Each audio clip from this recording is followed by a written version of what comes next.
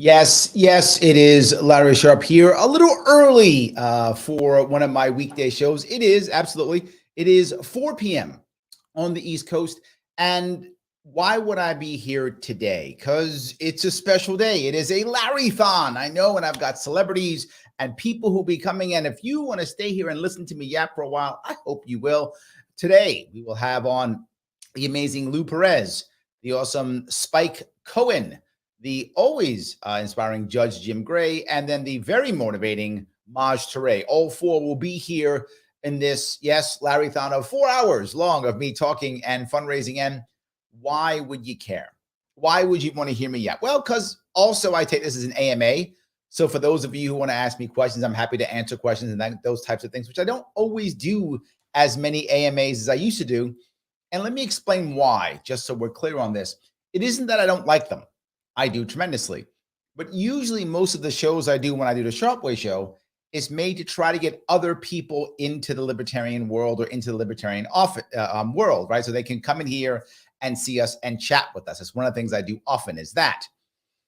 But when I'm doing things like this, I want to make sure that I do keep the libertarians who are already in our world, keep them satisfied and happy. So I do want to do some AMA stuff for them also, while I'm also trying to grow our pie, if that makes any sense. Because right now, many of you know, we are in a bit of trouble. What does that mean? That means that we have two parties who keep fighting each other and we don't grow at all. We don't get better. We don't get stronger. We don't solve problems. We just have two parties crushing each other. And some of you might say, well, Larry, that's not going to help. Your fundraising is not going to help that. You're wrong. And let me tell you why you're wrong. Because the only way that we can draw any attention to this problem is by having a third party running. That's how we draw attention to this problem. And we want to have somebody run in 2024. And to make that happen effectively, we're going to have ballot access in New York State. And you might go, Larry, I live in New York. Awesome. Then you should care about this. So you can have people who are third party libertarians running in New York State. You might go, Larry, I don't live in New York State. Well, then you still would like to have a presidential candidate that can take our message across the country in 2024 to support all those local candidates that are running all over the place. This matters to all of us. And if we're going to be the only party who's not a major party, only third party who actually has 50 state ballot access, that's going to include New York. And that's what I'm going to do. Now, I have somebody I want to bring aboard, someone who has been part of this battle in his own way for a bit. He's I think, former New Yorker, but still think in his heart, maybe New Yorker. I'm going to call him one because it suits my purposes. The man himself, not somebody else, the Perez. How are you, sir? Oh, Larry, I tell you, man, I'm having flashbacks of that war in New York that I fought for almost 40 years, Larry, almost 40 years in the trenches of New York. I am still sadly fighting that war. Absolutely. I'm stupid or stubborn or both. I'm not really sure, but I don't really know. I think like you say all the time, you want people to be happy. You are a New Yorker. You want your fellow New Yorkers to be happy. I think that you have great ideas and solutions, and it's just about getting that message out there and getting more people to hear it, and also getting more people to leave their leave the very safe way of thinking or going about things to change perspectives. I bailed. I got out of there. I know. So I don't know if you know this fact, Lou, but there's over 300,000 New Yorkers leaving now New York State every single year. In just 1 month, 3,000 New Yorkers changed their driver's license from New York just to Florida. That doesn't count Tennessee, South Carolina. That was just Florida. It's really bad. What's the influx? Is there what's the breakdown there? Is that 300,000, with newcomers, with new babies being born, New Yorkers being born? Oh, no. The actual total loss, New York State actually hasn't been losing population until around 2018, 2019. Prior to that, New York State simply wasn't growing more than it had no growth. It was at the least growth. All of America was growing for many years, but New York State was the bottom of the growth because, to your point, we were still having babies, still having immigration. That was what happening in New York State, but people were leaving. Now it's so bad, we actually have a net loss.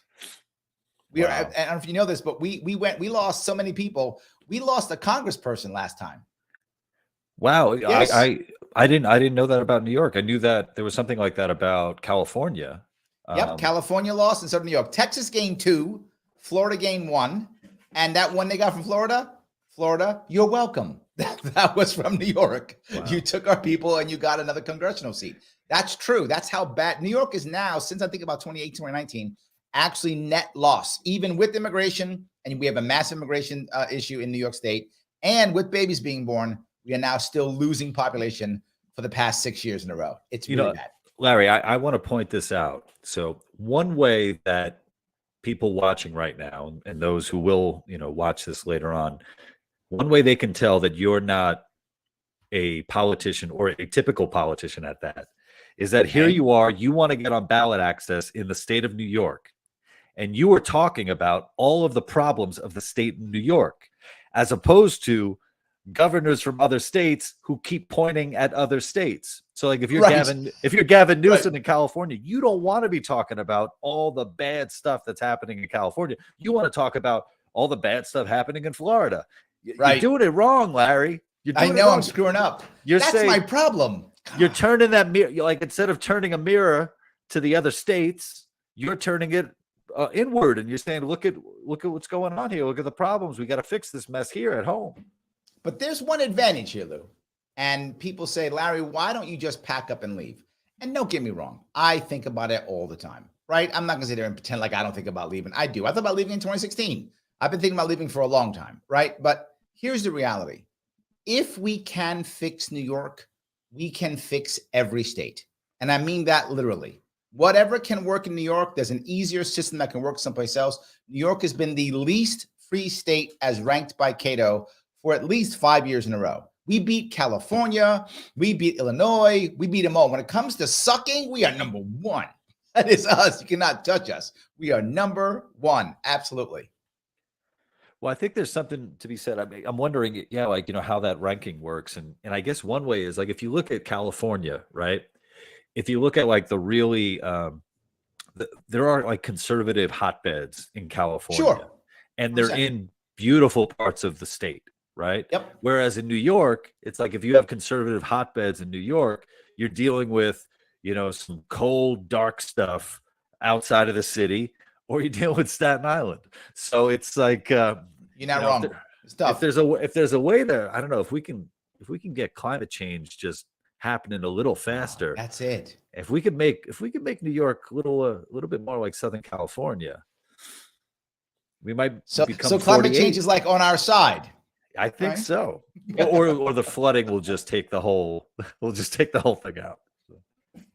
Well, there's a lot of people in the state that if flooding took out New York City, they probably wouldn't complain very much. I'm just saying, there's a lot of people who wouldn't complain. So anyway, yeah. But no, I think your point's valid in that most parts of this is the problem with New York State, and a lot of people don't get this, is that in the places that would vote against the establishment, the people are struggling to just survive. And many of them are actually packing up and leaving, or worse, have just given up. They're like, I'm just going to wait until I can retire, or wait until my kid graduates high school or college, or wait until my elderly parent passes away. Then I'm going to sell their house and I'm going to pack up and move to whatever, South Carolina, Florida, Georgia, Texas, whatever.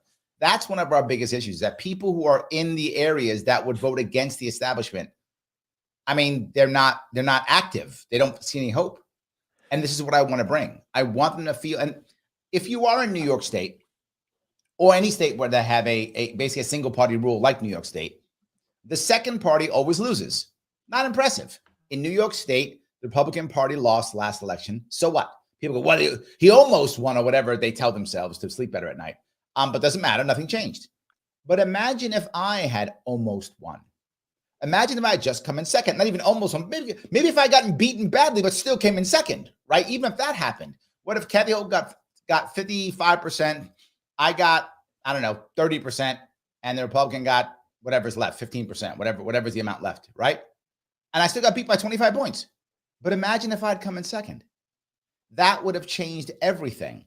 I wasn't even on the ballot, and when our governor, Kathy Hochul, made her speeches for her inauguration and her acceptance speech, in both cases, She used my talking points off of my website. I wasn't on the ballot. Imagine if I'd come in second. She'd have had me next to her. Just basically, I'd have been the sign guy next to her. That's what she would have done. There's no doubt I've been the sign guy. Yeah, but if you came in second, it would definitely shake things up. That's why I wonder, like, if in a way, it's kind of like in a way, kind of like what Trump said, a while back to Black Americans. He's like, what the hell do you got to lose? Yes. Like, give it a shot. Let's go crazy. Let's go nuts a little bit. I got to tell you, one of the things that I think Trump did well in this regard when it came to most of the Black communities in America is he made it okay to vote Republican in their eyes. Like, he said, look, just do it. I don't care. Like, he basically said, doesn't matter. Just vote for me. Look, you'll have a job. Just vote for me. That's basically what he said, which is, don't get me wrong, not awesome outreach, but it's not bad outreach, which is normal for the Republicans. Republicans usually just go, there's no problem, just bootstraps. That's what Republicans usually do. He didn't say the bootstrap thing. He said, you have a job. What are you going to do? Vote for me. They suck. Just vote for me. And by percentage, more Black people voted for him, particularly Black men. But still, the Black population in America, community, votes overwhelmingly Democrat. But Trump had all the Hotep vote. He had that on. Yes, he did. But Larry, I'm actually Absolutely. I know I'm one of many guests that you're going to have today. I'm really looking forward to your conversation with Maj Touré, because Maj has been doing really excellent work spreading the message of liberty in urban communities, Black communities, and being able to show people like, hey, these are ideals that we all share, and getting away, breaking outside of the the left, the Republican Democratic binary it's crucial. So I think the two of you guys working together on this stuff, I think is going to be really really important. You have brought up a very important point, which is, again, the left and right, they have their own stories on all of the marginalized communities in America. Right? Democrats say they care about them. The Republicans say nothing, and neither one help at all.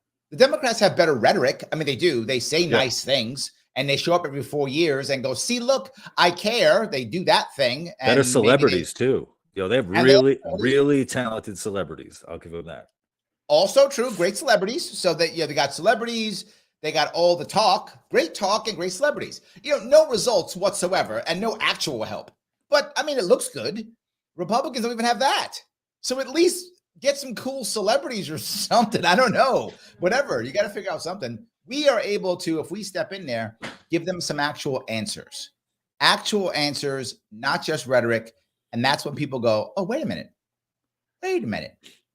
Maybe these guys are real. Maybe I should pay attention. And they also haven't been taught, I look at many of my friends who are Democrats. They've been taught for decades, Republicans are evil. So I can't vote for Republican because Republican's evil. But libertarians, oh, yeah, it's just crazy. Not evil. Difference. So, yeah, it's different. You're muted, Lou. Oh, I'm sorry. I did a very old man thing right there. You did. I'm older than you. My kids were yelling in the background, so I wanted to. I didn't want people to think that I was gonna bring them on. They're the future. Bring them on. Absolutely. Yeah. I was going to say stuff with them and hold them and like feed them something or something cute. I would totally take advantage of the cuteness of your kids. 100%. Well, that's it. That's the thing. I think I told my wife from the get-go. I was like, look, these kids better be cute because I'm going to use them as political props. And 100%. So right away, once they start to be able to walk, they're in dance class, they're in 100%. Speech class. They have like their vocabulary is so short, but you believe in them because they are the future and all that. So yeah, just got to put them all in Lou Perez t-shirts. That's all that matters. That's it. We're trying to work it as best as we can. Hey, they got to pay somehow. You paying a lot of money to raise these kids. They got to ante up somehow. I say put them in cute hats and cute shirts. Get them on the street, hawking your next book. That's it. I'm hawking next book. That's the next thing. I love it. That's what I wanted to see him do. Guys, by the way, Lou has been so good to show up today. Guys, follow him if you would on Twitter at the Lou Perez. It would be awesome if you'd also give him some love. You've been giving me love. Please give him some love. He's an author. He's a writer. He does all types of cool stuff. Comedian, actor. Check out his stuff. I think you'll love it. I do. I'm a big fan. Please do that. But something else. If you actually like what we're talking about, if you think this has value, then support what I'm trying to achieve. Head over to larrysharpe.com/donate and give whatever you can give. If you can give $5 per month, that's amazing. If you can give $25 a month, even better. If you got the big dollars like big heavy hitter Lou Perez does, if you got money like him, then give me $100 to $500 a month because you're a heavy hitter like Lou is. But not everyone can be as super cool as Lou. I get it. $20 a month is fine. And why am I asking per month? Because this is going to be a campaign. Literally, it's going to be a campaign. I have to raise about $500,000 by next April so that we can keep going on. So we can actually be able to get all the signatures required in New York State, to pay off all the petitioners, to support our volunteers who'll be coming out also, but also something else, to be able to defend ourselves against lawsuits, which will come, which will be tens of thousands of dollars, and also to be able to promote whoever our presidential candidate is. Because that person in New York State is not only going to be on the ballot, but then they have to get at least 2% of the vote in New York State. And I cannot assume that our presidential candidate will have enough money and time to travel across New York State. That's going to be my job to support them. I'm going to be the one. I'll be grabbing Lou. Lou be on my side. We'll be out there running around New York State trying to promote this person. We'll be doing that. And then all of a sudden you'll see we'll be able to get the ballot access that we need. That's why I'm doing this. And I know Lou has a special place in his heart and maybe other places for New York State. I do indeed. And what I will say too, it's, asking for money is always a tough thing because, one thing that Larry knows just what it takes to make that buck, to make that $5. And the love that Larry has shown New York, going all over the state, seeing, wherever he can, meeting people where they are, it's so crucial. So when you're giving, you are a part of this. You're not a faceless. You're not a faceless person who is just throwing their Washingtons or their Lincolns or whatever, or the Hamiltons or whatever you have in your pocket. You are a part of the journey that Larry's taking, and so if I don't know, I don't want to get teary eyed. But just try. Come on. I got an onion right here. I'm going to try to exactly. No, but all that's a saying that you are behind you're behind ideals, you're behind a principled person, and you should not feel any guilt about supporting Larry's mission because it's in the right place for sure. So. Thank you. I appreciate that, my friend. I really do. And I want to say, look, guys, I bring these people on because they're all people who care, right? They're giving me some of their time. I love that. If you can't give any cash, you can give time too, right? I'm going to need people like there's no tomorrow. I'm going to need people to volunteer next April to get out there and get signatures. If you live in New York State, easy to do. If you don't live in New York State, harder, but still legal. You can come to New York State and gather signatures. That is legal. So if you can't put any cash in, I understand. Maybe time's tough for you. You can still volunteer. But there's something else you can do besides volunteering in April. Something else you can do. You can literally click that like button right now. That's free. And that gets me past the algorithm so that people can see it. If you happen to be watching this on Twitter, you can retweet this right now. Just retweet it. Click retweet. You are helping. Clicking the like button, you are helping. It does matter. If you can give, please give. And I'm asking about if you're saying, Larry, I can't give you $100. I don't have it. Okay. Can you do $20 a month? If we get enough people up to $20, $25 a month, that will get us to our end game of $500,000 by next year. We can do it, right? I've got some other heavy hitters who I want to bring in to write bigger checks. But to be very forward with you, for those of you who've raised money, you know what I'm going to say. Nobody wants to give money until somebody gives money. So it's a horrible thing. So I need a lot of you to give a little bit so I can show some big donors, yeah, this is real, then they can write some massive checks. That's what we need. Larry, is this all about money? Sadly, yes. I wish I was wrong. But what about the mission and message? Nobody hears it if we don't have money. That's the issue. Nobody hears it if we don't have money. And what I learned last time is money would have solved a lot of my problems last time. And I wish it wasn't true, but it just is. I mean, Lou doesn't like to make money. And I know that. He hates it. He can't stand it. But I do like to make some money. Lou hates it. He's like, no, don't give me money, Larry. Yeah, I try to burn it anytime it gets within my reach. I just try to destroy it. Yes, I've noticed how you just can't seem to handle any money, Lou. I know. Your wife is mad at me about this. She's like, "Why don't you help him?" I'm like, I'm trying to. He won't listen. He hates money. But anyway, so yes, that's true.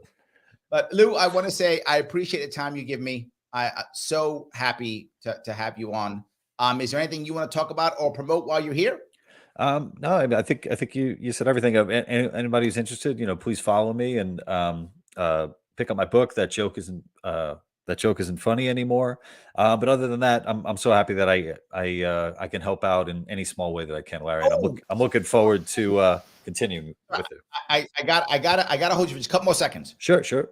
I totally forgot. I just saw some Kat Timpf wrote a book, and she basically stole your title. Did you see it? I heard that Kat Timpf has a book out that might be like #1 on Amazon. I think it's like #1 Kindle, hard copy, and also Audible, I think too. I gotta be honest with you. This may sound unfair, but I love Kat. She's my friend. I love her. She is my friend. But I think she stole it. It's called "You Can't Joke About That." And my book's called "That Joke Isn't Funny Anymore." Yeah, I'm just saying, Kat, if you're watching, I love you, but you might have just bit off a Lou. You might owe him a couple bucks on that. You might want to throw him some dollars on the side, is all I'm saying. There's only one way for me and Kat to settle this. That is for us to have a conversation about both of our books. Let's make it happen. Oh, I was thinking a conversation. Fine. All right. I was thinking duel with swords, but fine. I guess we'll go with conversation. Okay, it's fine. That's what we'll do. Actually, that would be great. Because I haven't read her book yet. I did read your book. I haven't read her book yet. I don't even know if her book is on Audible. Because I got your book on Audible. I think it is. Yeah, I haven't read her book yet, but I think I have a feeling that we touch on like similar subject matter, and I think the great thing about comedy or creating stuff in the past in the 21st century is that we all have these different angles that we approach it. So I think a conversation would be great. I think I've met Kat, some years back, and every encounter I've had with her, she's been great. She's really hardworking. I mean, she really worked to get where she is. And, I wish her the best, even though I don't have to wish her the best because her book is like #1 already. I know, she's killing it. I know. Yeah. By the way, you have a fan here. Eric says, love me some Lou Perez. Oh, thank you, Eric. I love me some Eric Granata. There we go. Yeah. See, so you do have some fans here. But yes, I agree. I like Kat. I see her off when I go on Kennedy. I'll often see her when she's in the same studio. She's great, but I'm just saying, I think she bit off your book is all I'm saying. That's all I'm saying. I mean, to be fair, I stole it from the Smiths. So, But that was like 30 years difference. Yours is like 3 months difference. I mean, it's way different. Kat should have waited. She should have waited 30 years. If she'd waited 30 years, I would have forgotten about it by then. You'd already have your 10th book out. You'd have forgotten what your first book is. You'd have forgotten. You're like, what the bottom of that book? You wouldn't know. Absolutely. You have no idea. So, Lou, I want to say thank you so much for today. I appreciate the time you gave me, brother. Cool. Thank you, Larry. All the best. Have a good one. So, guys, thank you so much for that. I'm glad that Lou was able to pop on for a few minutes and say hi. I want to talk about what we're actually doing down here. And what are we doing?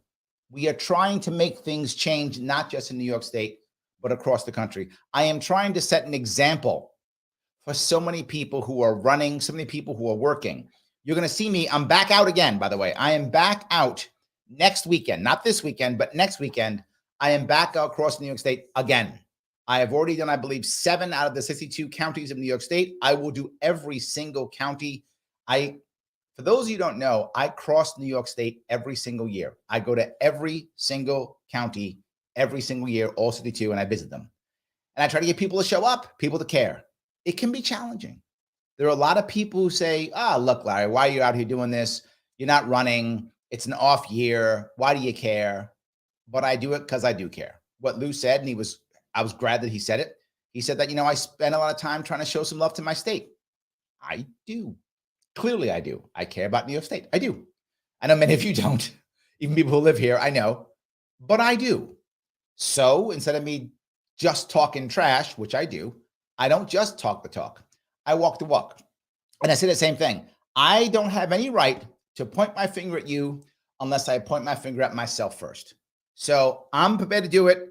I'm out here giving my time, my money. I'm hoping you will too.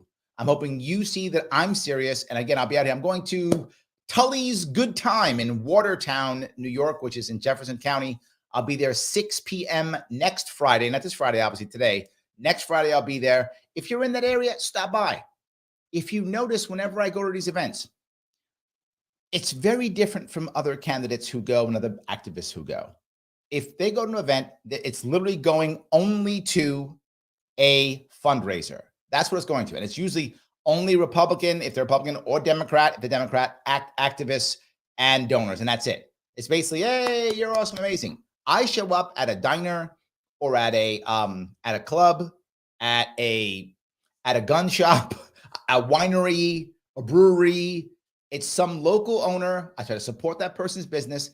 Anyone can show up and ask me any question. And I take all the questions and I answer to the best of my ability because I want you to realize that I'm serious, that I'm real.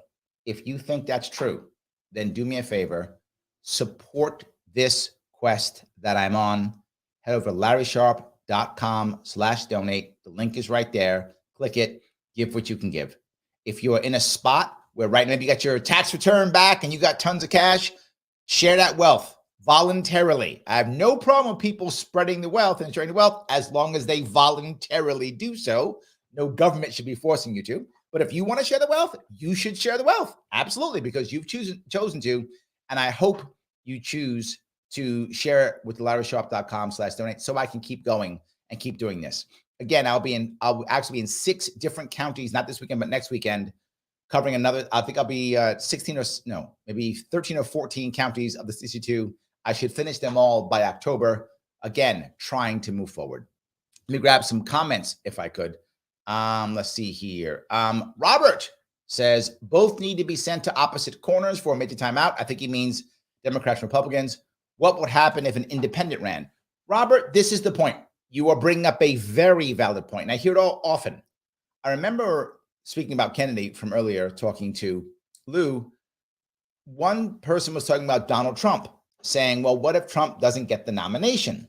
Well, maybe he'll run independent. And I said, no, he can't run independent. And we're like, what? No. The current laws across our country, it is literally impossible. And when I say that, I'm not, there's no hyperbole. There's no hyperbole. The Forward Party, which I know, you guys know I talk to the Forward Party all the time. They endorsed me last time I ran. The Forward Party has raised over $100 million. They've raised over $100 million. They are not trying to run a presidential candidate in 2024 because they know they can't get ballot access. They can't get ballot access with $100 million. Bloomberg couldn't do it with $5 billion. Couldn't be done. The laws are simply impossible. You need to have the right people at the right place at the right time. Now, luckily, Libertarian Party has been the only other party that's been able to get ballot access. The 2 parties keep everyone else off the ballot. Most people don't understand that, which is why I'm asking you all, if you care about this, please share this with other people. They don't know this. Robert, you might know this. You might not. I don't know if you know it, but lots of people don't know that the parties literally keep people off the ballot. There are rules and regulations, and the judges don't care. They just keep you. So you don't even have a chance here all the time. Well, why don't you guys run better candidates? Because we physically cannot be on a ballot for you to vote for us. They're physically stopping us. That's why if an independent runs, nothing's going to happen unless they run on the Libertarian ballot, on the Libertarian line. Assuming that, Robert, in New York, we can get ballot access. Otherwise, that person might be, maybe if they're lucky, on 30 states. Yes, that's it. Maybe 30 states. So that means out of 50 states, 20 states will not have your name on their ballot. But Larry, why? It's not fair. Yes, that's correct. It's not fair. Well, Larry, what's the harm? There's none, except now the duopoly has to have competition. They can't have that. Government is about monopoly and oligarchy, and they prove it. So to answer your question, Robert, if an independent runs, they will do nothing. They will get no press. they will do nothing, is what will happen. Nothing. Unless they run as Libertarian. Then they have a chance, because at least if we do our job right here in New York, they'll have 50 state ballot access. In that case, they got a shot. One of the reasons why Gary Johnson did so well, there are many reasons why he did so well. Again, I think it's relative. Some people want him to do better, but relative to Libertarians, Gary Johnson had an amazing 2016. 4.5 million votes for Libertarians across the country. Amazing, right? Amazing. One of the reasons why it was that high is because the press spoke to him and talked to him. One of the reasons why, again, was because we have 50 state ballot access. To be forward, that wasn't the only reason, but it was a reason. Everything gets easier if you have 50 state ballot access. So I went a bit long on that, Robert, but I hope that at least answered your question. So yes. Lars, running for president, by the way, as Libertarian, already there. Yes. Lars brings up that's because Gavin Newsom is campaigning for president. I think you may be right. If you look at the Democratic Party right now, there's a lot of people starting, right? A lot of people starting to run. A lot of people starting to run. So I think, yeah, he's probably going to be in that mix too. I would agree with you. I think you're right. Yes. So Kenneth says, got to keep that 50 state streak alive. What people may not know, thank you for that, Ken. You're correct. The Libertarian Party, the last 2 presidential elections, has had all 50 state ballot access in all 50 states, last 2 elections. That may not happen this time. May not. Sorry, last 3, right? Last 3 elections? I think it was a 2 or 3. I forgot, 2 or 3. Anyway, last couple, whatever. I think it's 3. We may not get it this time. It's possible we won't. Here's the one I can fix is New York State. I can't fix the other ones. I'm going to hope Libertarians in those states fix that. The one I can fix is the one in New York. It's a big one. If we're not in a ballot in New York, oh my God. And the glory of this too is there's a real chance of getting a lot of votes in New York. Why? 2 reasons why. Number one, everybody who is paying attention knows that the Democrat is going to win New York State. We are 3-1 Democrat to Republican in my state. Democrats win in New York State. What does that mean? People might be okay voting for a third party because they know any other vote is a wasted vote. The only unwasted vote is the Libertarian vote in New York State because the state's gonna go Democrat, right? But Larry, what if Republican wins? If Republican wins, and Republican might win the presidency, I'm not saying a Republican won't win the presidency, but if they do, they'll win it like Trump did last time without New York State, right? New York State will not go red regardless of whoever wins the presidency. It's going blue. So why not get a bunch of votes here? So we actually can do that. That's my hope. So yes, thank you, Ken. I appreciate your input. You are correct. So Robert goes on to say, what Finger Lakes region of New York State is far from dark? I think what he meant by that was so many of the smaller towns are hurting compared to the bright towns that are in more blue areas sometimes. And that's true. Like even though New York City has very dark areas, it has the bright lights of Broadway and such. I think that's what he's talking about. Many of the places in the Finger region, the Finger Lakes region, while they're beautiful, particularly some of the wineries in the area, particularly those, but many of the spots there. Some schooling there is awesome too. Many of the smaller towns are hurting. And if you go by a lot of the smaller towns into their main streets, I mean, at least half of the stores are empty. You can see the town has been broken, busted up as people have packed up and left and gone to Florida. I talked about this, I think it was 2019 or 2020. I think it was 2020. I was talking about the lockdowns. I said, when the lockdowns happen in New York State, that's going to be the final straw for so many New Yorkers, in that they're literally just going to pack up and leave and not care if they have a rental lease, not care if they have a mortgage, literally just pack up and say, good luck, find me, I'm out. And they're going to just leave. And no one's even going to recognize till all of a sudden they walk by the house and go, that lawn hasn't been mowed in like 6 weeks. Are these guys still there? Yes, I said it was going to happen. A month later, literally a month later, on the New York State website, they have a thing called zombie houses. That was their term, not mine, right? New York State created a term called zombie houses. There's an epidemic of zombie houses, meaning houses that just are empty. And people don't know why, because the people inside simply got up and left. But you have a mortgage on the house. Come get me. Sue me. See you in court. But you have a lease. Come get me. See you in court. I don't care. I'm so tired. I'm so broken. I'm just leaving. See you in court if you can find me. That's what's happening across New York State. To include, by the way, Robert, the Finger Lakes area too. It's not as bad there. It's not as bad, but it is there too. I hope that at least that's clear in what you were saying. So Jewel says, Larry, I love all the actual solutions that you have to issues. I live in the state of Washington. We Republicans have not won here in a very long time, and people are leaving the state, and drove by myself, and I'm looking to move to Arizona. I don't see any hope for a future election here with mail-in ballots. Jewel, thank you for everything you just said. I understand your worries. I look here in New York State. A Republican in my state has not won any statewide election. Governor, AG, senator, nothing, controller, nothing, in 22 years. 22 years. No victory for a Republican across my state, meaning in a statewide election, not local. Locally, Republicans win in my state. But across my state, in a statewide election, 22 years, no victory. And the state's getting bluer, not redder. And I still have Republicans go, this is our year. I don't know why you... Imagine if you are a Republican in New York State thinking, this is my year. Imagine that. How brainwashed or broken are you to believe that? Our governor, Democratic governor, this is a true story, just this week, went to Madison Square Garden for the Ranger playoff game. She went to drop the puck. For those who don't know, the New York Rangers are a hockey team here. If you don't happen to know that, don't follow hockey. It's our hockey team here. She went there. Booed. In New York City. Let me say that again. This was in Manhattan. Manhattan that votes something like 85 to 90% Democrat. It's some crazy number like that. In Manhattan, she came in and she was booed by the crowd.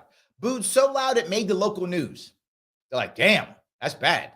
That is how unpopular my Democratic governor is. And the Republicans still lost. Think about that. You're booed as a Democrat in Manhattan and you still won. Lori Lightfoot couldn't get that one, right? I mean, come on, out of Chicago, even she lost. No, you're booed and you still beat the Republican. So I get your pain completely. And do I want to leave? I told Lou, I do think about it. Of course I do. I'm just human. Of course I think about leaving. I just feel like we got one more shot left. One more shot. A lot of people are saying, Larry, this is a big ask you're making. And they're right. This is a big gamble that you're taking. Jewel, they're right. It is. But my other option is I pack up and leave. So I roll the dice, or I pack up and I leave. I would like to not pack up and leave. That's what I'm saying. But if I can't make something happen in 2024, I'm probably going to pack up and leave. I'm just being forward. I'm probably going to. I don't know if I can keep staying here.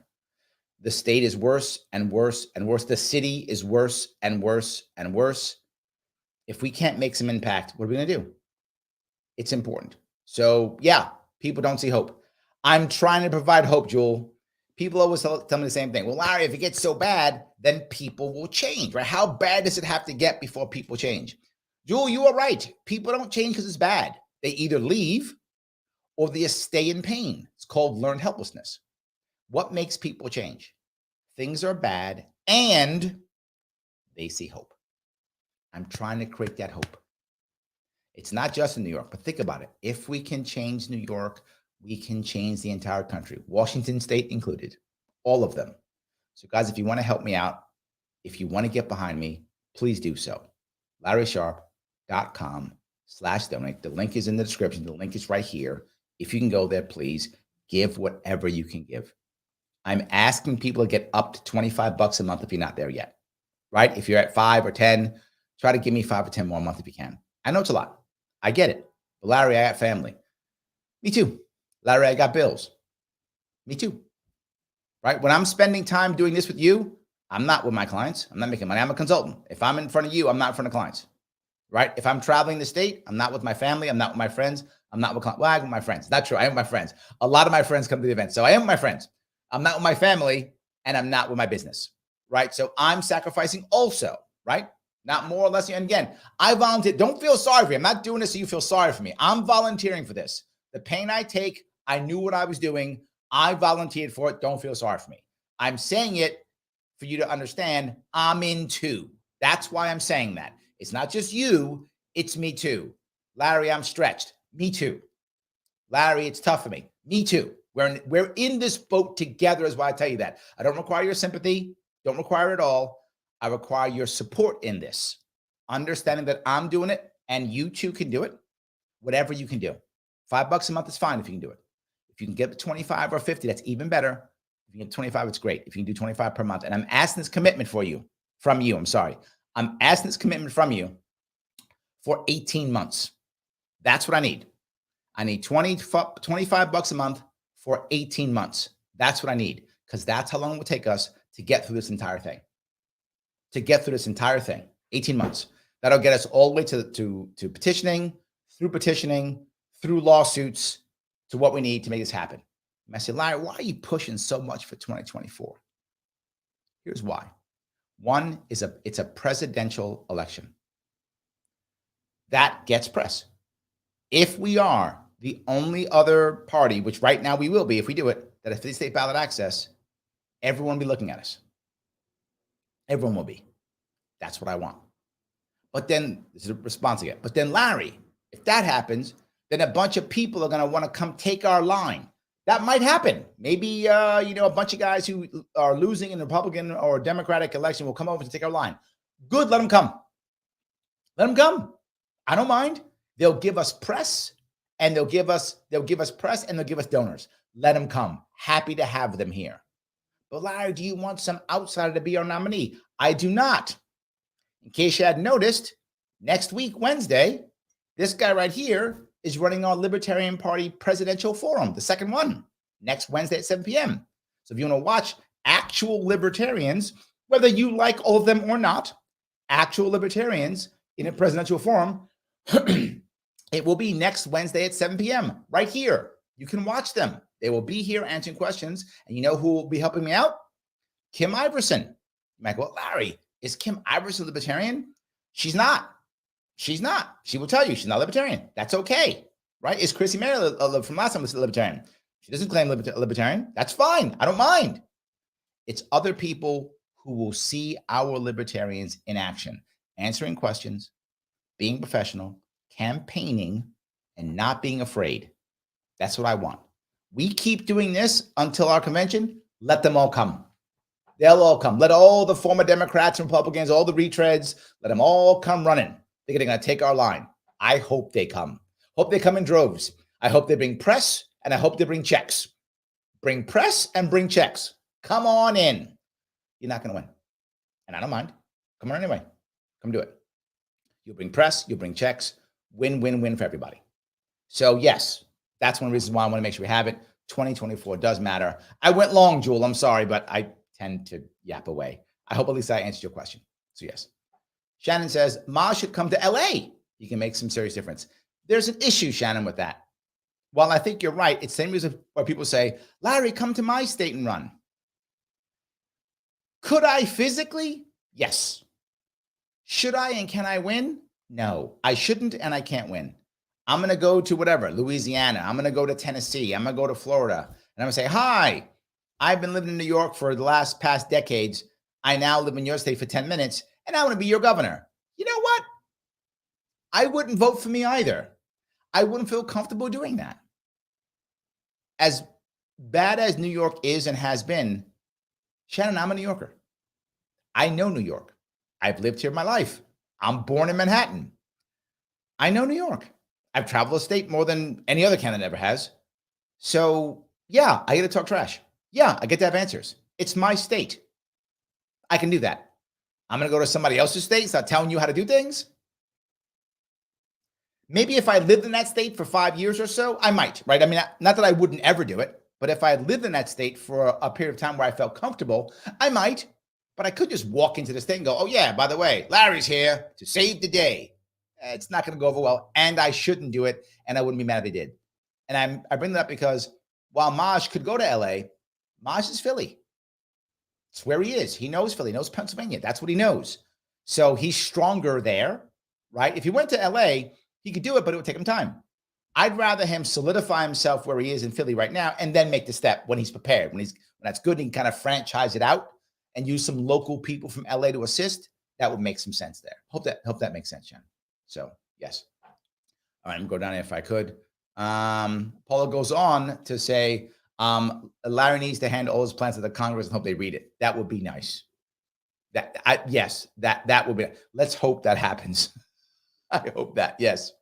So Joe says, should I like, comment, and share to a bunch of libertarian groups? Yes, you should, Joe. That would be a wonderful idea. In fact, if someone is in libertarian groups, please share this in other groups, right? Thank you for that, Joe.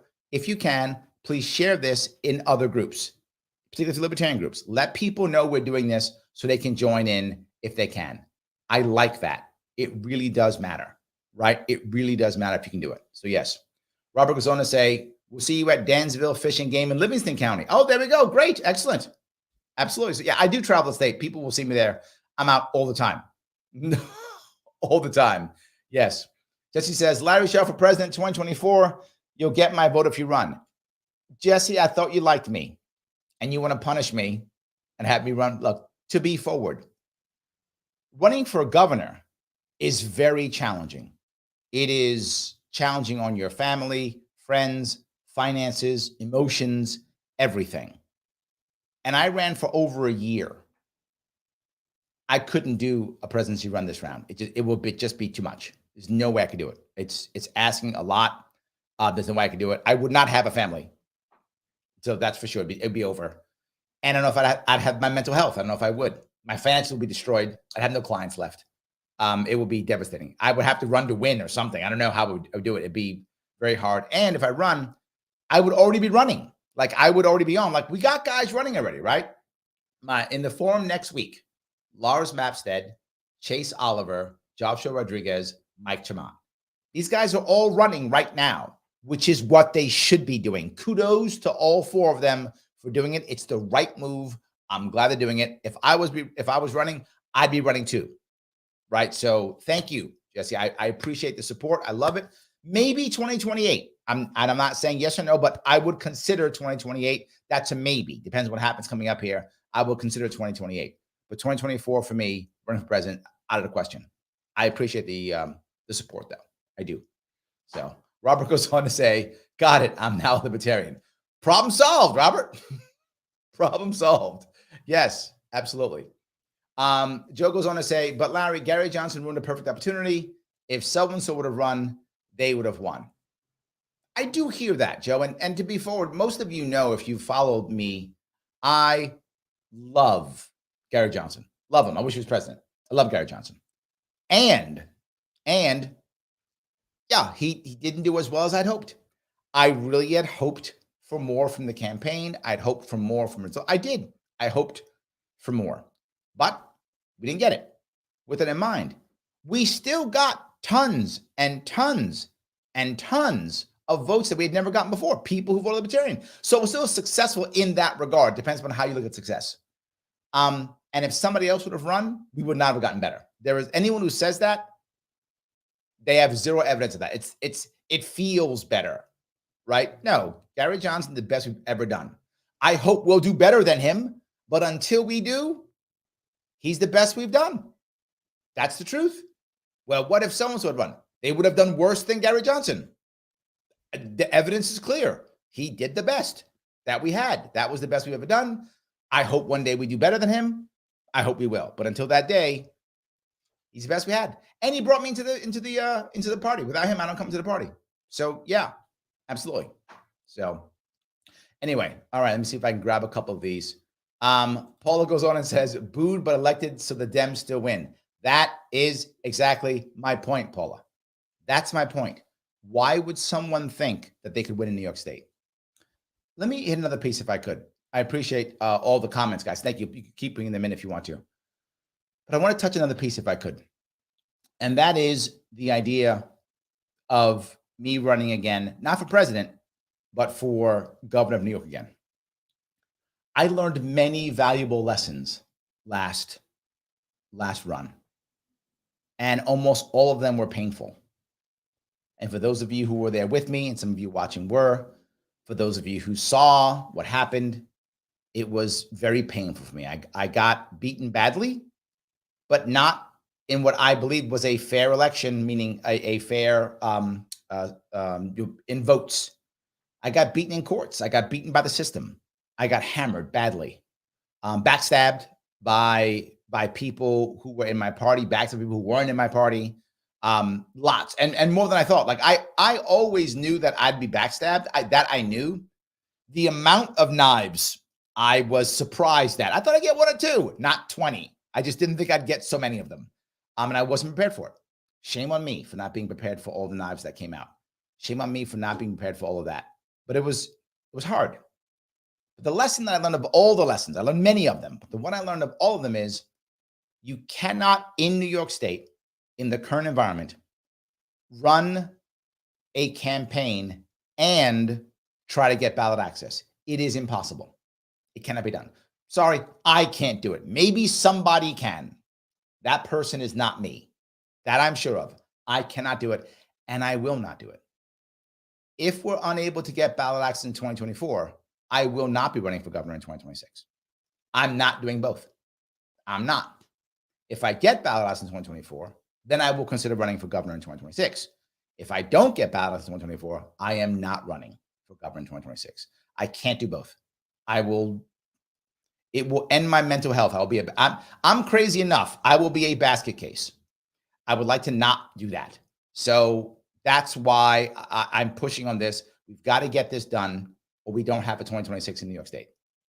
And the glory of 2026 in New York State is at that point, even the Republicans will figure things out, or they're going to wind up coming in third, whichever they feel. So yes, it is a big deal. We have to push forward. I know some people are like, well, Larry, we can just wait 2026. I won't be here for that. So if you don't care about that, no worries. Wait 2026. Good luck. If you want me to be part of it, we got to push this for 2024. That's the issue. We got to push it for 2024. We can do it. I'm ready to do it. I want to do it. We can do it. It takes time. It takes money. So I am asking you right now, you can support. Hit that like button now if you haven't already. I know it may seem like nothing, but please do it. Click the like button. It does matter. It gets us past the algorithms if you can do it. If you are watching this on Twitter right now, retweet it. Let people know we're doing this. Retweet it so people can see it. It does matter. I know I'm bugging you. You hear me bug you all the time about it because it matters. Please do it. Every little bit counts. Is how we get past the algorithms. You know we often get banned, shadow banned. Let's stop it. Please push on this. Retweet. Click that like button. I'm going to ask you one more time for the most important thing. If you're already giving, thank you.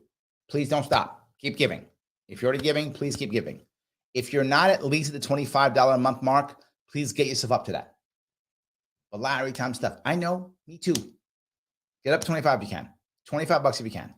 If you can go higher, if you're in a spot, maybe you got a good tax return, maybe you got a good job, you got a good raise, you can go further. Go further if you can. Go 50 or 100 if you can do it, right? Obviously, don't bleed out, but bleed some, right? Don't bleed out. But if you can do it, please do it. I need you to do it and commit to me 18 months.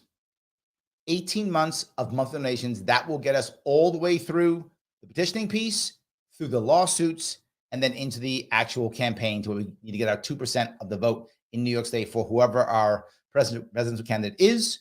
And I will personally be traveling the state supporting that person because I can't guarantee that person is going to want to spend their time, money, and energy in New York State. So I will do it, right? I will support that candidate in New York State to ensure they get the 2% in New York State so that we can retain ballot access in 2024, 2026, and forever, 2028 and on. Because once we break that, we have it forever. You might go, Larry, they'll change the rules. They change the rules anymore, there'll be no political parties in New York State, in which case we still win. So either way works, right? Doesn't matter. Because they'll have to grandfather those in already, which will be, right? Or they have to outlaw everything, in which case they're out or outlawed. So either way it works. Either way, we will get it 100% if we get it this time.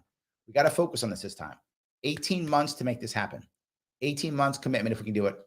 I really would appreciate it. If you can do it, please make it happen. If you care about the Libertarian Party, and maybe you don't. I don't know why you're watching if you don't, but if you care, I said last year this was an existential threat to our party because once we don't get 50 state ballot access, we lose donations, we lose people, we lose talent, we lose everything. It all begins to walk away, and we're seeing it already. We're already seeing it. We're seeing it. Let's validate this, make this happen so we get back in action. Some of you are mad. Well, the party isn't going the way I want it to go, or Larry's not doing what I want him to do, or this guy's not doing what I want him to do, or she's not doing what I want her to do. Doesn't matter. This is the absolute best vehicle for change right now. There is no better vehicle for change. If you're going to sit and get mad at me and go, but Larry, things aren't going the way I want them to go. I want this to happen, or I want that to happen. I get it. Me too. But if you don't have another way of doing things,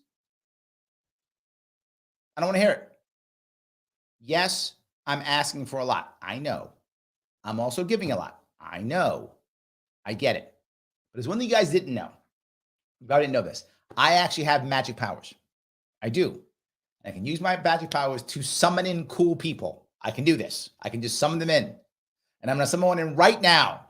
The man, the myth, the legend, the bronze medalist from 2020 presidential candidate himself, Spike Cohen. How are you? Wait a second. Where am I? How did I get? Oh, Larry, you and your blasted magic powers.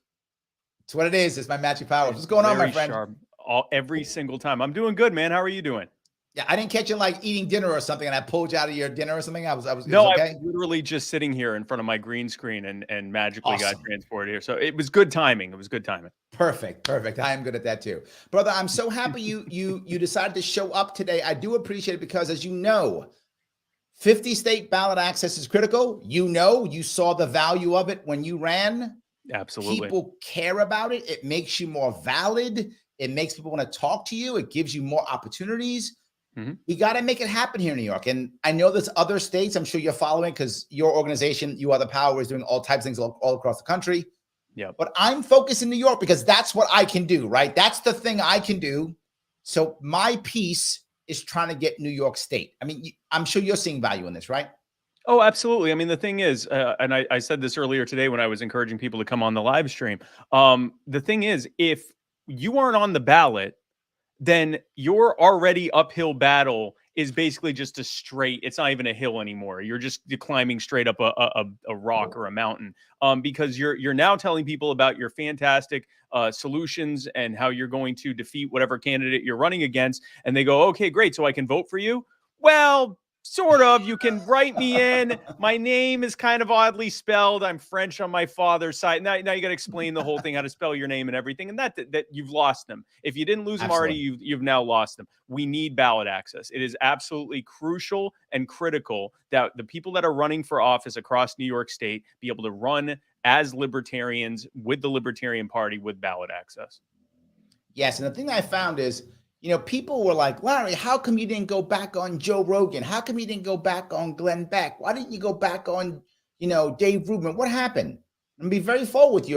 If you're listening to this or watching this now, once I wasn't on the ballot, they didn't see me as valid.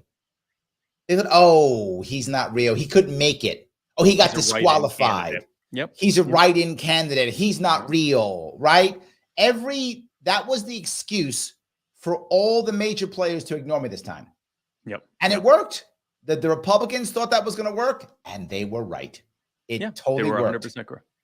That's why the Republicans team up with the Democrats and the Democrats team up with the Republicans. If there's two things that the Democrats and Republicans always agree on, it's two things. One is that every day is a great special new day to screw over the American people more than they ever have before. And then the second thing right behind that is that no other party or candidate should be allowed to compete with them in any real discernible way.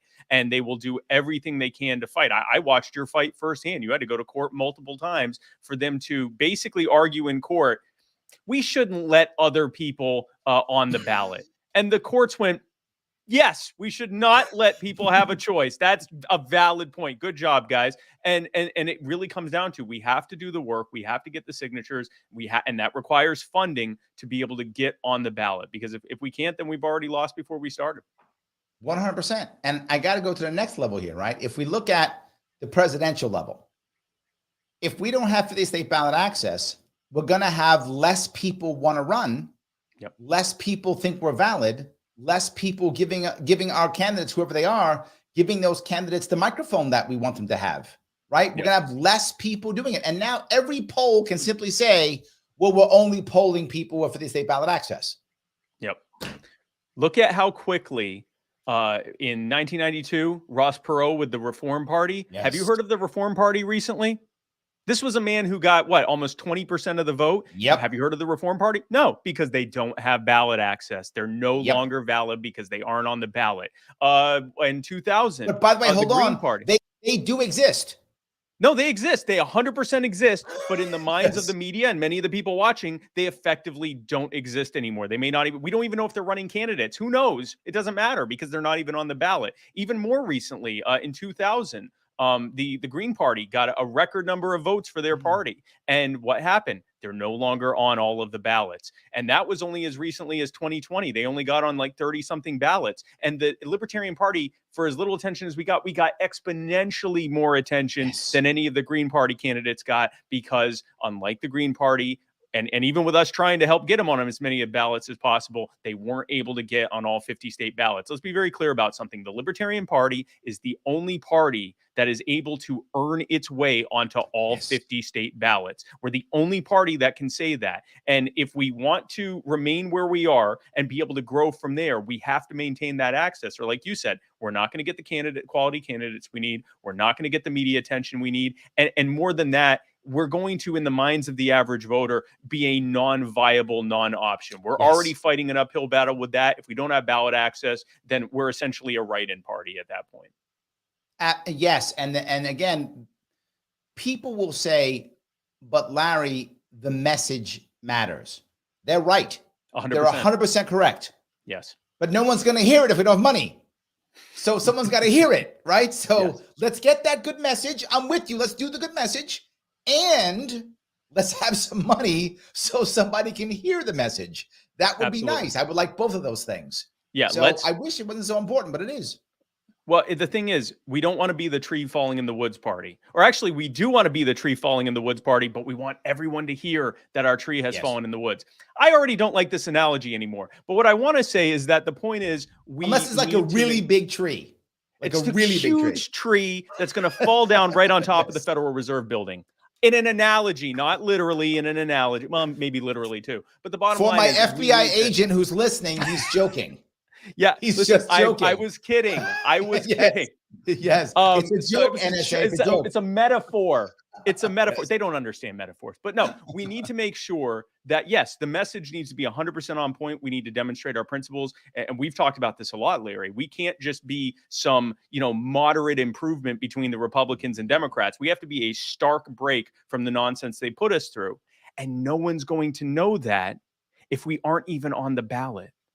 Because if we aren't on the ballot, again, and I know we're both beating this horse all the way until it's flat with the pavement where it belongs, but we're not going to get the big media. We're not going to get the big attention. I can tell you during the 2020 race and immediately after, very often when I would be introduced on what few bigger media interviews that we got, they would say the Libertarian Party is on all 50 state ballots and has a chance of being able to get elected president. That was all they cared about. They didn't even know who we are half the time, but they knew that the party was actually viable. It is absolutely crucial. And especially, as you said, specific to New York, it is crucial for the New York party and for your candidates and for the future of your state to be able to be on the ballot. Absolutely. And I'll go one step further. As a general rule, any independent party or third party, their number one issue is viability.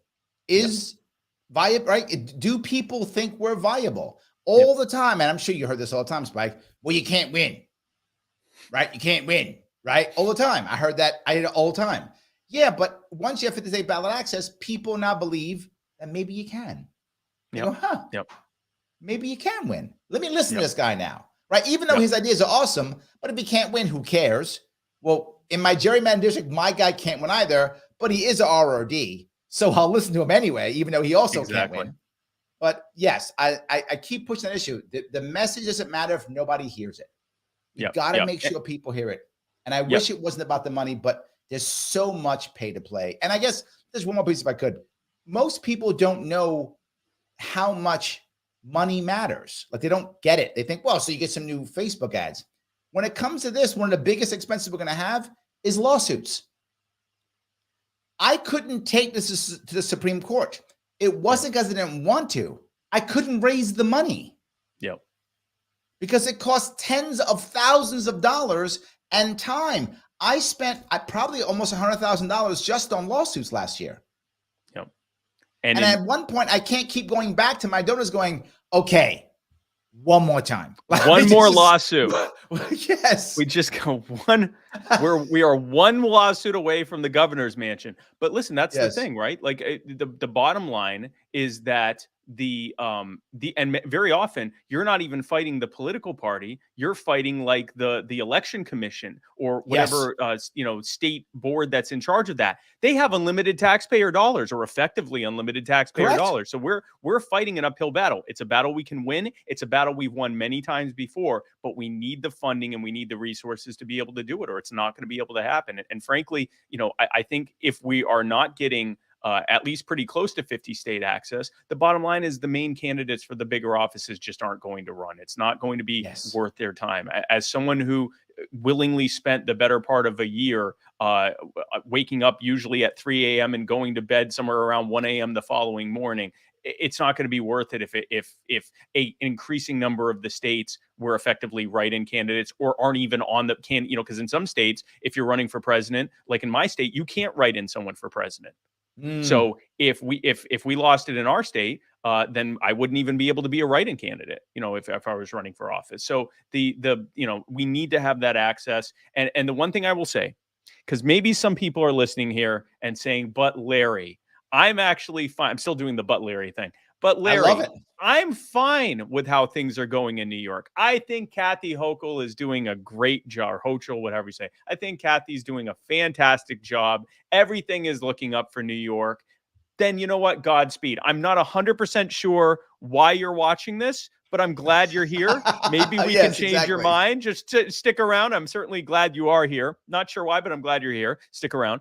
But if you're like I would guess the majority of people watching this who are saying, no, I actually think things are going poorly in New York, you're going to be shocked to discover Larry and I agree with you. We think things are going poorly in New York as well. And we know that the Libertarian Party of New York is the only party that has the solutions to fix those problems. But we have to be able to get on the ballot. Absolutely. And I want to grab a bunch of people give me comments. So I want to pull one out that was funny. Joe says, one more lawsuit to flatten the curve. Yes, exactly. Just one more. But literally, we did 9 lawsuits. And I personally raised money for, I think, 4 or 5 of them. And at one point I was like, okay, one more time. And these are people who, they were writing big checks. They were writing checks for $5,000, $10,000 more. There's only so much you love me. Right? There's only so much you love me. Larry, I love you, but that's it. We're done. I can't do this again. And I couldn't go any further. People were like, you should take it to the Supreme Court. Yeah. Do you have another $50,000? Yeah. You have $50,000? I'd do it. I happily would have done it. I ran out of money. And then people say, well, Larry, why weren't you traveling all over the state? The campaign was broke. I'd love to. Yep. The campaign was broke. It was putting all its money into lawsuits and ballot access and all those things, which is why I'll say again, for those of you who say, Larry, can you run again in 2026? I'm open to the idea, but only if we have ballot access in 2024. Yep. Because I can't get ballot access and run a campaign. It is impossible. So 2024, I'm not running a campaign. 2024, I'm getting ballot access.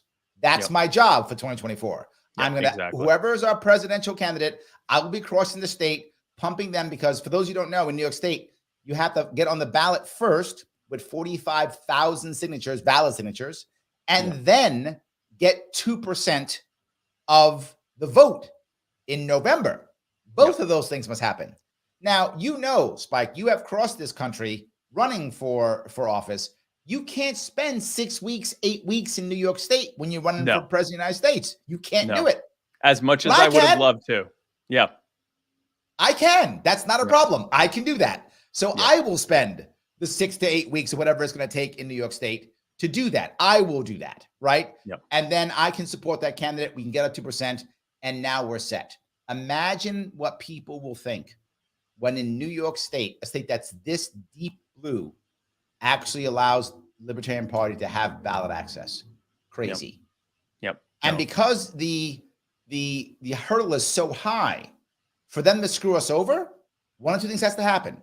They have to grandfather us in which case, okay, we're grandfathered in. Sucks for the rest of the parties, but at least we Right. got up. They pulled the ladder up. That sucks, but at least we got up first, right? Or they have to make something so bad they basically outlaw all parties. Yep. In which case, we still kind of win, because then at least it becomes no parties. Either one would Well, work.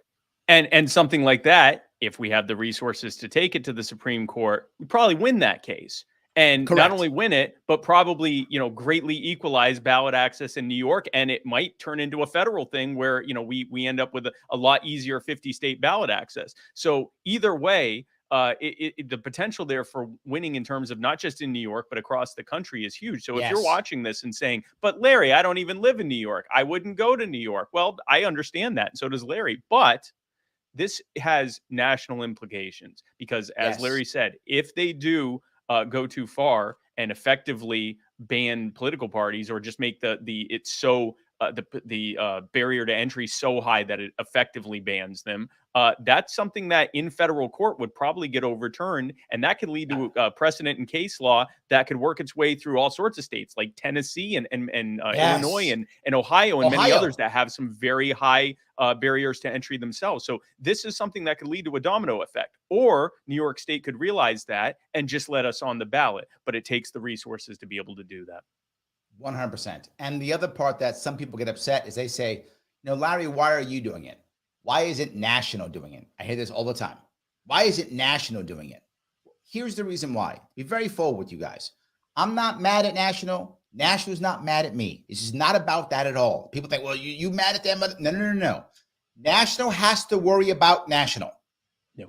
And it should. I talk about local all the time. Well, if I'm going to talk the talk, I need to walk the walk. Yep. Not just that. It's going to cost $500,000. National cannot afford to drop $500,000 on one state. One state, no. Can't do it. $500,000 on one state, can't do it. Will they throw me some money? Maybe. They might. They have in the past. They might throw me a couple grand. They might. And that would make sense because they have 50 states plus DC to worry about. So this is not National's problem. I mean, it is because every state's their problem. But it isn't their responsibility to solve everything. Local people got to step up. I'm stepping up, right? I'm stepping up. I'm asking you to get behind me, guys, and do so. And if you can, look, if you can give, right? If you can do it, if you can drop some money right now, head over to LarrySharpe.com/donate. If you can give $25 a month, that's awesome. If you're already at there, you're awesome. If you can go higher, go higher. It's great. If you're not at $25 yet, try to get yourself up to $25. It does matter. And I need this, not just today. I need it for 18 months. This is an 18-month commitment that I'm asking you for. Larry, that's a long time. I'm committing to 18 months. So you can too, right? As I say, I can't point my finger at you until I point it at myself first. Well, I pointed at myself. Now I'm pointing it at you. I need 18-month commitment at $25 a month or more if you can do it, because that'll get us to our number and that will take us through all of the petitioning and through the lawsuits. That's why it's 18 months. It isn't just petitioning. It is that. It's also petitioning, and it's also the lawsuits that will come after. I don't know what they're going to sue us on. I have no idea. I know they're going to sue us. That I'm sure of, because they don't want us. Something else that you guys may not know, and this may drive you crazy, Spike, to hear this. New York State now is doing matching funds from the state. That was the biggest reason why they threw everybody off the ballot, because they don't want everyone else to have the cash. Right. New York State is now having taxpayers pay for you, by the way, not being part of any other party, have to not pay for all the other parties' primaries and all their campaigns. And it's not like it's matching funds 1-to-1. No. This is New York State, Communist Central. It's 6-to-1. Yes. And I know it would blow your mind, Spike. It's 6-to-1. So I raise $250,000, which I can do as a governor candidate. New York State is going to give me $3 million. It's money. I raise $500,000, $3 million. There we go. Yes. And it gets worse. New York City, 8-1. 8-1. So between the state and the city, if you're running as a Republican or Democrat, you're well over 90%, I think somewhere around 95% of your campaign is being subsidized by the state and city taxpayers. Well, no, if it's a city election, it's only by the city. In New York it's State, only by the state. Okay, so yeah, so New York they're State, subsidizing. Separate them that way. They're subsidizing. They're paying for, I think, even still over 90% of your run. But if you're not a Republican or Democrat, they don't even let you on the ballot. Correct. That's accurate. Yes. That is. Yes. That's par for the course. That's actually, after the initial shock set in, yes. I'm no longer surprised. That quickly, the shock has gone away. And so that explains the stakes here. And what we would argue is the end, if they say, oh, well, we're having to subsidize this, we'd say, okay, great. End the subsidies for everyone. 100%. Let the voters or the donors decide who they want to run. Exactly. I'm in. Wow. No worries. And I wouldn't be mad if people didn't take the money. I don't care. Don't take the money. You decide what you want to do. Exactly. But we just need to get on the ballot. Exactly. Get on the ballot. Get on the ballot. Take the money or don't, but get in the ballot. No matter what, get on the ballot. And if they change the rules, to your point, if they go, well, now it's too easy, we can't do funding of we can't force taxpayers to pay for elections anymore. That's our first win. That's our first win. We ended taxpayer subsidization of campaigns that shouldn't be subsidized at all. Win number one already in effect. Bingo. Yeah. Exactly. So I'm not concerned. This isn't, you're threatening me with a good time. I'm like, yes, I'm in. I'm in. No worries. So yes. So that's what we're up against. I know it may sound crazy, but we just are. It's so difficult to get past this. And they have reasons to not get us on, which is why I know there will be lawsuits. That's why I know that, because there's too much money at stake. Absolutely. Yeah. There will be lawsuits. Because I know something else, though, and this is the issue they're worried about. And this is personal for me. In 2021, in December 2021, before I announced, I'd got some PACs to buy polls for me, which is how I got into the polls, right? Because I knew that you have to get polling, so I had some PACs buy me some polls. So I was polling at 6%. Some of you who are here may remember that. I was polling at 6% before I'd announced. I hadn't announced. And I was polling at 6% across New York State. So I went to the Republicans and I said, Republicans, look, I'm polling at 6%. Why don't you guys let me run in your primary? Now, in New York State, you can do that. In New York State, you can cross parties. It's totally fine. Not every state can do that. In our you can. But the party has to agree, has to give you a piece of paper. I don't know why it's called this, but it's called a Wilson Pakula. I'm sure that's somebody's name. I was going to say it's like a name. Yeah. I'm sure it's somebody's name, but that's what it's called. It's called the Wilson Pakula. If they give you a Wilson Pakula, it says you may run a party, similar to what Bernie Sanders does. Bernie Sanders is an independent, but the Democrats allow him to run a Democratic primary, even though he's independent. Right. Same idea. They could have let me do it. And they said, well, just become Republican. I said, then I can't win in the state. It's 3-1 Democrats, Republicans, Democrats hate Republicans. If I become a Republican, I can't win in the state. So I've got to stay a Libertarian, independent, but running your primary. If I win your primary, in New York State, how this works, we're a fusion state, I would have gotten the Republican line, the Libertarian line, the conservative line, all three of them. Plus, the forward party probably would have backed me. So everybody got a forward line too. I probably had 4 lines, literally listed 4 times.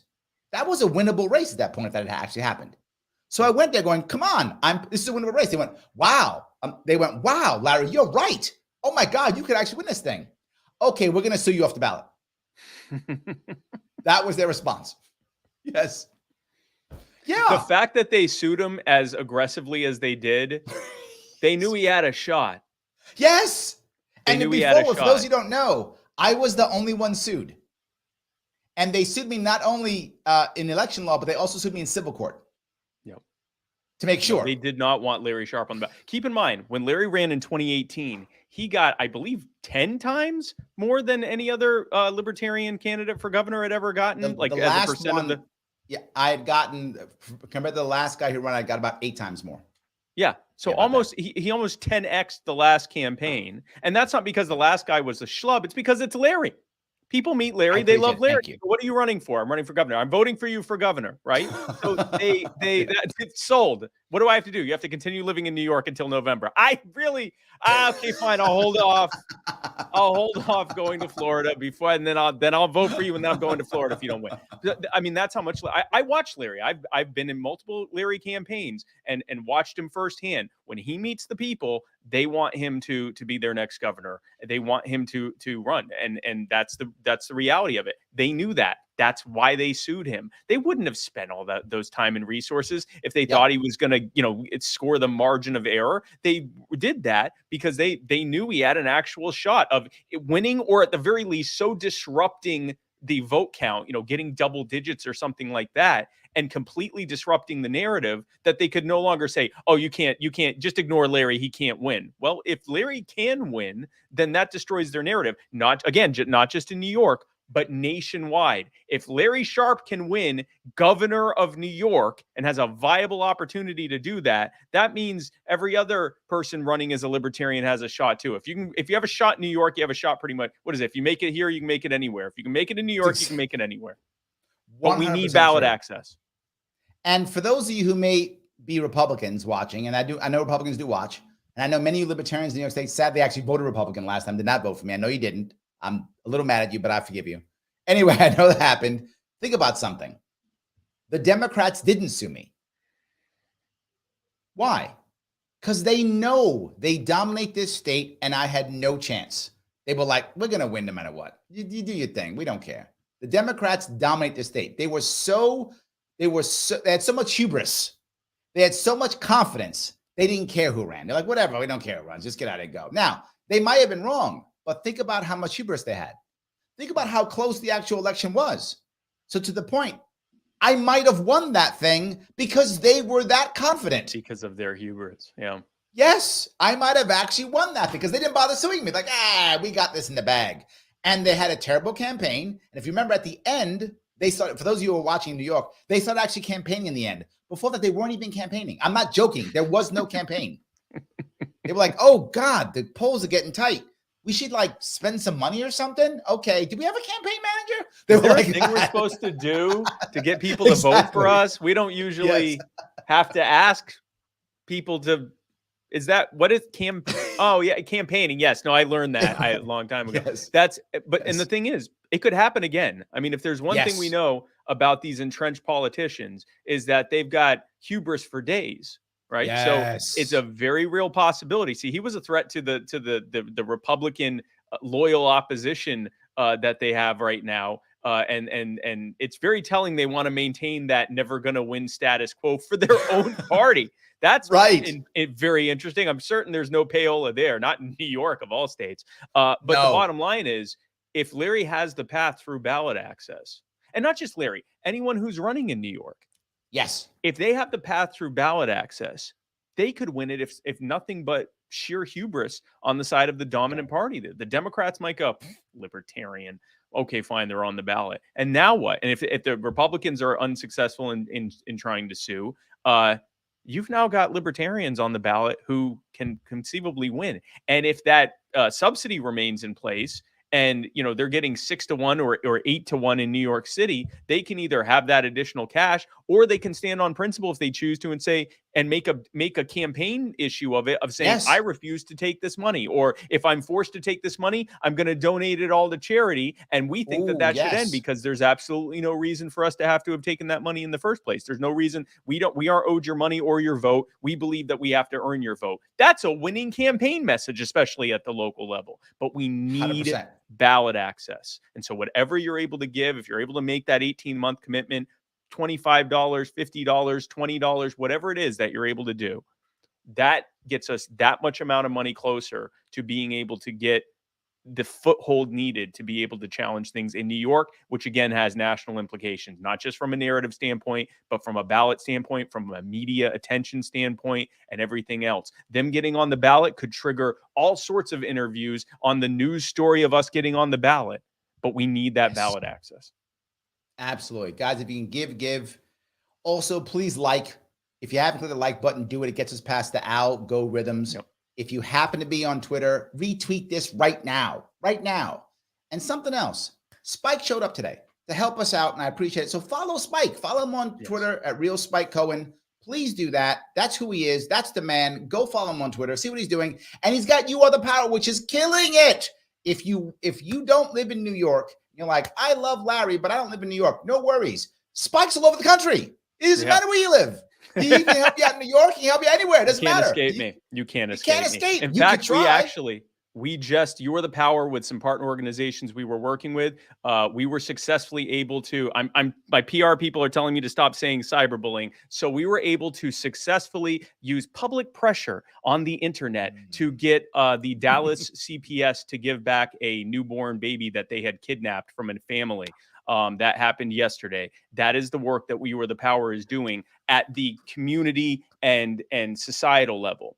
What the Libertarian Party is doing at the electoral level is absolutely crucial to grow this movement. Yes. This is an all hands on deck, every single way forward type of movement that we're building. And we absolutely need that electoral component. And it's here in the Libertarian Party. And I thoroughly encourage you to give what you can because it's absolutely necessary. If you want to find out what I'm doing with You Are the Power, then you can do that as well. I'd love to have you join us, youarethepower.net. But at the electoral level, it is crucial that we have ballot access so that we can get the message out there, so we can get our candidates out there, and we can change everything.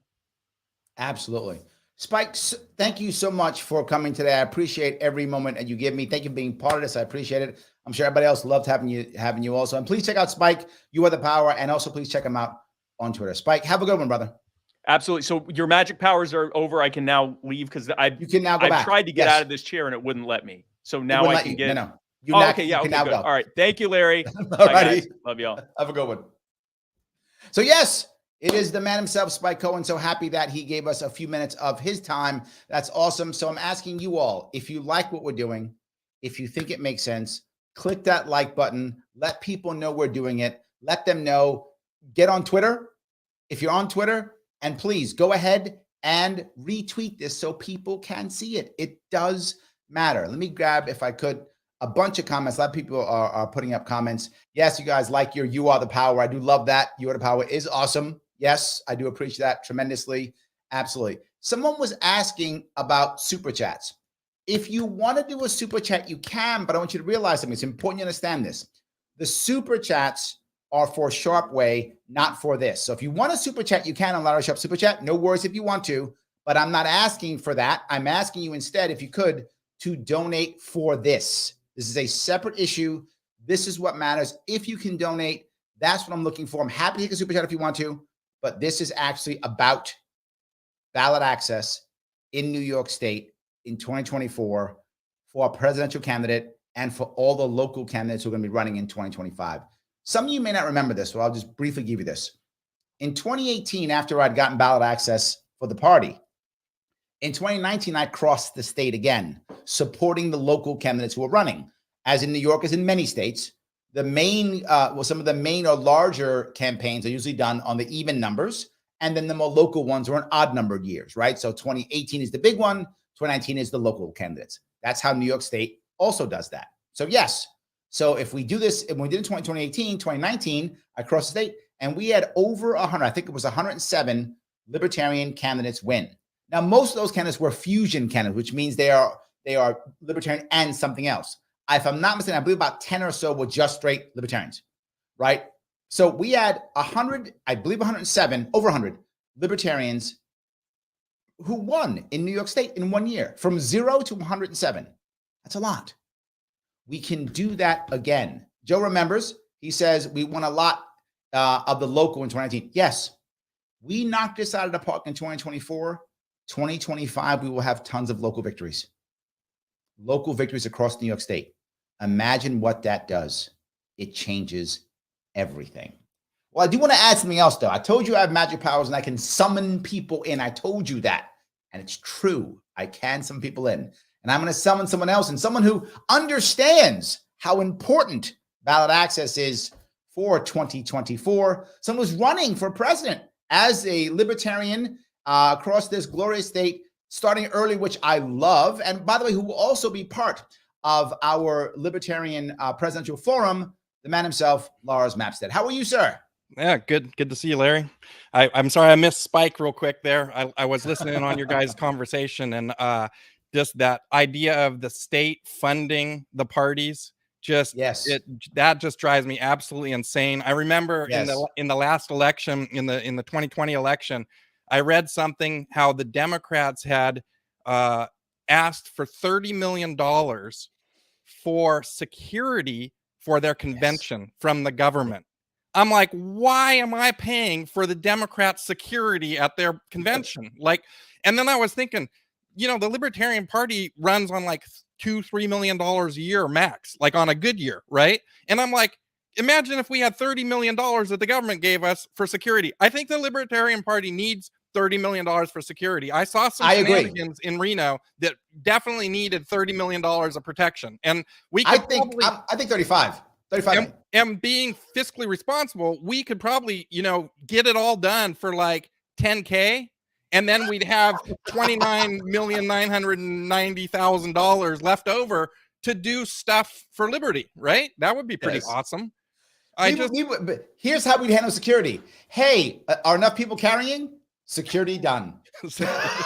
Right. Security Absolutely. done. I mean, that just boggles my mind that taxpayer money is being used in that way, right? Like, and Yes. you know, especially when the Democrats and the Republicans now make up like 40% of the voters. Like, most people are independent now. There's more independent voters than there. So essentially, those guys are foisting the bill onto the rest of the people that don't even participate in their party, which is just that's amazing to me. Like, I mean, really, it shouldn't be, because that's how government works, and that's like one of the reasons I'm running, is because it doesn't make common sense. Like, common sense says we don't do that, right? But somehow that's what we're doing, which is amazing. And you know, I learned another thing about that too, which was when Bloomberg ran, right? He spent $100 million on his campaign, $100 million, and he didn't even do anything with it. It was insane. But here's the thing that I learned after I started running for president: you can loan your campaign money, and it's a tax write-off. So Bloomberg loaned his campaign $100 million and then wrote it off at taxpayers' expense, essentially, right? I mean, not that I think that we should be paying taxes anyway, but I mean, in the system that we currently have, that seems like a pretty ridiculous thing, that we're funding Bloomberg's campaign to the tune of $100 million. That doesn't make any sense to me at all, right? No, I agree. And the next part is they will get upset and go, well, we're not part of the government, we're a private organization. Okay, then fund your own security then. Right, which is even worse, right? I mean, if it was government, at least if it was government, we'd be like, well, you know, we're kind of in the game here. But it's like, no, we're funding private organizations, right? I mean, it's like, well, we have the Fed, which is not a government-run agency either. So, you know, that's a thing. It keeps being a thing. That's the problem, Lars. I wish it was not a thing, but you're right. It keeps being a thing. We keep this going. So yes. So I appreciate you coming on and supporting the ballot access. My pleasure. You know, I mean, that's another thing that I learned in running this campaign is I didn't really understand how difficult it was in different states to get ballot access. And it's like, when I was going around to some different states at their conventions and stuff, I was looking at the way alcohol was sold in each state. And alcohol laws are different in every state, right? And even in county to county, they're different. And there are still dry counties in America. Yeah, but there's also counties where you can drive through and get a cocktail and drive away. Oh, is that right? Yeah, in Kentucky, there was they had a dry county, and the next county over, you could drive through and get a cocktail and drive away, which was just absolutely mind-boggling to me, right? But I was thinking, like, as an average American citizen, how are you supposed to know the liquor law in every state, right? Utah has some crazy laws. There's all kinds of laws, and so how are you supposed to know this? And so the average citizen has no idea about ballot access, right? The average citizen has no idea. But every citizen, Democrat, Republican, Independent, they will all agree that our voting system is broken, that the system is rigged, regardless of what your party is. They all agree that it's broken and it's rigged and it's not functional and it's not working, right? But then at the same time, these parties collude together to suppress all other comers. Libertarians, independents, like what you were talking about. Even if you had Bloomberg money, you would not get on the ballot because the system is so rigged against you, right? Yep. And that's one of the things that I really want to push for in my presidential campaign is ballot access, is leveling the playing field.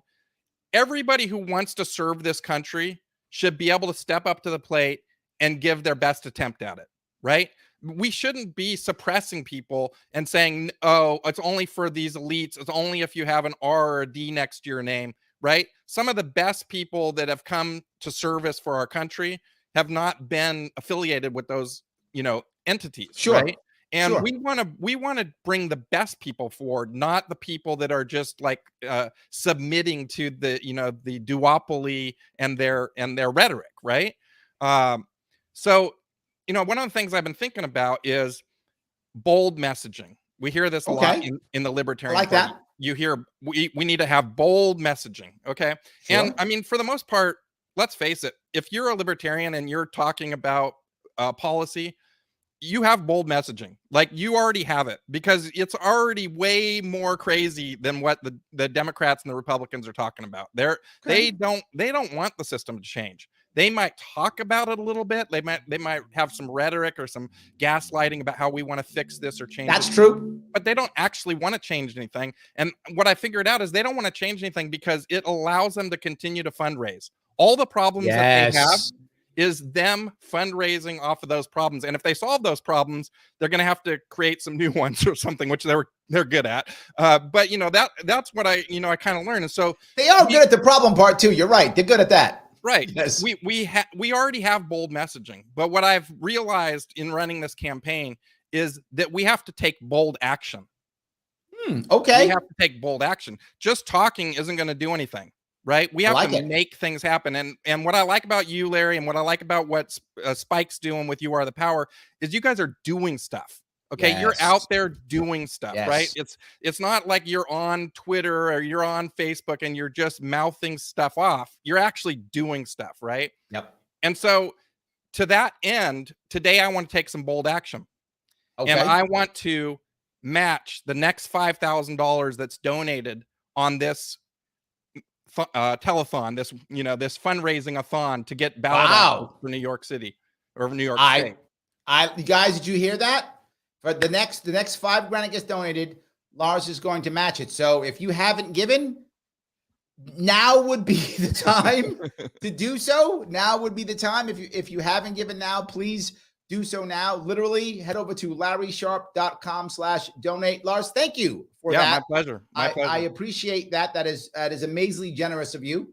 I know that you are concerned. Obviously, if you win the nomination, you're going to want to have ballot access also. Yep. So I appreciate the work that you're doing to get that out and to make that happen. And anyone else who's watching, now is the time. If you want to do that donation, please do that now. Every little bit counts. Whatever you can do. If you could throw a couple $100 in there, if you throw a couple $10, $20 in there, all good to do if you can do it. Every bit counts. And you guys know that I will be out next week. I'm going to be in Watertown. I'm going to be in Watertown next Friday. And hold on, look at my schedule now. Saturday, I'm going to be in Lawville, which is in Lewis County. Then I'm going to be in, let's see, Kennesaw. I'm going to be there too. Also, Port Byron, and also in Fulton. So I'm going to be in all these different places coming up here this week, kind of central New York-ish, that area, central New York-ish area, a little bit of North Country, but kind of central New York-ish in that area. That's my run this week. And not this weekend, next weekend, I'm sorry. I'm doing about 7 stops, and we're going to wind up with about 14 or 15 different counties already hit for our full Sharpe. I'm out there kissing babies and shaking hands and meeting you because you can ask whatever questions you want. And I'm glad Lars came on. If there's any questions for Lars, do you want to take any questions, Lars, or no? Sure, I can take a couple questions. And I wanted to go back to that idea of that we really need 50 state ballot access because if we don't have that, like you said, it makes us look weak. It makes us look like we're not serious, right? And we can't afford that. Like we're already the underdogs. We're already behind the 8 ball in a big, big way. And so we need to step up to the plate, take that bold action, and get the ballot access in all 50 states. That's very important. And regardless of whether I win or not, that's, I want to see ballot access for the Libertarian Party. I believe that a party exists to run candidates and win elections. I believe that that's the main focus of the party. And I want to see that happen. And so I'm willing to step up to the plate and donate money. I've been donating to candidates all through the 2020 election. Some recently I've been donating to candidates all around the country, because I feel like we need as many people running as possible. The more people that we run, the more people that are on the ballot, the more serious people take us. If I go to the ballot in California, which is where I live, unfortunately, I mean, it's good and it's also bad. I know, I live in New York. I get it. I get it. I got the same problems you were talking about, right? But if I go there and I see no libertarians on the ballot, you know, it's just like, okay, well, I have this choice. These are the choices that are foisted upon me yet again, right? But if I see 50 people on the ballot that are running as libertarian, I'm like, oh, dang, these guys are doing something. These guys are serious. These guys are somebody, right? Now I have to take these guys seriously, right? And so I think that's the momentum that we need in the party to really like take it up to another level, right? And you were talking about the Forward Party. The Forward Party hasn't been around very long. They don't have the ballot access that we do, but they are vastly out fundraising us. Yes. Vastly, right. And so we need to step up our game. And one of the things that I've talked to you a little bit about before is the duopoly has Act Blue and Win Red. Right. Yes. And these are fundraising tools. These are fundraising tools. And what you're doing right now would be a lot easier if we had a system set up that was like Act Blue and Win Red, and we just went on Facebook and Twitter and said, hey, everybody, we need ballot access. And we could instantly blast to all the people in the Libertarian Party who are libertarian minded and say, we need $5 from each of you. And we got 100,000 people to give $5, this thing would be over right now. We'd be done. We'd be moving along, and you could have your ballot access, and then we could go on to spreading the message of liberty instead of sitting around trying to fundraise money and do these lawsuits and stuff that we need to do in order to get the ballot access. So Joe thinks it should be called Go Gold. I love it, Joe. Yes, we've been tossing around a lot of different words and names, and yes, and I've been talking about this in other states. And other people have the same idea. This is, the chair of the Libertarian Party in Alabama came up to me after my speech there and said, this is exactly what I've been thinking too. And he even registered domain names because he wants to do it. Like, wow, that's amazing. We need the infrastructure to fundraise, right? We shouldn't have to do these telethons. We should be able to just go out there and ask for 100%. The money, and it should roll in. And that's where we need to get to. And so right now, if you guys can, send in some money for Larry, he needs to get this money so we can get ballot access. And I'm matching up to the next $5,000 that comes into the kitty. There we go. I love it. Sam says, I donated today. If we don't have ballot access, we have nothing even local in the state. This is where our dollars need to go. Thank you, Sam. I appreciate your support, brother, so much. Absolutely. So yes. And it's like, Sarah's on your side. She goes, so freaking true. So I think Sarah's on your side on that one. I like that one. There we go. I love that. So let me grab one more. Oh, there's an actual question for you. Paula says, Lars, do you have any info on your policies regarding trade and relations to China? Okay, so a little bit off topic, but that's okay. You're here, so we're gonna grill you a little bit. Go ahead. Yeah. Well, I'm still working on really detailed policies with my policy team, but to kind of go at that a little bit. I don't believe that trade embargoes and trade. I believe in free trade. I believe that even if we have people who are opposed to us or don't have our best interest always in mind, I feel like free trade is the best way to keep things peaceful. When you start like walling things off and you start getting your little fiefdom going, that's when friction starts happening, right? We saw with Trump when he was putting all the embargoes on China, and then China was hitting back at us, and it becomes this trade war. I mean, libertarians are about not war, right? And so if we're about not war, I'm also about not trade war. I'm also about like keeping things going as best we can. And I think, in the end, what was the cause of the Berlin Wall falling, right? What was the thing? Like, all growing up as a kid, I had to dive under the table because the bombs were going to fall. I remember. In school, right? Like, duck and cover, right? And so I lived in fear that the Russians were going to bomb me as a kid, right? And nobody, like, most people didn't see the fall of the Berlin Wall coming. It was just like, it was there, it was doing a thing, and then they're like, oh crap, the Berlin Wall fell. What the hell? And it basically came about through economics. It came about through capitalism, right? It came about through people like saying, we're done with this. We don't want to live this way anymore. We want to live the way that these other people are living because we want to wear jeans. They're living a better life than us, right? Yeah. So I think the best way to like fix trade is to just basically show them that our way works better by being better, right? And There we go. then they're like, okay, we got to copy that because that's the one that's working better, right? I think China, they've obviously changed a lot, right? And they've embraced capitalism to a certain degree, but still with a very heavy-handed authoritarian bent, right? But I think as an average Chinese citizen, they're better off under a little bit of capitalism than they were before, because all we have to do is look at North Korea and being completely walled off and completely isolated from trade, right? It's just all you get from isolating other countries is hatred towards you. Right.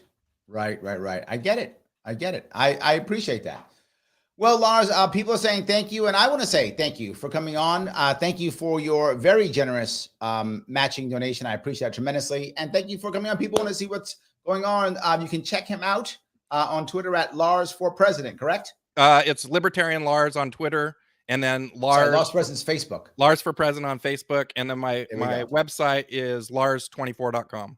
So Lars24.com. There we go. Check out Lars. Check me out. I'm looking for delegates at the convention, obviously, and I'm also fundraising as well, because part of the deal is even if you don't need a lot of money, it shows that people support me. It shows that people like what I'm talking about. And then when I'm pitching, I say, hey, I got 1,000 donors. I got 1,000 people that believed in me enough to give me $5, right? And so that makes a big difference. So thank you very much for having me, Larry. And I hope you're successful in getting the 500,000, and I hope you're successful in getting that ballot access. I hope so too. Thank you, my friend. I appreciate it. Thanks. So another president candidate. I'm so happy that we have people like Lars running. And of course, that we have a presidential forum next Wednesday at 7 p.m. 4 presidential candidates will be there, including Lars. Lars will be there. So will Joshua Rodriguez. So will Chase Oliver, and so will Mike Tremont. So all of them will be there if you want to watch that. And of course, he's been so good, Lars, to me right now by saying he's going to match up to $5,000 of the next people who donate. So guys, if you haven't donated, now is the time. The time right now is to donate if you possibly can. Make that happen so we can move this forward. And I'm asking for a commitment, not just for today. Obviously, I want one today. But I'm also asking one for 18 months. I'm asking for an 18-month commitment. Why? That'll get us through all of the petitioning and then even further through the lawsuit so that we can actually get on the ballot legally, do the marketing required, and I will travel the state myself supporting whoever our candidate is, supporting that person so that they can make sure they get 2% of the vote so that we will have ballot access in New York State. 50-state ballot access in New York State is critical. We have to have that. New York State's critical to this. And I'm going to be traveling next week. I'm going to be out there, not this weekend, but next weekend. 6 different stops next weekend. You will see me all across New York State, kind of central New York-ish, North Country-ish area over there, Lewis County, Jefferson County. So you'll see me out there doing those things to the best of my ability. Please stop by. You head over to my Facebook page. You will see the events. You see exactly who's there. Head to my website, LarrySharpe.com. You see the events there too. Come by and see me if you can. It does matter. I want to grab some comments. A lot of you are commenting, and I've missed a couple of them. I apologize. Let me try to keep going if I can and grab some of these if I can. Brian says, I believe the single most important thing an activist can ever do is collect signatures. Brian, important. Yes. I mean, that's got to be at least top 5, if not number 1. I agree. Yes. Whether you're petitioning for a candidate or referendum item, it all comes down to ballot access. Agreed. Yes, absolutely. Yeah. So Shannon says, it's ridiculous. They just tie up other parties in courts. Yes. And then we run out of money, Shannon. And let's say, this is my whole point about running for ballot access now. It ties up time and money that people are giving that I can't put towards a campaign, that I'm paying lawyers. And also I had to pay, believe it or not, I had to pay thousands of dollars. It's going to sound crazy, but those of you who've been in the system know, thousands of dollars to make copies. I'm not joking. They wanted copies of everything, of the thousands of sheets, of the thousands of pages. I'd make copies of all of it. I had to pay a copying company thousands of dollars each time that I make an appeal. They order me to make copies, not digital, physical paper copies. I must make them or I can't appeal. That's thousands of dollars to pay for copies. To your point, it's just to burn money so that you run out of money and the people with the most money win. They do tons of things just like that. You've got to pay this fee, pay that fee, pay this lawyer, pay that lawyer. It's tens of thousands of dollars gone that I should be spending on travel, or I should be spending on Facebook ads, or on mailers, or on signs, or on palm cards. No, I got to spend it on court. You are correct, Shannon. That's what they do. It's horrible, which is why I'm trying my best to get ballot access first, and the next time then run. That might make more sense. So Loftus says, Larry Sharpe, God bless you for always supporting the community. I keep trying. I do. I keep trying. It is not easy at all. So yes. All right. So I'm gonna grab a couple more of these here.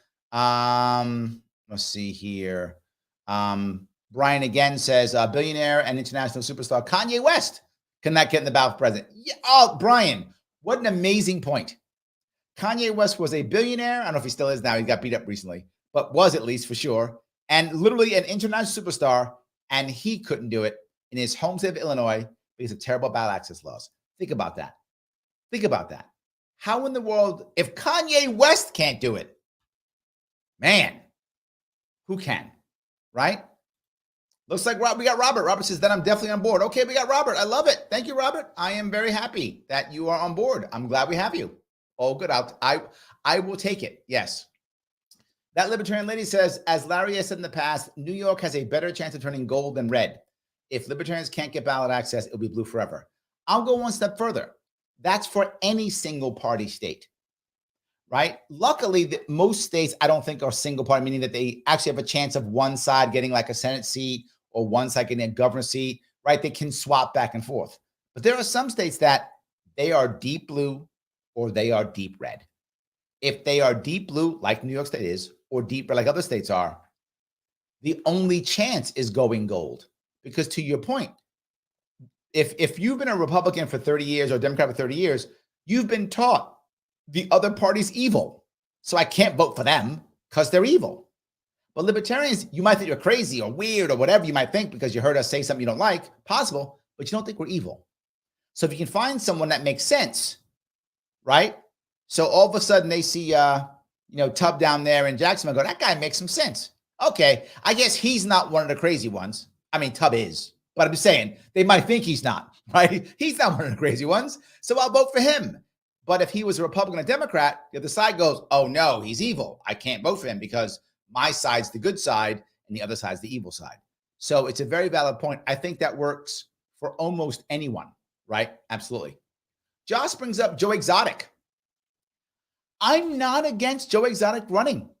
I'm not. You guys might think, well, Larry, no, I'm not. I'll take the press. I don't think he's going to win the nomination because he can't travel to see people. He can't gain delegates. So I don't think he can get the nomination. But let him. Any press we get, I'll take. And you might go, well, Larry, that's bad press.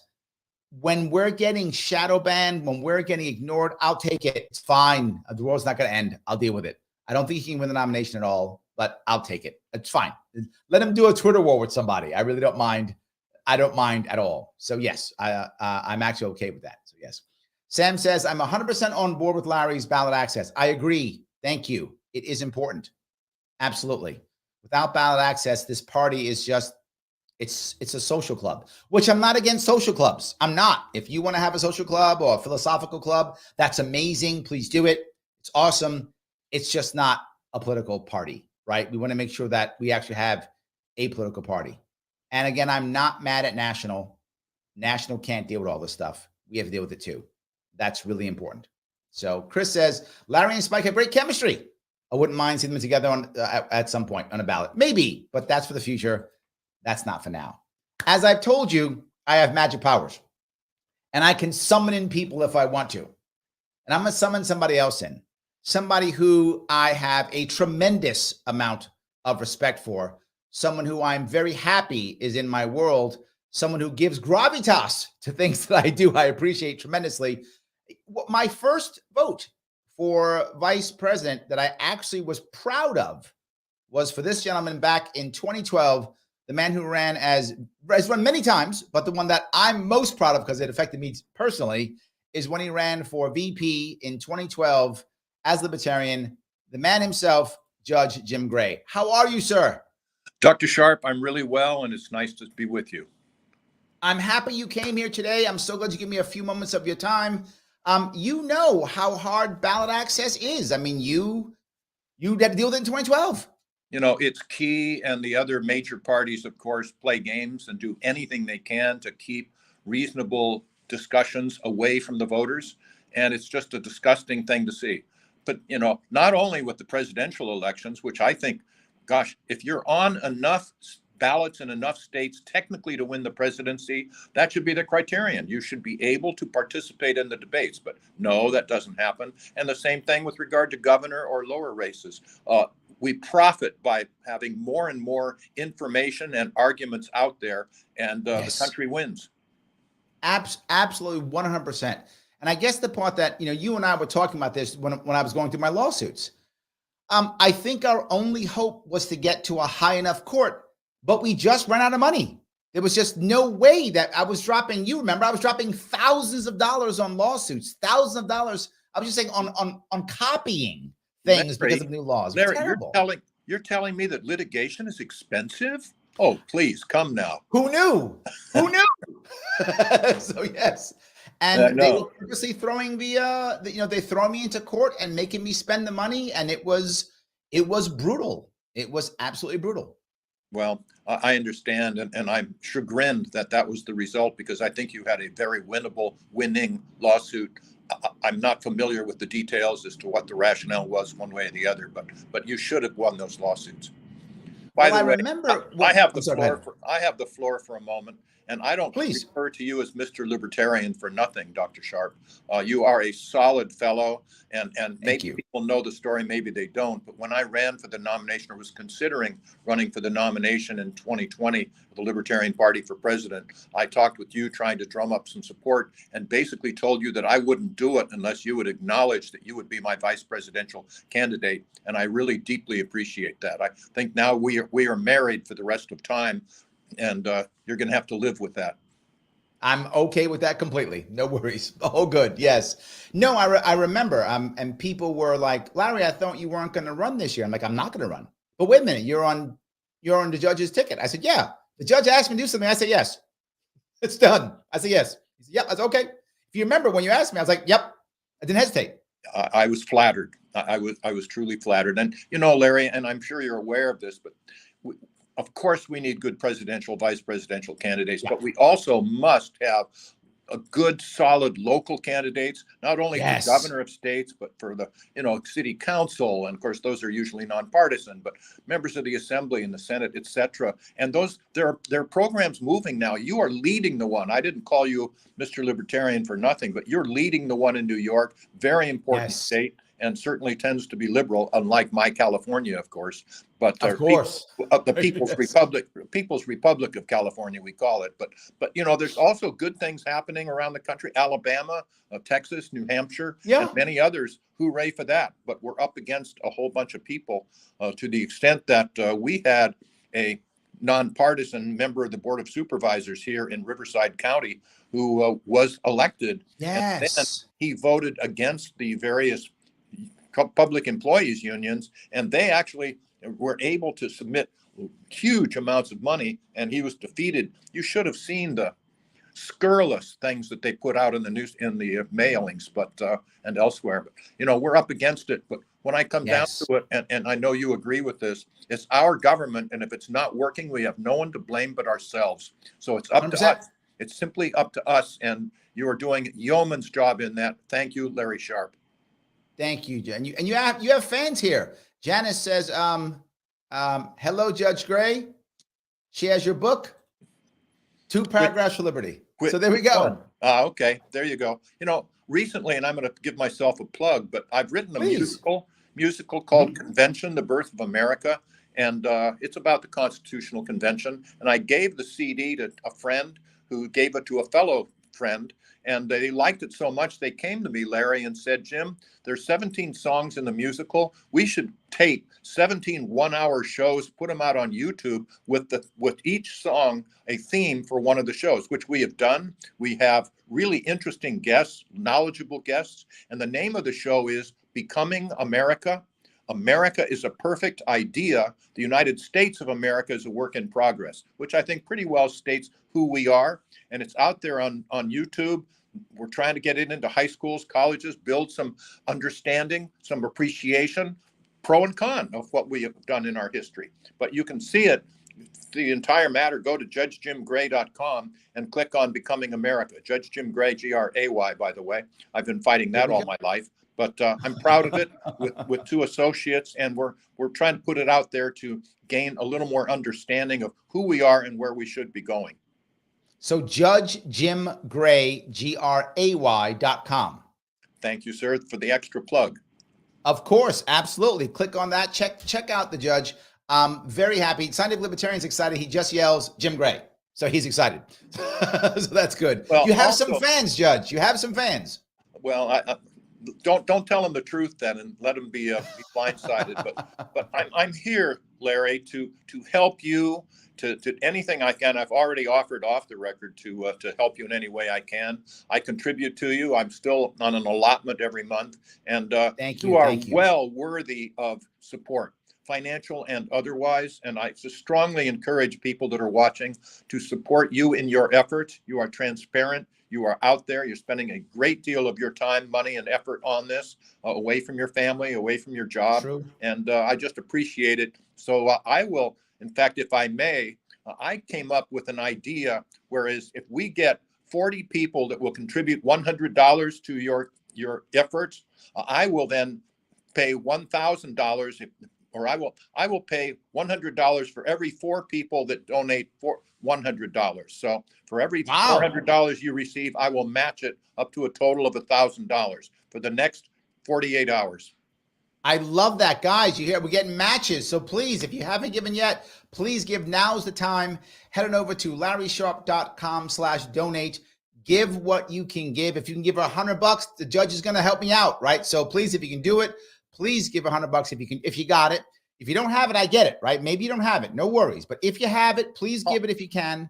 I'll match it for $50 donations also. So you get 4 $50 donations. I will give an additional 50. Again, I'll commit up to $1,000 on this. Just let me know what I owe you by Sunday.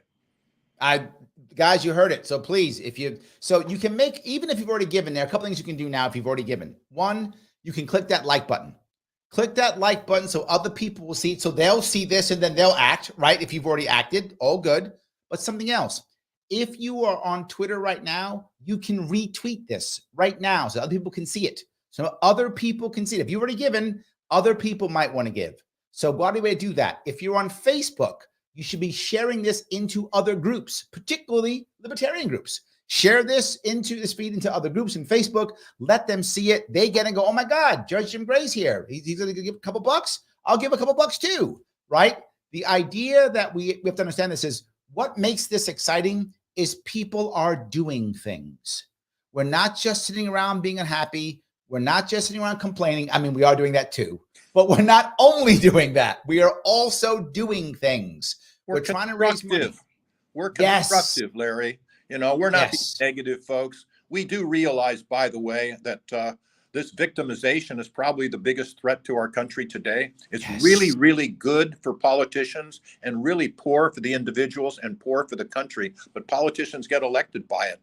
And it's just, and the other thing, by the way, I have the floor a little bit. I think the biggest issue facing our country today is so many public schools failing our children. And it's mostly in the lower economic areas. It doesn't have anything to do with racial, but it's lower economic areas. Because I have school choice because I could afford to move into a neighborhood that had good public schools. Or if not, in fact, with my last son, we took him out of the public schools and put him in private schools. But people that don't have my economic ability don't have that. School choice will bring competition. And by the way, and I know I'm getting on to this, but it's so important to me. By the way, I'll tell you about our new book in a minute. But public schools are the only area in our economy where the provider dictates what the purchaser will buy. You think about that. The provider will dictate what you as a customer will buy in public schools, and it just doesn't work. They have no reason to get better.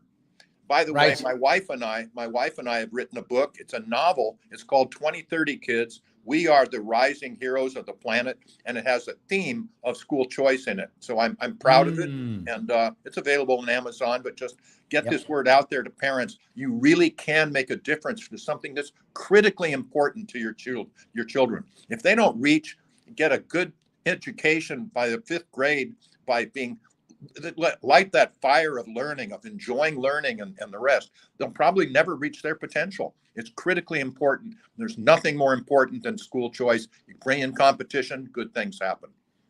I remember this blew me away. I think it might have been 2014, maybe 2013. I don't remember, but you were speaking at some convention. I don't remember which one it was. Maybe it's Colorado, California. It was West Coast. And I came to come see you. I was excited, man. I'm going to see Judge Jim Gray speak. And I assumed you'd talk about like criminal justice or something. That was my assumption because, oh, he's Judge Jim Gray. That was one of the things he did. He did his press conference in the 90s. He's going to talk about that. And you talked about education. And it blew me away. I was like, man, this guy really cares.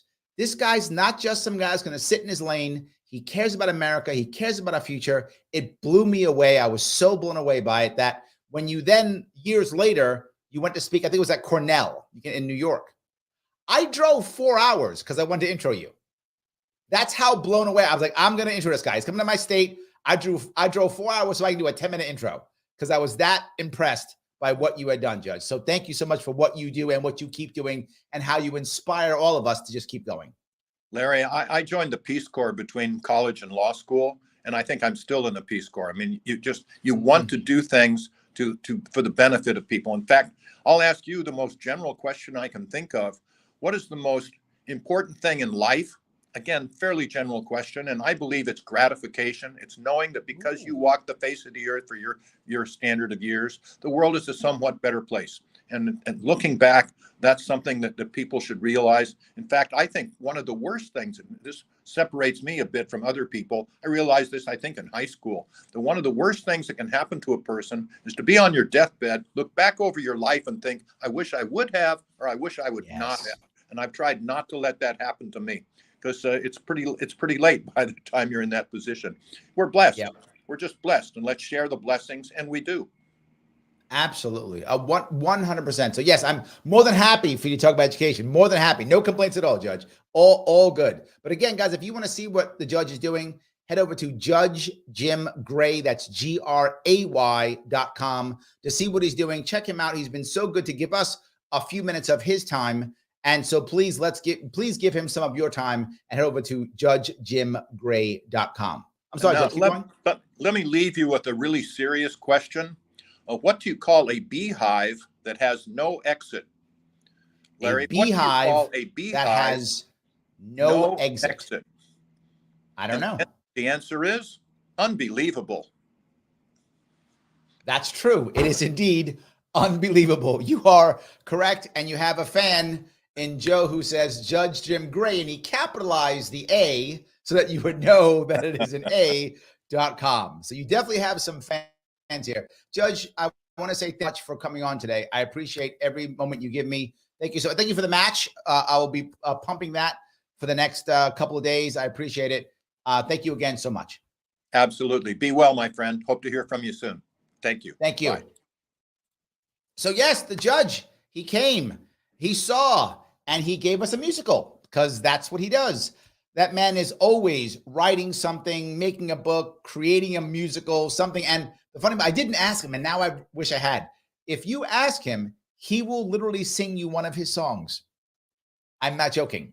The next time you happen to see Judge Gray someplace, one of the events or at one of the conventions, ask him to sing you one of his songs from his musical.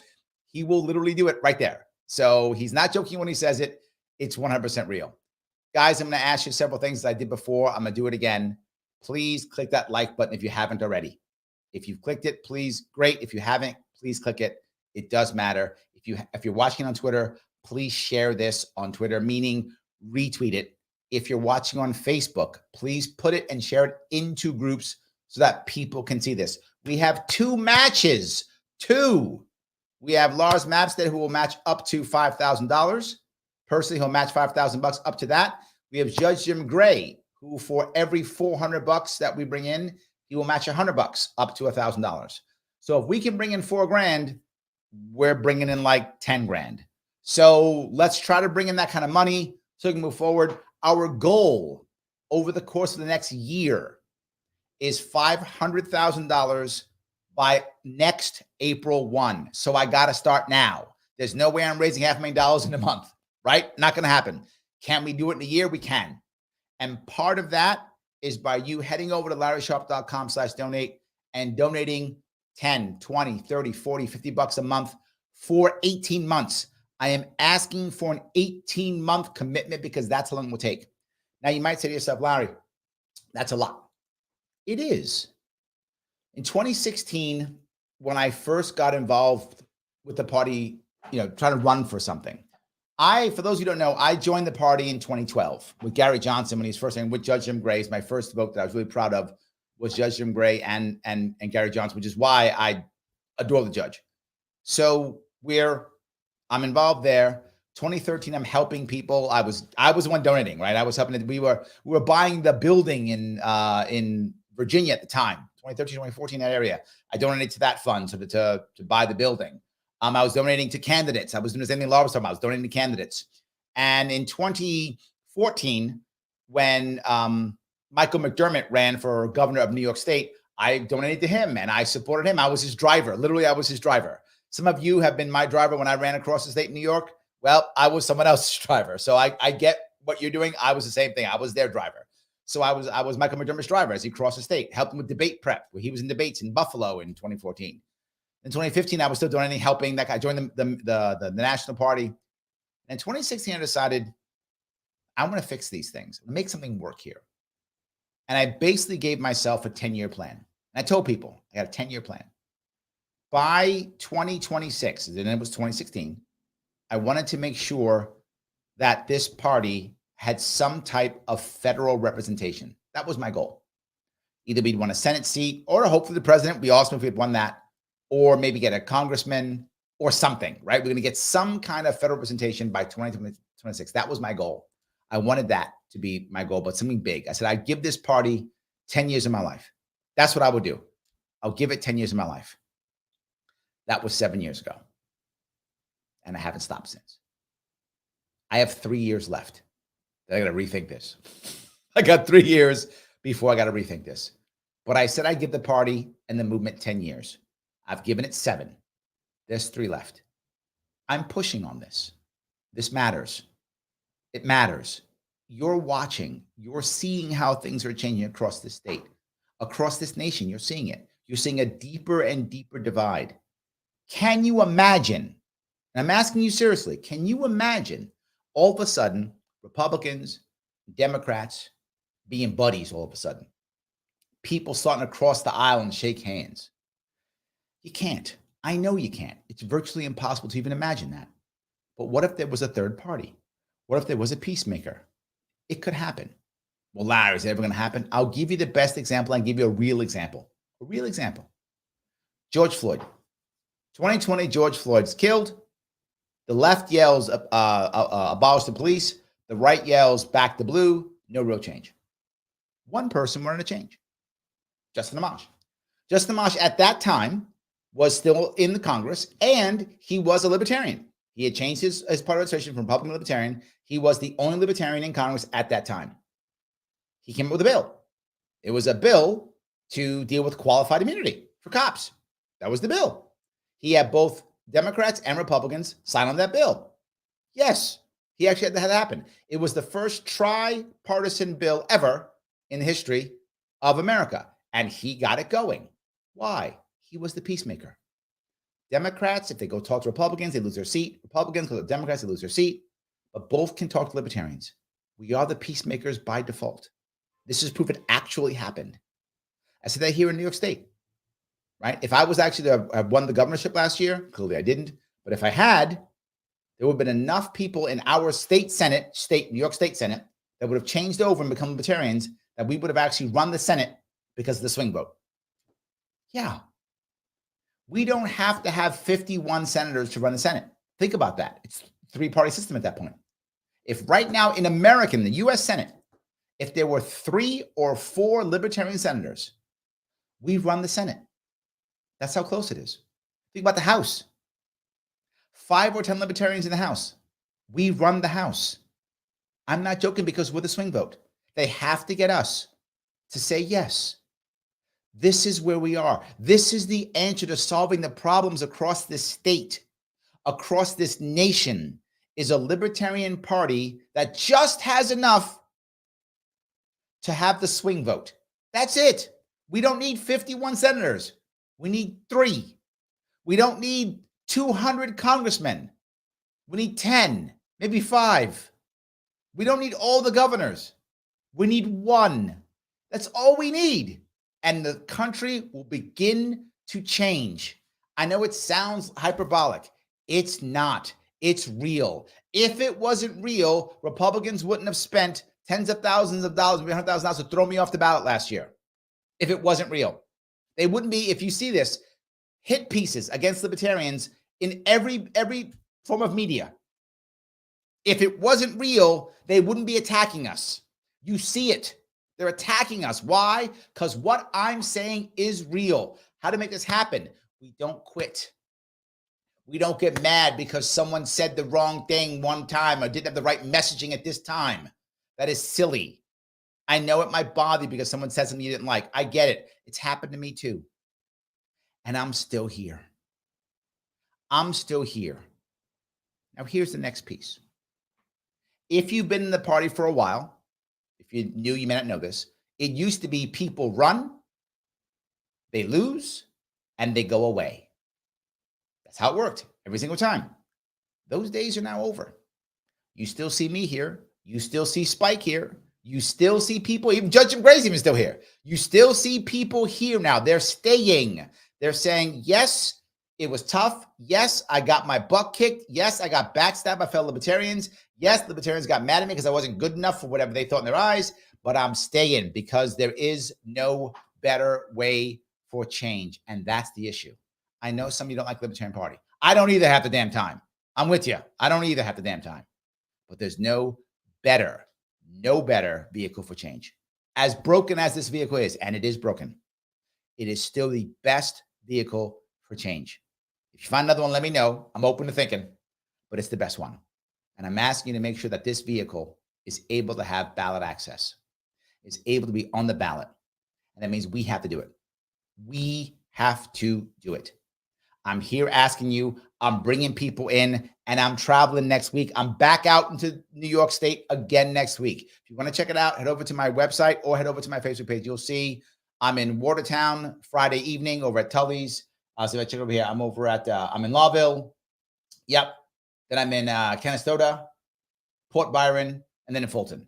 So I am all over. I'm not done. We're still going. I haven't stopped. You can come see me. I keep going, so I'm asking you to do it also. Head over to LarrySharpe.com.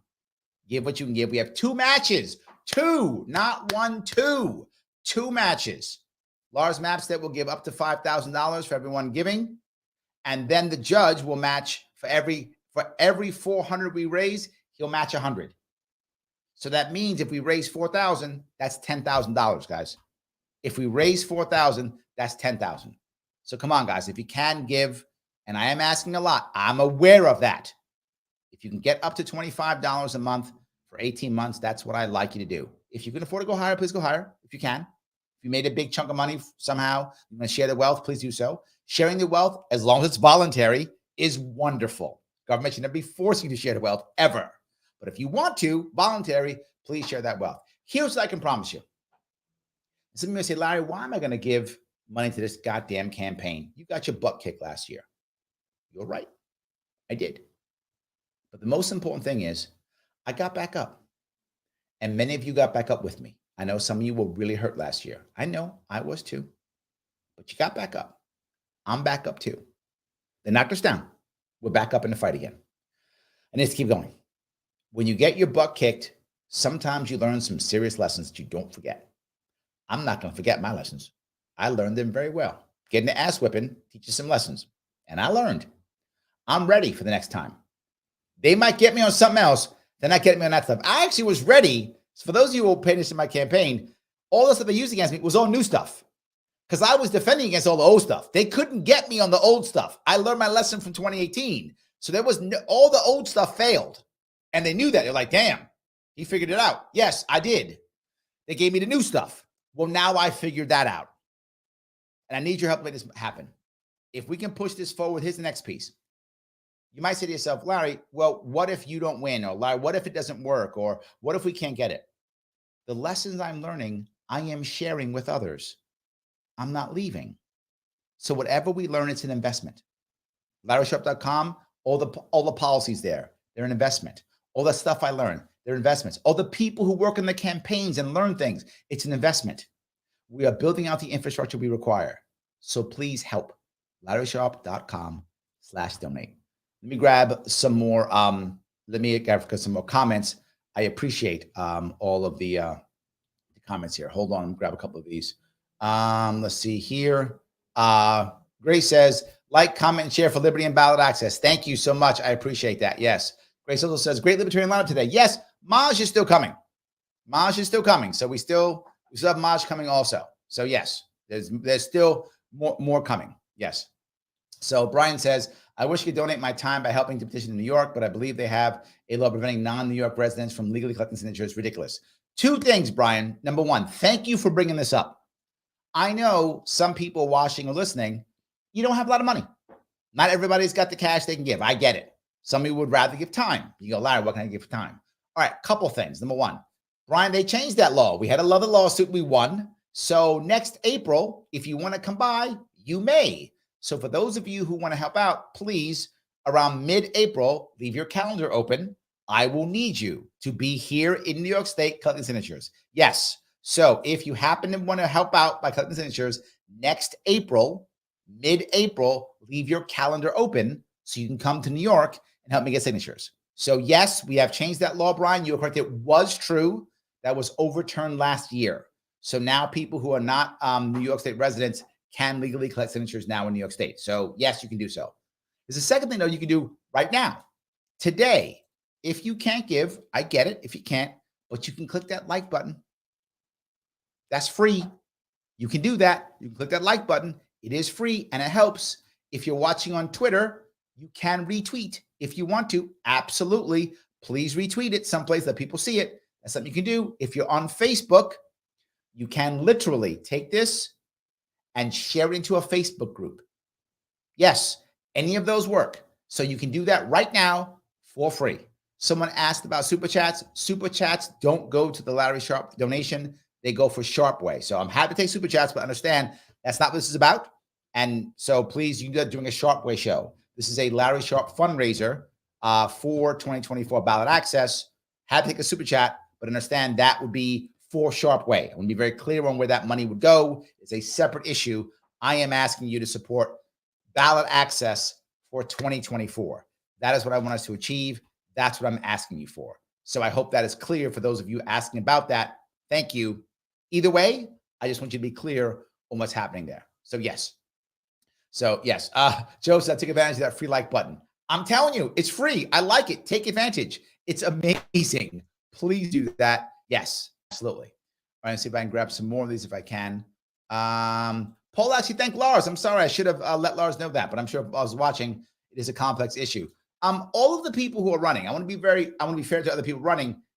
It's not just Lars. It is Lars. And I'm glad he came. You want to donate money. That's awesome. It's also Mike Tremont. It's also Chase Oliver. It's also Joshua Rodriguez. They will all be next Wednesday at 7 p.m. on the Libertarian Party Presidential Forum. It's the second one. I have many scheduled. And Kim Iverson, the independent journalist, will be my co-moderator. Kim Iverson used to be on on other stuff. She used to be on Rising, the Hill Rising. She has her own podcast, her own show, does her own news as an independent journalist on Rumble and YouTube. And she may be on something else also, if I'm not mistaken. So very popular, her own independence. She was happy to do it. So she'll be our co-moderator for next Monday at 7 p.m. And again, more people seeing our candidates, more people asking questions, more people going back and forth. And we're early. So I think a lot of the candidates may not have detailed policies yet. Some might. I know Mike Tremont is actually putting out some videos on his policy. So I'm going to check him out if you want to. He's got a couple of things I think that are clear on his policy. So those would work too. So yes, I hope that was clear. Dave asks, how would go gold be created within the FEC law? This is an issue. You're right, Dave. This is why it becomes so difficult. For those you don't know, it's not just FEC. Since this would be for anybody running, it would have to also know all state laws too. If you were in DC, 51, District of Columbia, plus federal. So you'd have to be compliant on 52 different sets of laws. Yes, Dave, good catch. You're right. It's not easy, but it can be done. You would simply need to have legal experts in election law for each state, either multiple states, whatever the case may be, so that every time someone is asking for something, it can follow each of those laws and rules. It is challenging, but that's what Win Red and Act Blue, is it? Or it is? I think Act Blue and Boom. I think that's what it is. That's what those two do. They have people on the payroll. It's their job as election lawyers to know all 52 sets of laws to make sure it's compliant. It's a great catch, Dave. You're right. It is challenging, but it can be done. We would have to do that also. And it'd be harder for us because we don't have as many lawyers available. So it'd be challenging for us. But yes, it absolutely can be done. So I'm glad you brought that up. You're right. It's very challenging. So yes. All right. Robert says, I just shared this in my group. Great Ghost Precision Owners. Thank you. I hope people pay attention. I like that. Yes.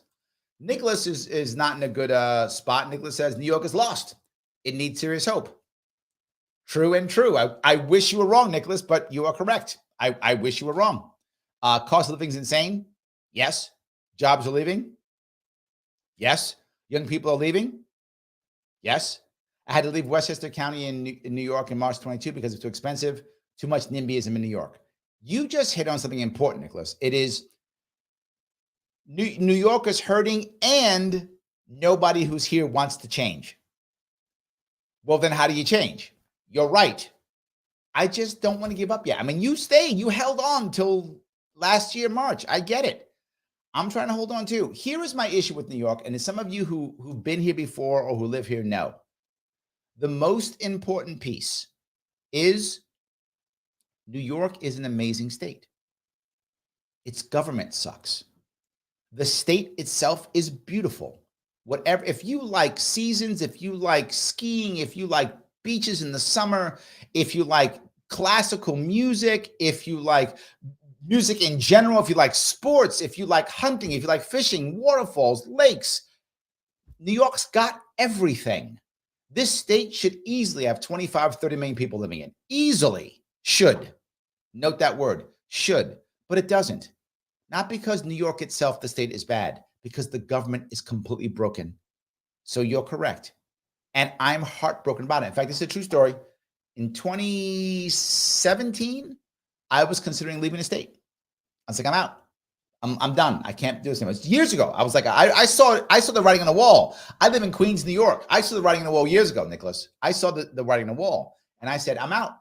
And I went down. I was going to tell many people know the story. I was actually going to go to Charlotte, North Carolina. I thought that was a big enough city to do what I do. I thought that'd be great. I'll go to Charlotte. So I'm going to look around Charlotte, in the outskirts of Charlotte, suburbs, and the city. And I'm realizing I could sell my shoebox of a house here in New York and buy a mansion in Charlotte and still have money to spare. So what the hell am I doing? But I didn't leave. Instead, I got angry. And I said, why the hell does my state suck so bad when it's a great state? Why does it suck so bad when it's a great state? I'm going to go back and fix it. I'm going to go back, run for governor, win the governorship, and fix New York State. As all of you know, that did not go as planned. But I wanted to fix it. And then after I ran, I saw how corrupt it was. And I got madder because it was so corrupt and so broken. And I said, I'm going to fix it again this time. That didn't go well last year. I guess I'm either just stubborn or stupid, Nicholas, or one or the other. Or maybe I just like my state too much. I don't know. Whatever, or some combination. But I'm not ready to quit yet. That's what I'll say. I'm not saying you're wrong. I get it, brother. I know lots of people who've left. Lots who've left. I get it. I'm not ready to go yet. You got to a point, Nicholas, when you were like, you know what? I'm done. You got to a point when you said you were done. I haven't gotten there yet.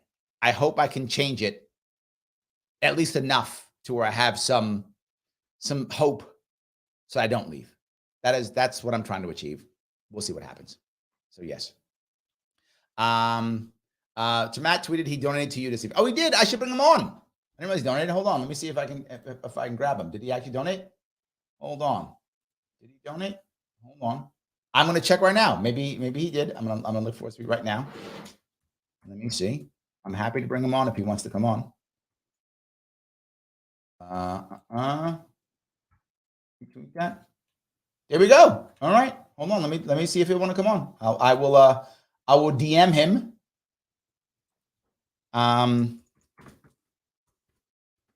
Right now. I'm happy to bring him on board if he wants to. I did not realize he was donating. I'm happy he did. I am very happy he did. I'm happy to have him aboard. Let me see if I can get him on. 1 second. And we will see if he'll join us. So he's been invited. Let's see if he will come. Thank you for that, Josh. I appreciate that. Josh also says, RFK Jr.'s campaign will be interesting to watch with the Dems and the MSM destroy a Kennedy. The answer is yes, Josh. Yes, because what the mainstream media is concerned about is the mainstream. And RFK, whether you like him or not, I don't know how you personally feel about him, Josh. He is definitely not mainstream. And that is, in their eyes, evil. So just to be clear, the Democrats are all about credentialing. When is your time? What is the right, time for you to do this? The system is what matters. They're all about the system. So Democrats also are not going to like it. They are going to do two things. First off, try their damnedest to ignore him. That's their strength. They will try their damnedest to ignore him. When they talk about him, it will always be dismissive. You will always hear them say things like, vaccine skeptic, blah, blah, blah, crazy guy, blah, blah, blah. They'll always preface everything with nut who will kill us all, that kind of thing. So yes, right? So yeah. I think, yes, you will see them do that constantly, all day long. So they will try to destroy him. Will it work? I don't know. And why do I say that? Because people are looking for something different. They are. They're looking for something different right now, desperately. And again, whether you like RFK or not, he is different, right? He is different. So people are, I think he's doing something like, is he polling at over 10% now or something within Democrats? That's huge. When you got a sitting president, huge. So even Democrats are like, I don't know, I want something different. So I do think RFK is going to shake things up one way or another. I don't think he'll do an independent run at all. I don't think he will. I think Republicans are going to pump him because they want him to beat up Joe Biden, right? So I think Republicans will pump him anyway. But yes, that is my view on that. I hope I answered your question. So yes. All right. Let me grab a couple more of these if I can. Hold on. Let me grab so many. I do appreciate that. Thank you guys so much for this. There we go. Dave says they'll call RFK a dino. That's good. Oh, is it 14%, Dave? Thank you. I knew it was over 10%. Thank you. 14%. There we go. Yes. Oh, Joe says no. Last poll I saw behind AOC. Is AOC running? Oh, okay. There were separate polls, Joe. This is a poll that was only the people who had announced, if I'm not mistaken. And so far, if I remember, only 2 have actually announced plus the president, right? Is that right? It's Marianne Williamson, RFK, and the assumptions the president. So I think there's only 3 running officially, if I'm not mistaken, right now on the Democratic side. Republican side is a whole lot more running right now. But some dropped out. Some did drop out. Pompeo dropped out. Joe, I know you're brokenhearted because you were a big Pompeo fan. And I know you're like, no, not him. I know you're thinking that right now. He did not. He dropped out. So now you can't vote for Mike Pompeo. I know some of you, your heart's broken. So let me stress this even more importantly. Getting ballot access in New York State matters so much because when we make this happen, when we do this, now it won't just be the clown show that either Republicans, Democrats will have. They'll have it'll either be a dictatorship where they go, no, we're giving it to Trump, or no, we're giving it to Joe Biden. That's option 1 they're doing. They've done it before in the past. Or they'll have an actual clown show with everybody jumping around, all the stuff. But then all of a sudden, they'll be us. They'll be us. We'll be able to get in there. with 50 state ballot access, while they may not want to put us in the debates, they can't ignore us. That's number one. But number two, some of you may know this. The Commission on Presidential Debates, the Republicans have dropped out of it. It doesn't exist anymore. There's no reason or no way to have debates now officially. So what will happen? Either the individual TV stations and radio stations will do their own thing. That's option one. Or they'll fall back to the League of Women Voters to do it. One of those two will happen, right? Now, why does that matter? Because now it opens us up to getting debates. The most important piece here is, maybe people understand, is that, this is going to be bad, is that debates aren't about fairness. Debates aren't about helping us out. Debates are about ad revenue. That's all that matters. Ad revenue. So how do we get some debates that be more popular? How do we do that? By being in polls. But Larry, we're never in the polls. You are when you buy the polls. That's why money matters so much. For those who don't remember, in 2018, I couldn't get in a poll. I didn't know how polls worked. So I couldn't get them in. And realized you got to buy a poll. Literally, we called the polling company and said, well, it's just 2018. I'm on the ballot. I'm a Libertarian candidate. Why am I not in a poll? They went, well, you don't buy a poll. Like, what? You don't buy the poll. So I got to buy the poll to be in the poll. Correct. You have to buy the poll to be in the poll. Correct. I was like, wow, how much does the poll cost? This is now in 2018. They're like $40,000. Well, I figured that out. So by 2022, there was a PAC that was buying polls with my name in it. I'm not saying how that worked. I'm just saying that's what happened because I learned my lesson. And all of a sudden I'm in polls now. Makes me popular now. Sadly, I became a target, but that's okay because now we're ready for it. And that's my point. Now, whether it's Mike Chermott, whether it's Lars Mapps, whether it's Chase Oliver, whoever is our candidate, we will know now to buy polls for them. We will be able to have money and time and energy, and we'll buy polls, and they'll be in the polls. And when they're in the polls, they will become popular. And if they're popular, they'll be in the debates. Now, I know we were teasing earlier about Kanye West, right? How he couldn't get into the, on all the 50 states, all the ballot access. It's true. If he had run an actual campaign, would he have been in debates? Of course he would have. Larry, how could he be in debates? He didn't get the blah, blah, blah. Who cares? Here's what I know. Everybody who's listening to this right now, who's watching this right now, would have watched Kanye West debate. Of course you would have. I would have. I'd have DVR'd it. Of course I would have watched it. I'd have live tweeted the entire thing. Of course I would have. And every one of those people on CNN, Fox, MSNBC, they all know everybody's going to watch Kanye debate. If he was running an actual campaign, clearly he wasn't. There's no question he would have gotten in the debates. But he wasn't running a real campaign. He wasn't a serious candidate. Everybody knew he wasn't serious. But if he was, he'd been in debates because everybody would have watched it.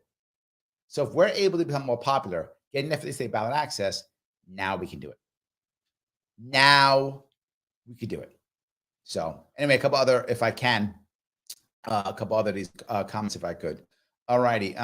Let's see. Oh, Ken says that Joe Exotic switched to Democrat. I did not know that. That's new information for me. Thank you, Ken. I appreciate that. So Joe Exotic, no longer Libertarian, now Democrat. Thank you for that. I did not know that happened.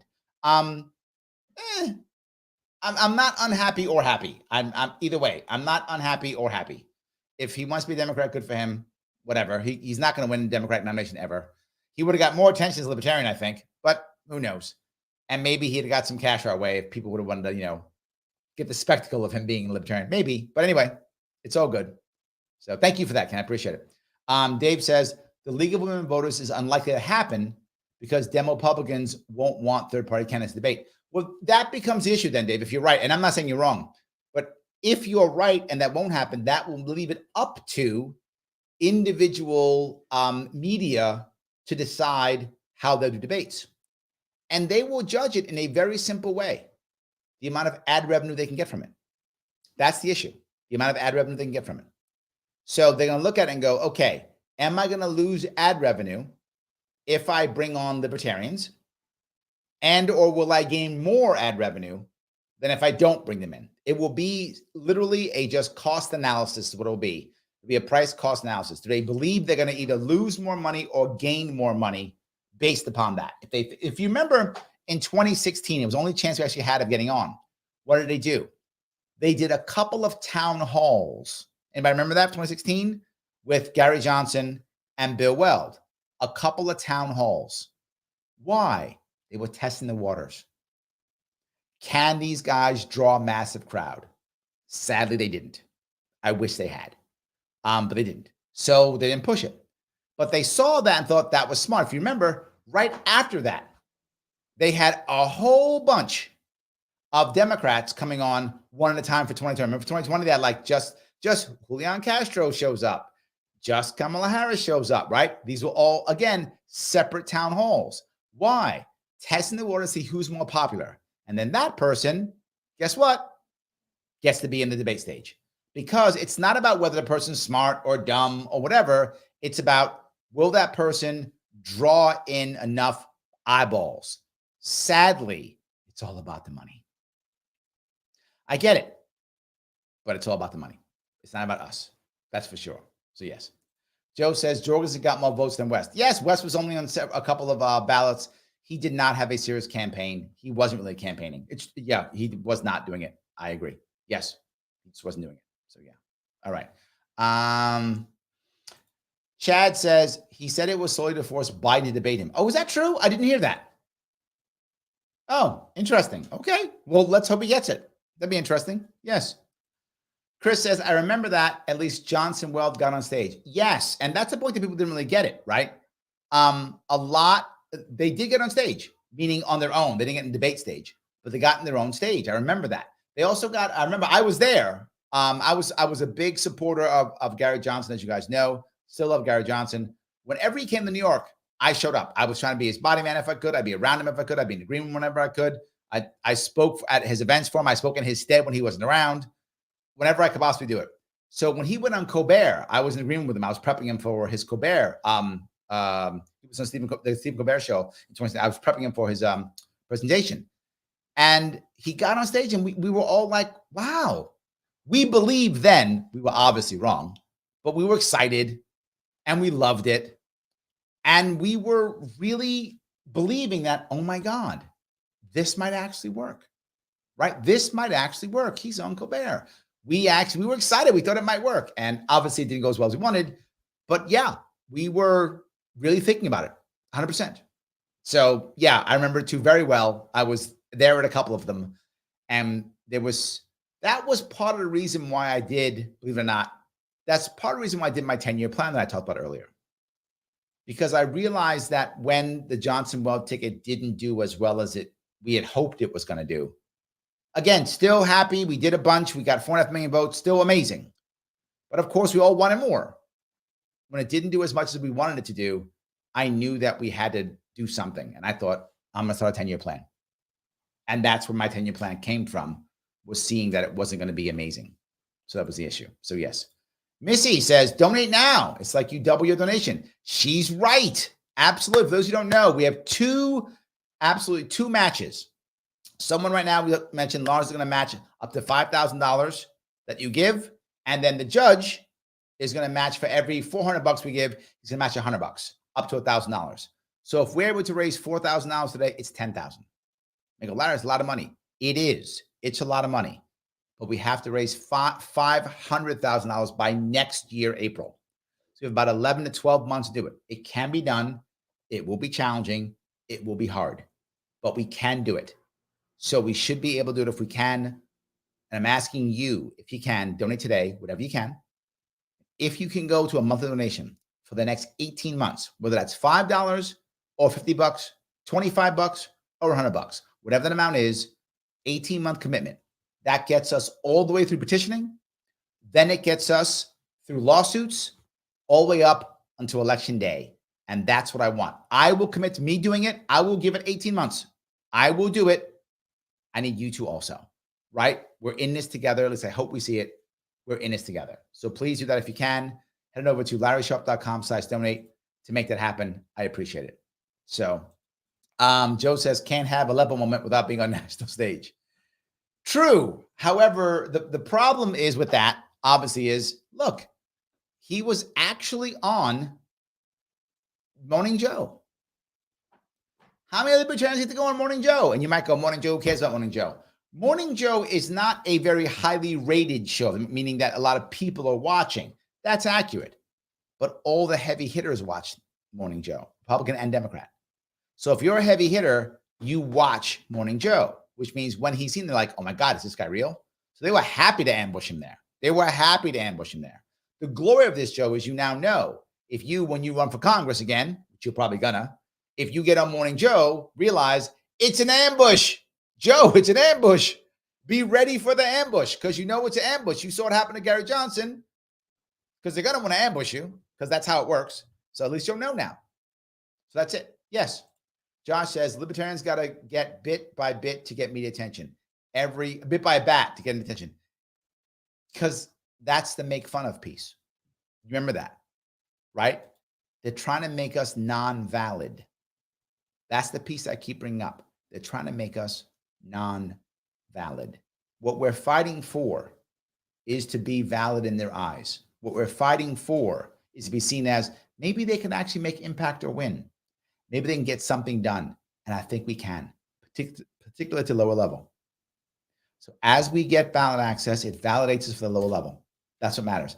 Judge Jim Gray brought up a valid point. He talked about my friend, Jeff Hewitt. Jeff Hewitt was one of our highest elected libertarians. We had two big libertarians elected who fought last year. Marshall Burt out of Wyoming, who was part of the state assembly, and Jeff Hewitt, who was a supervisor in Riverside County, California. In both of those cases, these were, for us, heavy hitters, right? These were our big boys, guys who were in real positions, trying to make change and get things done, saving things, right? Jeff Hewitt got rid of the fire department and made it a volunteer / privatized fire department in his area. I mean, that was saving taxpayer money and more efficient. Marshall Burt was all about cutting government, right? They were being libertarians. They were doing libertarian work. They were doing it. Both got removed last year. Why? Because the people didn't love them all of a sudden? No, because of all the money that was thrown at them to make campaign upon campaign of their bad guys, supporting other people. I wish money didn't matter, but it does. But it does. It matters so much. It does. And that's why I'm bugging you for it, because it does matter. Because we keep losing people who aren't able to raise the money because they throw so much money at us. The more we have 50-state ballot access, the more it helps everybody. The more valid we are, right? The more valid. Imagine if we had a real president candidate with all 50-state ballot access and now local people are running too. Oh my God. It just helps everybody. So that's why I'm bugging you. It does matter. So I'm asking you 3 things. 4 things. I'm going to go 4. 1, if you haven't already, click the like button. Wherever you're watching, click the like button. Again, please do it. I'm bugging you every 10 minutes because it matters. Click it, damn it. Click it if you haven't already. 2nd, if you're watching this on Twitter, please share this, retweet this so that other people can see it. You've already given, I got it. Great. Maybe somebody else wants to. So please retweet this on Twitter and it's free. If you happen to be on Facebook, share this into another group of yours. Doesn't matter what group it is, put it in. Let people see it. They can talk. All good. And then last, whatever you can give, give. Now's the time. We have 2 matches. A match from Lars Mapstead, which is up to $5,000, and a match from Judge up to $1,000. For every 400 we bring in, 100 is what we get. So if we raise $4,000, we're actually raising $10,000. That's a lot of money, but we need $500,000. You might say, Larry, okay, why in the hell do we need $500,000? That's a lot of money. You're right. It's a lot of money. I'm not going to fight you on that one. But we are going to have to get both volunteers and paid petitioners. We're simply not going to do enough with volunteers. Last year, our volunteers in New York State sadly only gave us 6,000 signatures. Nowhere near enough. If we're going to need 45,000 valid signatures in New York State in 2024, if we need 45 valid, that means we need at least 60,000 overall, at least, if not more. Say 65 to be safe. 65,000 signatures. Only 10% came from volunteers. Not good enough. We got to pay people. So we need volunteers. Yes, of course. Let's hope we can get a bunch of volunteers. We're so excited we can get 12,000. That'd be great. Hope we can get 12,000 volunteers. It'd be amazing. I got to pay now for 54,000 signatures. Now in New York State, you can't really pay by the signature. You have to pay by the hour. So I got to pay vendors for this. It's going to cost at least 300 grand, if not 350 grand. I'm not joking. I know what I spent last time. It will be at least $300,000 to $350,000 when we add volunteers. If we get less volunteers, 350 to 400. That's how much it's going to cost. We have to pay all that to pay these vendors, to get these people out there, to get these signatures. Then we get these signatures, get them all put together legally the right way, and then submit them. Once we submit them, there will be lawsuits. They'll say, well, they didn't dot this I or cross this T, or it was on Tuesday when it should have been Wednesday, or this guy's a liar. Whatever, they will have lawsuits, guaranteed. That will cost us at least the 50K, if not 100, just for lawsuits. Once that's done, I have to have enough money to cross the state, because now once we get on the ballot, I now have to promote the individual, whoever it might be, whether it's Mike Chamath, Lars Mapstead, Chase Oliver, whoever it is, whoever our nominee is, someone has to go around the state letting people know he's on the ballot. You got to vote for him. Here's why. TV, radio ads. That's also part of that money too. That's why I'm asking you for 18 months, because I'm also going to be doing ads, radio spots, traveling the states, doing events, talking on behalf of this candidate, so that now those people can actually show up. Now, the candidate will come to New York. Who knows how often? Twice, maybe, 3 times, maybe. Who knows? They have an entire country to worry about. I got to be around the state for 6, 8, 10, 12 weeks to make sure enough people vote. We need 2% of the vote to make sure we're able to keep ballot access in New York State. And once we get it, we will keep it forever. Forever. There'll be no need. We'll be fine. We'll be fine once we get it. Because once we show that, they'll do one of two things.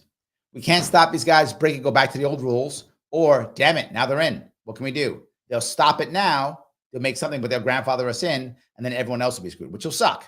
But because they'll just pull the ladder up. But at least we'll be in. So either way, we'll be set. We can then sue to make it better for everybody else later, right? But we'll still be in. And that's the point. Another point for those of you who care. If I run, some of you I'm sure don't care. Some of you do care. If you care if I run, I learned something else last year. You can't realistically, at least I can't. I think no one can, but I know I can't. You can't try to get ballot access and run for office in the same year. It's impossible. Can't be done. Impossible. If we get ballot access in 2024, I am open to running in 2026 for governor again in New York. If we don't get ballot access in 2024, I'm not running in 2026. I'm not going to do both. I will run already with ballot access, or I won't run. I can't do both.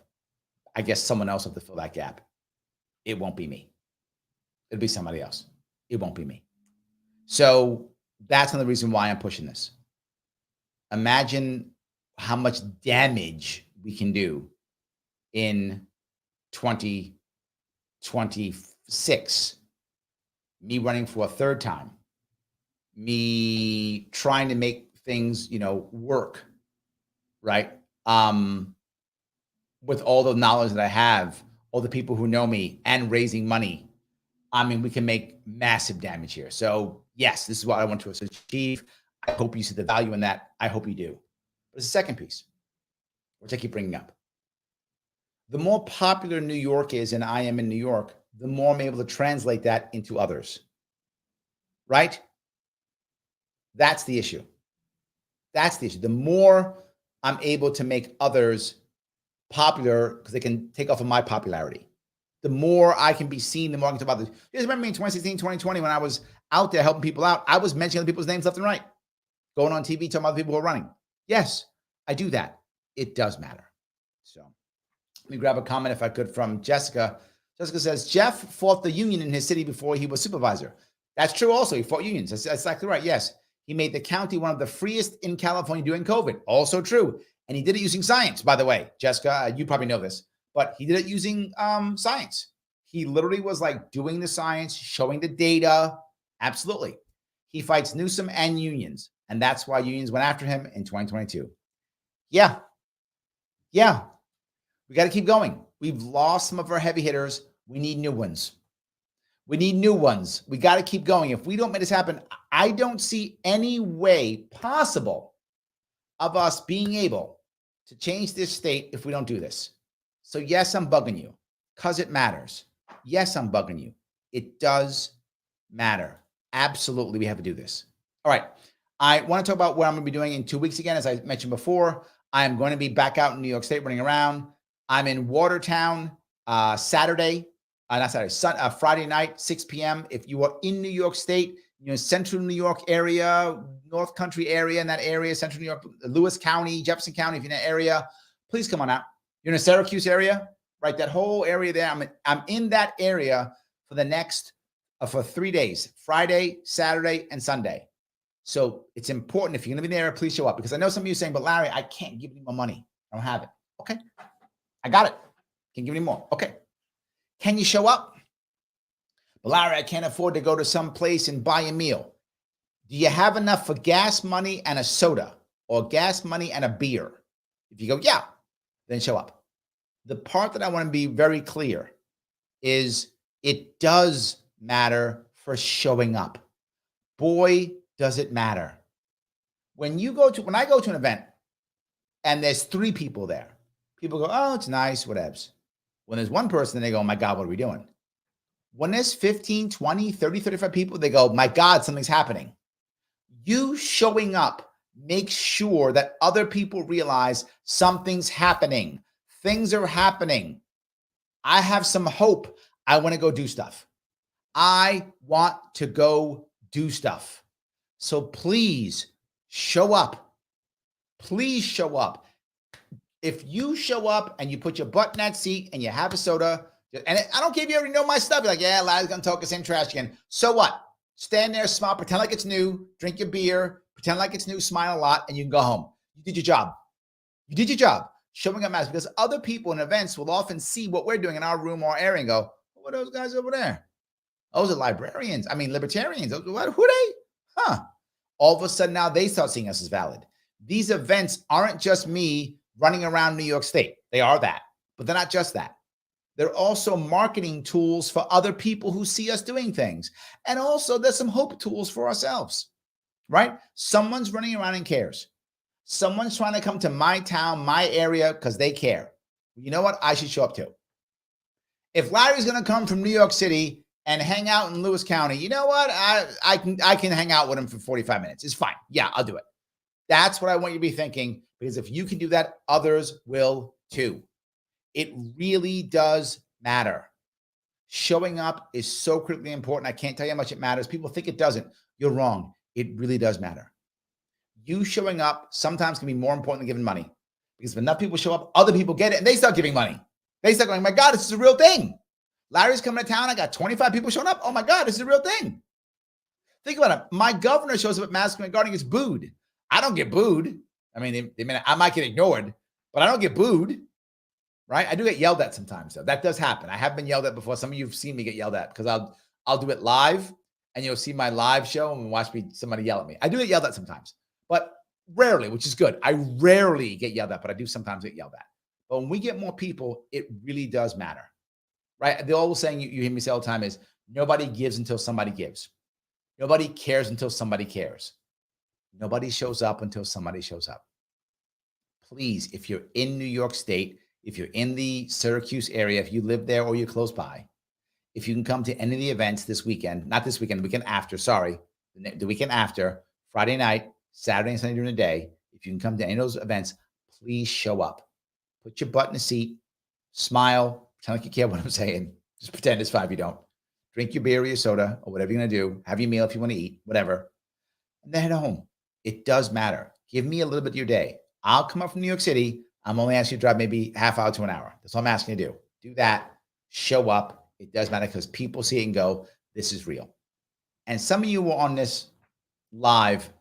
I know you do it because you not only give, I've seen you give, you also show up. Matters so much. I remember it. Some people are shocked that when I meet people, I remember their stories, I remember who they are, I remember their names, because showing up matters to me. You could have been watching Netflix. You could have been hanging out with your friends. You could have been hanging out with your family. You could have been whatever. taking a gummy and chilling out. I mean, you could be going to work. You could be making money. You could be playing game, watching TV. So many options you could be doing. You could be playing video games. There's so many things you could be doing. But you decided, you know what? No, I'm going to go out. I'm going to go see Larry. Yes, yes, yes. That's what I'm talking about. Sarah says, most of success in life is showing up. Yes, 100% true. Most of success is showing up. And I'll give you a quick story. I was talking about how difficult it is to find good help, right? Find good employees. And I was saying how, people are struggling to find good help. And they're saying, I'll hire anybody with a work ethic. That's all I care about. And then one guy says to me after he hears his story, he goes, Larry, let me tell you what my hiring process is. I said, okay, what's your hiring process? He says, I tell the person that the interview's at 8:00. I open the door 5 minutes to 8. If they're there, they're hired.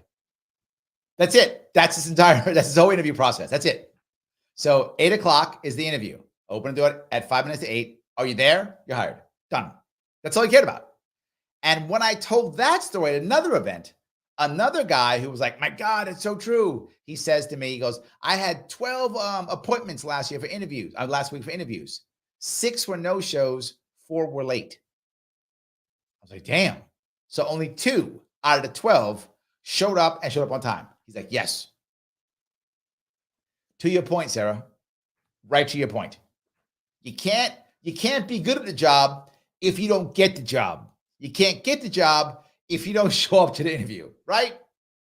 You got to first show up to the interview so you can get the job, so you can be good at the job. And some people don't want to do that. So yes. So this goes back to my point of, I know there are other things you could be doing. I'm glad you're choosing to come to my event. It does matter. Now, to bring that point up, some people are going to say, well, Larry, why are you doing this? Why isn't National doing this? Why isn't the state party doing this? Because this takes a personality to do. That's why. It takes a personality. And I mean that. People want to see the face of something, right? The center of purpose is a face of something. I'm that face. I'm the personality to go out and do it. 100%. If you are part of the LPNY, if you're part of the National LP, you can still donate to me and it'll still go to the same spot. Doesn't matter if you want to. If you want to donate to them, please feel free. Not saying you should donate to the National or the state party. You can't if you want to. But my goal is one thing. I've been saying it literally for months. It's been obvious something I'm doing. My goal is getting ballot access for New York State in 2024. I'm not running for office. I'm not jumping up and down. I'm not doing the things. I'm focusing on that. That is what I can do to move the party forward. So I'm focusing on my part of the world, on what I can do to fix this state, to fix this party, to fix this nation. That's what I could do. So that's what I'm doing. I would ask you all to do what you can do, whatever that is.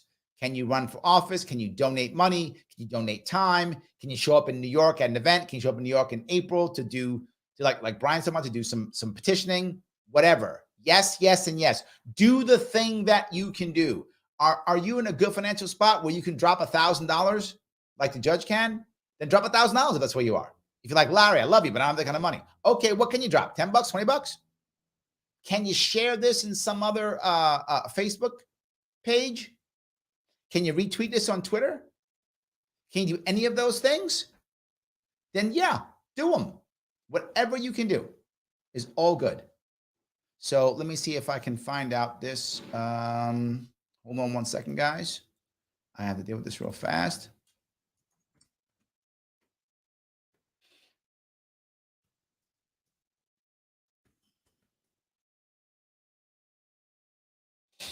I apologize. I'm dealing with Maj has a small issue that I'm working with right now. I know you guys want to see Maj. I do too.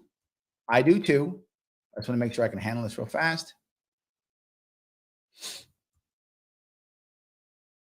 Just so I can cover this. There we go. All right. So there. Maj is still be coming on. He's just having a little bit of travel issues. I'll say that. There we go. Travel issues. How about that? Does that sound good? He's having that. In any case, so the reason why, hold on, let me grab this real fast if I could. Dave has, and Joe, grab a couple of these. Joe says, Larry basically just said he has a nicer face and personality than Angela. I should be there. I'm not going to say I'm pretty to Angela because that wouldn't be true. She's a very pretty woman, so that's not true. Could I have a cooler personality? Maybe. Depends on who you are. I think some people might agree with that. Some people would not. Depends on who you are. I think that's more to taste. But I think she's got me on looks. That she's got me on for sure. Personality, I think that's individual. Someone could agree, someone could not. So there we go. How about that? Was that a political enough answer for you? But I think it's true though. Yes. So yes. Dave says, here's the weird thing. In Iowa, if everybody's Libertarian donating $10, the LPIA would have around $150,000. Here's the issue, Dave. And I know some people get upset at me about this. I know some do. But I am constantly looking outside of libertarians. You guys see it. You see the kind of people I put on my show, the kind of people I interview. I am constantly going, if you want to stay in a libertarian bubble, there are literally dozens of libertarian podcasts and shows that just keep libertarians on them and do libertarian stuff. That's common. I'm not against that. That's a good thing. Nothing wrong with that. That's not what I can do well. So I don't, right? I try to focus on things that I do relatively well and not on things that I'm not good at. And try to do things that I think I'm better at than most, right? Oh, I'm good at this thing. Let me focus on that, right? No one's going to have a better chance of getting New York State ballot access than me, right? I got the best shot than any libertarian out there. When it comes to libertarians, I'm the most popular libertarian in New York State. I think that's true, right? I don't think anyone would say that's not true. So I have the best shot at it. Whether I can get it or not, we'll find out. But I think I have the best chance. So I'm focusing on that. When it comes to crossing over and going to non-libertarians, I think I'm pretty good at it, which is why I keep doing it. I keep going off and talking to non-libertarians constantly, trying to draw in people who are not libertarians. Because I want them to come on board because I want them to think that we're not crazy, we're not nuts, and maybe they might vote for one of us one day, right? But I also want to draw them in to be libertarians eventually. I hope many of them will be. Obviously, not all of them will, but I hope they will. But more importantly, if I bring on people who are non-libertarians who are pretty popular in their own worlds, their people may see us. So while that individual may not become libertarian, the people who are following them might. They might go, well, that guy was in that Larry Sharpe show. Larry Sharpe seemed pretty smart. Let me watch his stuff. Before you know it, they start coming. Because to your point, Dave, I would like if every libertarian donated $10 for the LPIA to have $1.5 million. That's what I would like, right? I would like us to have so many libertarians that $10 per would be millions. And something else, I'd like us to be popular enough that, and you bring up a valid point. Last year showed us something, Dave. I'm sorry, I'm going down a road, but you brought up a very valid point. Last year showed us something. And what it showed us was the things that we were for and or against, that we tried to stand up for or tried to stand against, we didn't get much credit for it. Libertarians were against lockdowns. Who got credit for it? Republicans. And half of them weren't even against them. And they got credit for it. Now you can say, Larry, we didn't do a good job. Maybe, right? Look, there has to be some personal responsibility on this also, obviously. And there aren't enough people who are saying it's libertarians.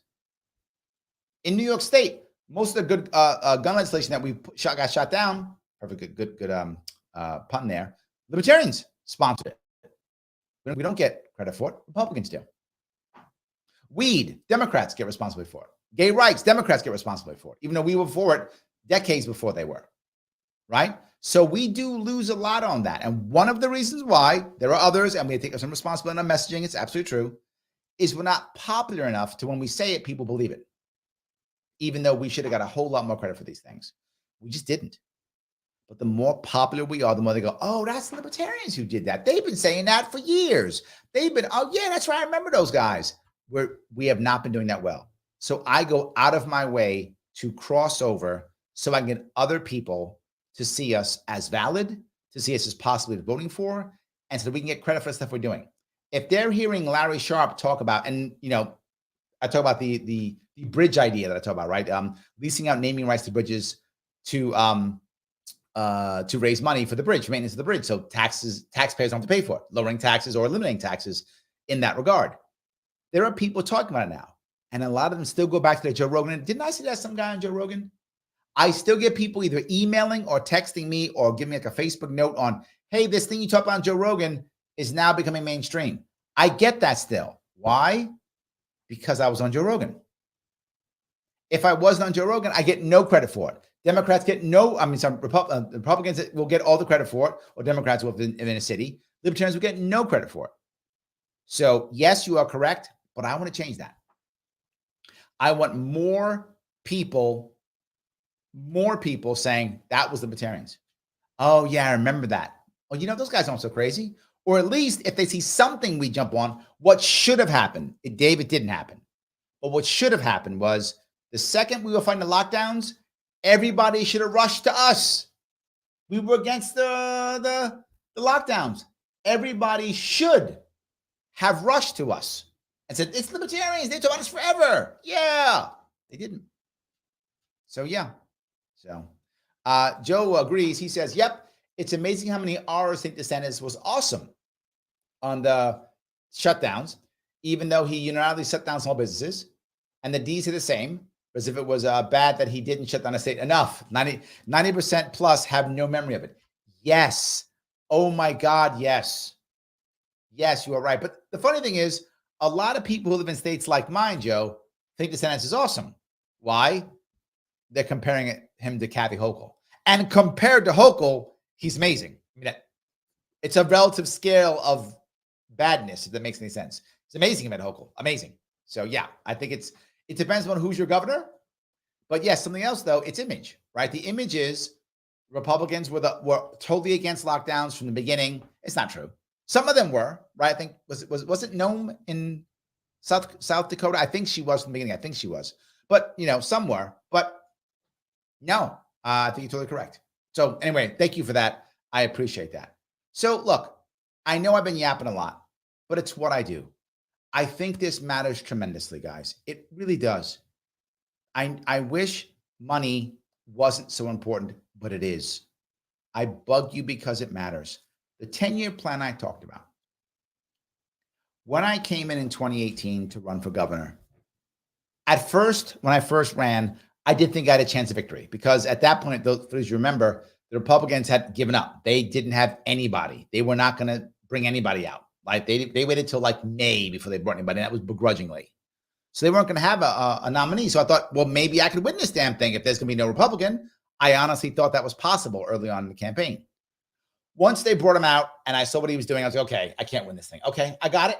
I can't win this thing. No worries. But what can I do? Right? What impact can I have? And I thought I could have a lot of impact. What as much as I thought. They were very good at beating me up with their polling and their way of putting me in the press. It was very difficult. But we got past it. We still got ballot access. And now I saw that we can make things happen. When they changed the ballot access laws, for those of you who don't know, in New York State, what they did was it had always been every 4 years that you would get ballot access for, right? It was every governor's race. There's the governor's race. 4 years, you get ballot access for 4 years. That's how it always been. They decided all of a sudden, oh no, it's every 2. And we're just going to take away your ballot access. Sorry. During COVID lockdowns. That's what actually happened in New York State. It devastated us. We couldn't get ballot access. There was no way we could push through. And once that happened, a lot of the state party began to fall apart. And it was because people started leaving. People lost hope, right? We were talking about hope earlier. People in New York State, many of them lost hope. They thought, it doesn't matter what we do. No matter what we do, they're just going to get rid of us. They're going to destroy us anyway. No chance. And a lot of New York libertarians lost hope. And it really hurt the party badly. And I thought I could fix it.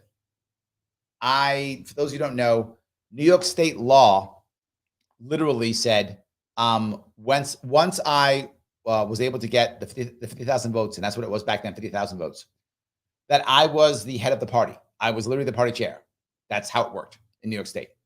So what I did was, I said, I don't want to be party chair. I want to get ballot access. I want to be a candidate, not a chair. So we wrote the rules for it. And once we're done writing the rules, I then presided over the first meeting and called to order, and then immediately ran the election to replace me. And the people on the committee found the new chair, and I walked away. And I thought, I'll be fine. I'm going to go do my thing, go back to work. Go back to my family. I spent a year and a half on the road doing this thing. I'm going to go back and do this. I'll be fine. They'll be fine. I was wrong. And I should have known. I look back. There was no way our party could survive the onslaught of the state. It was asking them too much. It was asking too much of them. There was no way they could handle it. There was the onslaught from other parties trying to take over our party, trying to get involved in our party. And then the state itself was crushing us, and we fell apart. And the state now is in trouble. It's true. New York State is in trouble. And it's because many of the people in the state have walked away from the party. At least half of them literally voted for the Republican last time. I mean people who actual libertarians voted for the Republican last time. Just like, who cares? I think a lot of that happened too. And it was hard for us. But I feel the advantages with this terrible place that we find ourselves here in New York. Is that if we're able to make this work, the turnaround is amazing, right? The turnaround is amazing. If people see us actually turn New York State around, it's going to be magical, guys. And I know you might go, Larry, you're crazy. It's never going to happen. So what if I'm wrong? Seriously. So what if I'm wrong? What if I'm wrong and we can't raise the money? Then we can't raise the money. We don't do it. We're in the same spot we're in now. But what if I'm right? And we raise the money and we get enough signatures. And when that happens, the Republicans, Democrats go, what the hell is going on? Didn't we destroy you guys already? Why won't you guys go away? We keep crushing you and you keep coming back. You're pissing me off now, libertarians. So that's it. We'll do lawsuits. So they throw lawsuits at us. But we're ready for them. And we got lawyers prepared and money ready to pay these lawyers and to pay all the fees they're going to make us pay. We got it already. They're like, whoa, wait a minute. These guys are ready for the lawsuits now? And they can take it this time to the Supreme Court if they have to. And if this goes anywhere near the Supreme Court, we win. I'm not joking. If this goes anywhere near the Supreme Court, we win. Because if it gets to the Supreme Court, of course we win. There's no way the average person, when they see how corrupt this is, will say yes to it. And there'll be political repercussions for this, right? If we get to be publicly in the Supreme Court, oh my God, what a home run that will be. If it gets to the Supreme Court, we win. They won't want to get to the Supreme Court. So they'll settle with us before it gets there. So either way we win. If we've got the money, which I did not have last time, I couldn't take this to the Supreme Court. I ran out of cash. If we had money this time to take it to the Supreme Court, we will win this thing. So now we win. Now we're on the ballot. We've gone through all their hoops. All they need is 2%. Here's the problem. They only have two choices. Choice number one, try to be quiet and hope we don't win, meaning get 2% or more. Well, I'm going to be crossing the state, and we're just going to have won a lawsuit. So we'll raise even more money. And I'll be across the state pumping whoever our guy is, our gal is, whoever it is, whether it's Mike Chamath, whether it's Lars Mapstead, Chase Alba, whoever it is. I'll be pumping that person for 6 to 8 weeks more all across New York State. Got to do it. Here's why. I'll be on TV. We'll be buying ads on radio. Yes, that's part of that money. We're buying radio ads for local people, local newspaper ads. We can see it, know who they are. And a lot of them already know who I am. Remember, I was polling at 6% before I announced. That means 600 people know who I am, and we're going to go yes. It means more know who I was, right? So 6% were prepared to vote for me. At least double knew who I was, but didn't want to vote for me. So now people in New York State know who I am. I'm crossing again. I'm on TV. I'm on the radio pumping our person. I got 2% last time I ran. I can't get 2% now with somebody else? Yeah, I can. 100%. And if they know that, they go, well, what's our other option? We got to stop them. How do they stop me? How do Republicans stop me? They only know one way: attack. I can only hope. I can only hope, because the attack draws more attention to me. It draws more attention to me. And now I'm running this thing as someone's surrogate. So I can be as aggressive as I want to be. It's not me. I'm helping somebody else out. I can be the aggressive attack dog I want to be. I'm telling you, I'm right here. If we raise the money, we get ballot access, and we're ready for 2024 and ready for 2026 and beyond. We're back to 50 state ballot access. Everybody has to come to us. They've got to come to us, and that's what I want. I want them to have to come to us, because if they come to us, they have to be more libertarian.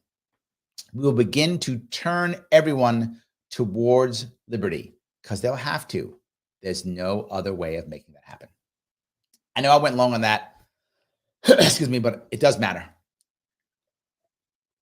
I'm sorry. So yes, Sarah goes on to say, the public needs to hear that we have real answers. Yes, yes, and yes. Sarah, yes. And you guys, I mentioned this before, but what really burned me, so many things burned me, but what really burned me and what shocked many people and what I still get from people is, well, Larry, why don't you go back on Joe Rogan? Larry, why don't you go back on Glenn Beck? Larry, why don't you go back on all these shows? Like it was my choice. Like I said, nah, I don't want to be on them. As if I chose that. Of course I wanted to be on all those shows. Of course I did. I was on all those shows in 2018. Of course I want to go back to them. Why don't you go back on, on Ebro in the morning? Why don't you go back? I want to go on all of those shows. They wouldn't let me on. Why? I wasn't on the ballot.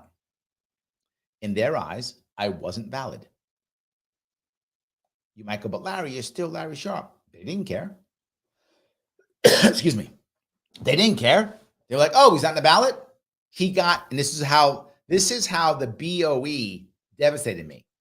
They said I was disqualified, which legally is true. But you're going to put a disqualified candidate on your show? That's how they put it.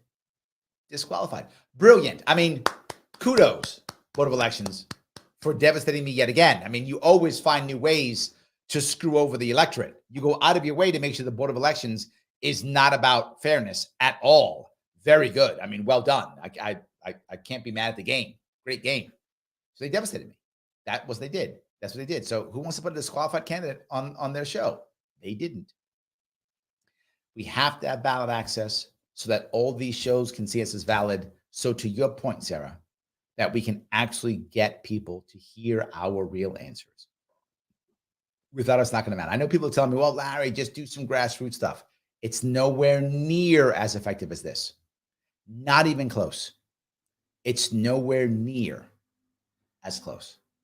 So, yes. So I was going to say, I'm hoping if it gets to SCOTUS, they decide to remove political parties from the ballots like the founders warned us. I'm okay with it again. I mean, fine. Yes, I don't have a problem with that either, right? It's all good as far as I'm concerned. I see no loss in this, right? There's no loss if we go to Supreme Court. They either do what you say and get rid of it all, win for us, or we win. Good either way. Either way, we win. So I'm not really concerned about it, right? Either way, it seems like a win to me. I'm good with either one of them, Joe. I think you're right. It's possible it happens. The problem is right now. The problem is that the system is so entrenched in party politics. The idea of them adjusting that is tough. I mean, they're so accustomed to it, right? They're so accustomed to it. I'm not sure that they would want to change just because it's what they know, right? It's what they know. So yeah. Anyway, I could be wrong. Who knows? You never know. Supreme Court does stuff I don't think is going to happen. So who knows? Aren't they getting ready to rule on something today? I think I saw someone tell me that. I think they're ruling on something today. Anyway, my point being, either way, we win on this. If we have the money, we will absolutely get ballot access.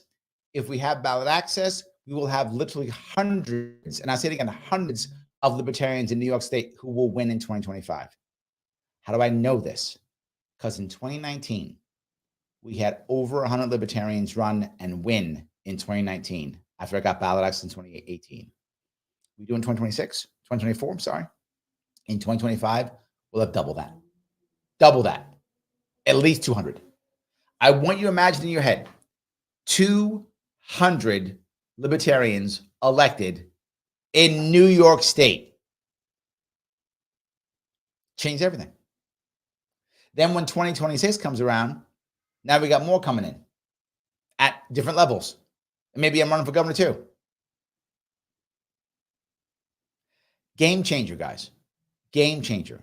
2026, if that goes that way, we might get a libertarian congressman. That could happen. We get a libertarian congressman. That could happen in 2026 out of New York State or any other state. That could happen. I want it to happen. But if we don't do this, it's not. So please let me ask you one more time. If you haven't clicked that like button, do it now. It does matter if you haven't clicked that like button. Click that like button so I can get past algorithms. If you're watching on Twitter, please retweet this right now. If you're writing it on Twitter, on Twitter, please retweet it right now. If you happen to be watching on Facebook, then do me a favor. Share this into a group in Facebook so that people can see it and watch it and care and be interested. I don't care if they're libertarian. It's nice if they are. If they're not, so what? So what? Let people hear what we're talking about, right? And of course, please support us directly if you can. Remember, we have 2 matches, one up to $5,000. Second one, for every $400 we bring in, we match 100. LarrySharpe.com/donate. Please, the best of your ability, give what you can. I'm asking you for, if at all possible, an 18-month commitment. If you can give me $25 a month, that's awesome. If you can go higher, please go higher. $25 a month ongoing so that we can get past this, get to our 500,000 mark by next April 1st if we can next year, so that we can move through petitioning and then through lawsuits and then all the way up until election day, and we get at least our 2%, if not more, hopefully 4, 5, 6, 8%, I hope, for a presidential candidate. You might say, Larry, are we really going to be able to make that happen in New York State? Yes, there's a second reason why. And that is New Yorkers know something. New York is going to go blue for the presidential candidate. That's going to happen, right? Whoever that is, right? Whoever wins the presidency, doesn't matter whether the Republican wins, Democrat wins, New York's going blue. If Republican wins, they're going to win without New York. Democrat wins, they win with New York. New York is going blue. It's 3-1, Democrat to Republican, more Republicans leaving. Why does that matter?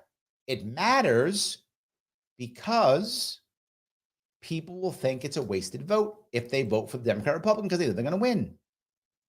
That's why. It's like, you know what? Doesn't matter.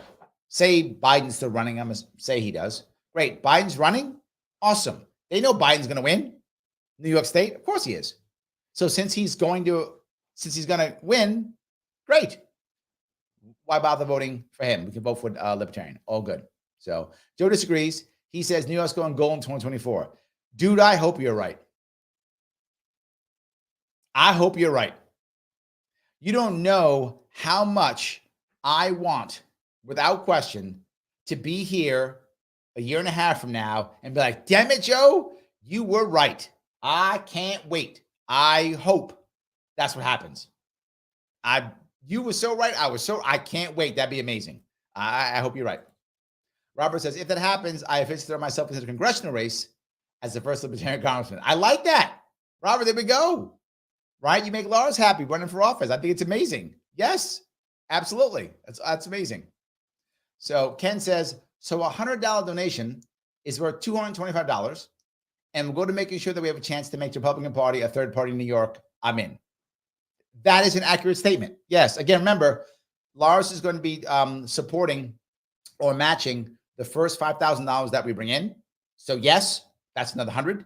Plus, for every 400 we bring in, the judge is going to match 100. So yes, 25%. So you're correct. So a $100 donation is worth $225.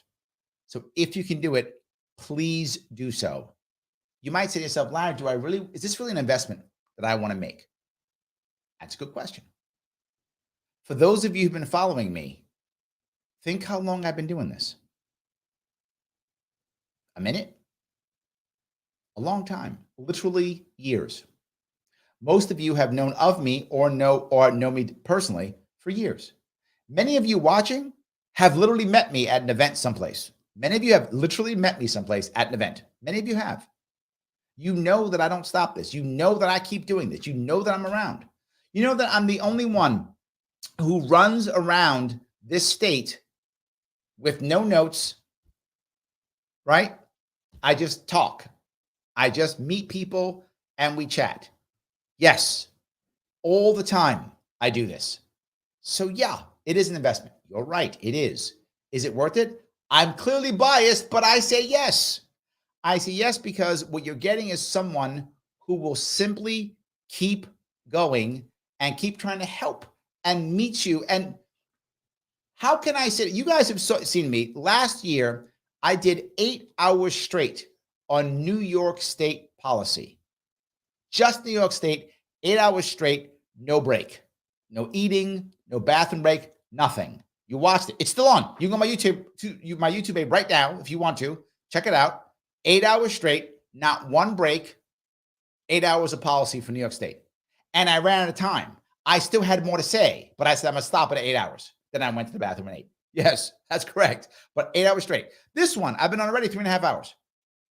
3.5 hours I've been on already, talking about this one issue, right? I'm not asking you to sit on for 8 hours listening to me yap all the time. But damn it, I'll do it. I'll do it. You have seen me do it. You have watched me do it. You can go watch me do it if you want to. Yes, I ask a lot of you. I do. You're right. But I also give a lot also. And again, I don't say what I'm doing because I want you to feel sorry for me. I volunteered for this. I don't require any of your pity or any of you to feel sorry for me. Not required. I volunteered for this. This is me. I knew what I was doing, and I'm deciding to punish myself. That's me. Okay. Don't feel sorry for me. Join me. That's what I'm asking you to do. Don't feel sorry for me. Join me. Say, Larry's going to do and punish himself. All right, I'll do a little bit too. Okay. Okay. He's not just pointing his finger at me. He's walking the walk himself, so I'll do some walking with him. That's what I want you to think of. That's what I want you to do. Right? That's my point. That's what I want to do. So yes. Joe says, my phone battery might die. I've been watching you in this live stream so long. Yeah, that's why I don't do it from my phone. Because that would happen 100%. Yes, because that would actually happen. I agree completely. But yeah, I put out a lot of, if you notice, I've done across New York State over 500 events. All of them live with no notes. All of them live, no notes. People say, Larry, how are you so good when you're out with the people and talking to them so much? I've done it so much. Just practice. You get good at it, right? I mean, you keep doing something, you get better at it. I have done this. For those of you who don't know, as I cross this state again, I've been starting it a couple of weeks ago. I started crossing it again. This will be my sixth, as in the number 6, my 6th time crossing New York State. It'll be my 6th full Sharpe. I cross this state every year, even when I'm not running. I still cross the state, even when I'm not running. Why? If I'm going to talk the talk, I have to walk the walk, or you're always going to think I'm full of shit. It literally is that simple. If I don't walk the walk, you are going to you think I'm just talking the talk. I'm not walking the walk. You're going to think I'm full of shit, and you're not going to support me and get behind me. I need you to support this. You need you to support me. You need to get behind me. I need you to realize I'm real. And the only way I do that is by putting myself out there so you can see I'm real. I say it all the time. If you want to gain trust, 2 things are important: transparency and vulnerability. I am transparent. You guys have also seen me be vulnerable. You've seen me in my failures. You've seen me lose. You've seen me get my ass kicked. You've seen it. Some of you were there when it happened. You've seen it. So I've been both transparent and vulnerable. Why? I need your respect, and I can't get it. To do that, I need your trust. As you've heard me say 1,000 times, and I'll keep saying it, I can have any of you angry at me. I can have any of you think I'm wrong. Joe was on his live stream. Joe has disagreed with me in the past more than once. I can have you guys mad at me. I can have you guys think I'm wrong, disagree with me. Yes, absolutely. That will happen. Of course that will happen. But I can't have you not trust me. If you don't trust me, we're done. Once you don't trust me, relationship's over, right? Larry's full of it. Over. Doesn't matter. Don't care. It's over. I don't trust that guy. But you can go down, that guy's wrong. I think Larry's wrong on this. I'm mad at him because he said this. Yeah, possible. But we can get over that, right? We can get over you disagreeing with me. We can get over you being mad at me. That's something that we can talk through, work through. We can fix that. We can't fix you don't trust me. That's the end. This is why I push this, why I keep doing this. This is why I'm out here doing this, because I want you to know who I am. I want you to realize that when I'm talking, this is the old Gary Johnson model, right? He's like, I don't lie because I can't remember stuff. That's smart. So what you're getting from me is what I actually feel. So I don't have to lie. I'm telling you what I actually think. So that's that. So yes, there are many reasons why I am the way I am. And I'm hoping that this matters for you guys, that you guys will be prepared to support me when I need you and to hold on to me when I fail and not just go, oh, he failed. And I guess the other part that really personally bothered me is so many people, when I failed last year, literally just gleefully enjoyed my failure or pain. People who I thought were close to me, who I thought were more than just comrades, who I thought were friends, who I thought just gleefully enjoy my failure and my pain. That was some of the hardest things for me to handle on a personal note, right? It was tough. But what can I do? Yell at them? Was that going to fix it? It wouldn't. I had to just keep going. So yes. Sarah says, but most of all, we've seen you don't give up. Thank you, Sarah. Thank you. And that is what I'm trying to do, right? Let you know that it does make sense. This is an investment, right? Sadly, for many campaigns, it's one and done. And you give your money and you go, give money to that guy, that gal. You know, she was good, but now she's done. I'm hoping you see you give your money to me and I keep going. It is an investment. And I keep turning more people. Some of you watch people on these live streams turn. Like, oh, you know what? I didn't realize I was libertarian. We are literally converting people, bringing them home, if that makes any sense. People are doing it, right? We're seeing people turn and become libertarians and want to get behind and want to run for office or want to support a candidate or want to donate or want to get out there and protest or whatever the case may be. We see it happening on shows like this because I talk to anybody. I don't give up. And when they come back to me, here's the thing. And Sarah, I'm glad you brought this up. Somebody comes on and says, oh, that Larry said something cool that I like, whatever the thing is. Yeah, but he's probably a crazy libertarian, whatever. Then they watch the next live stream and go, huh, that's consistent. That's the same thing he said last time. Huh. They watch another one. I like that thing too. That's similar to what he did last time. Huh.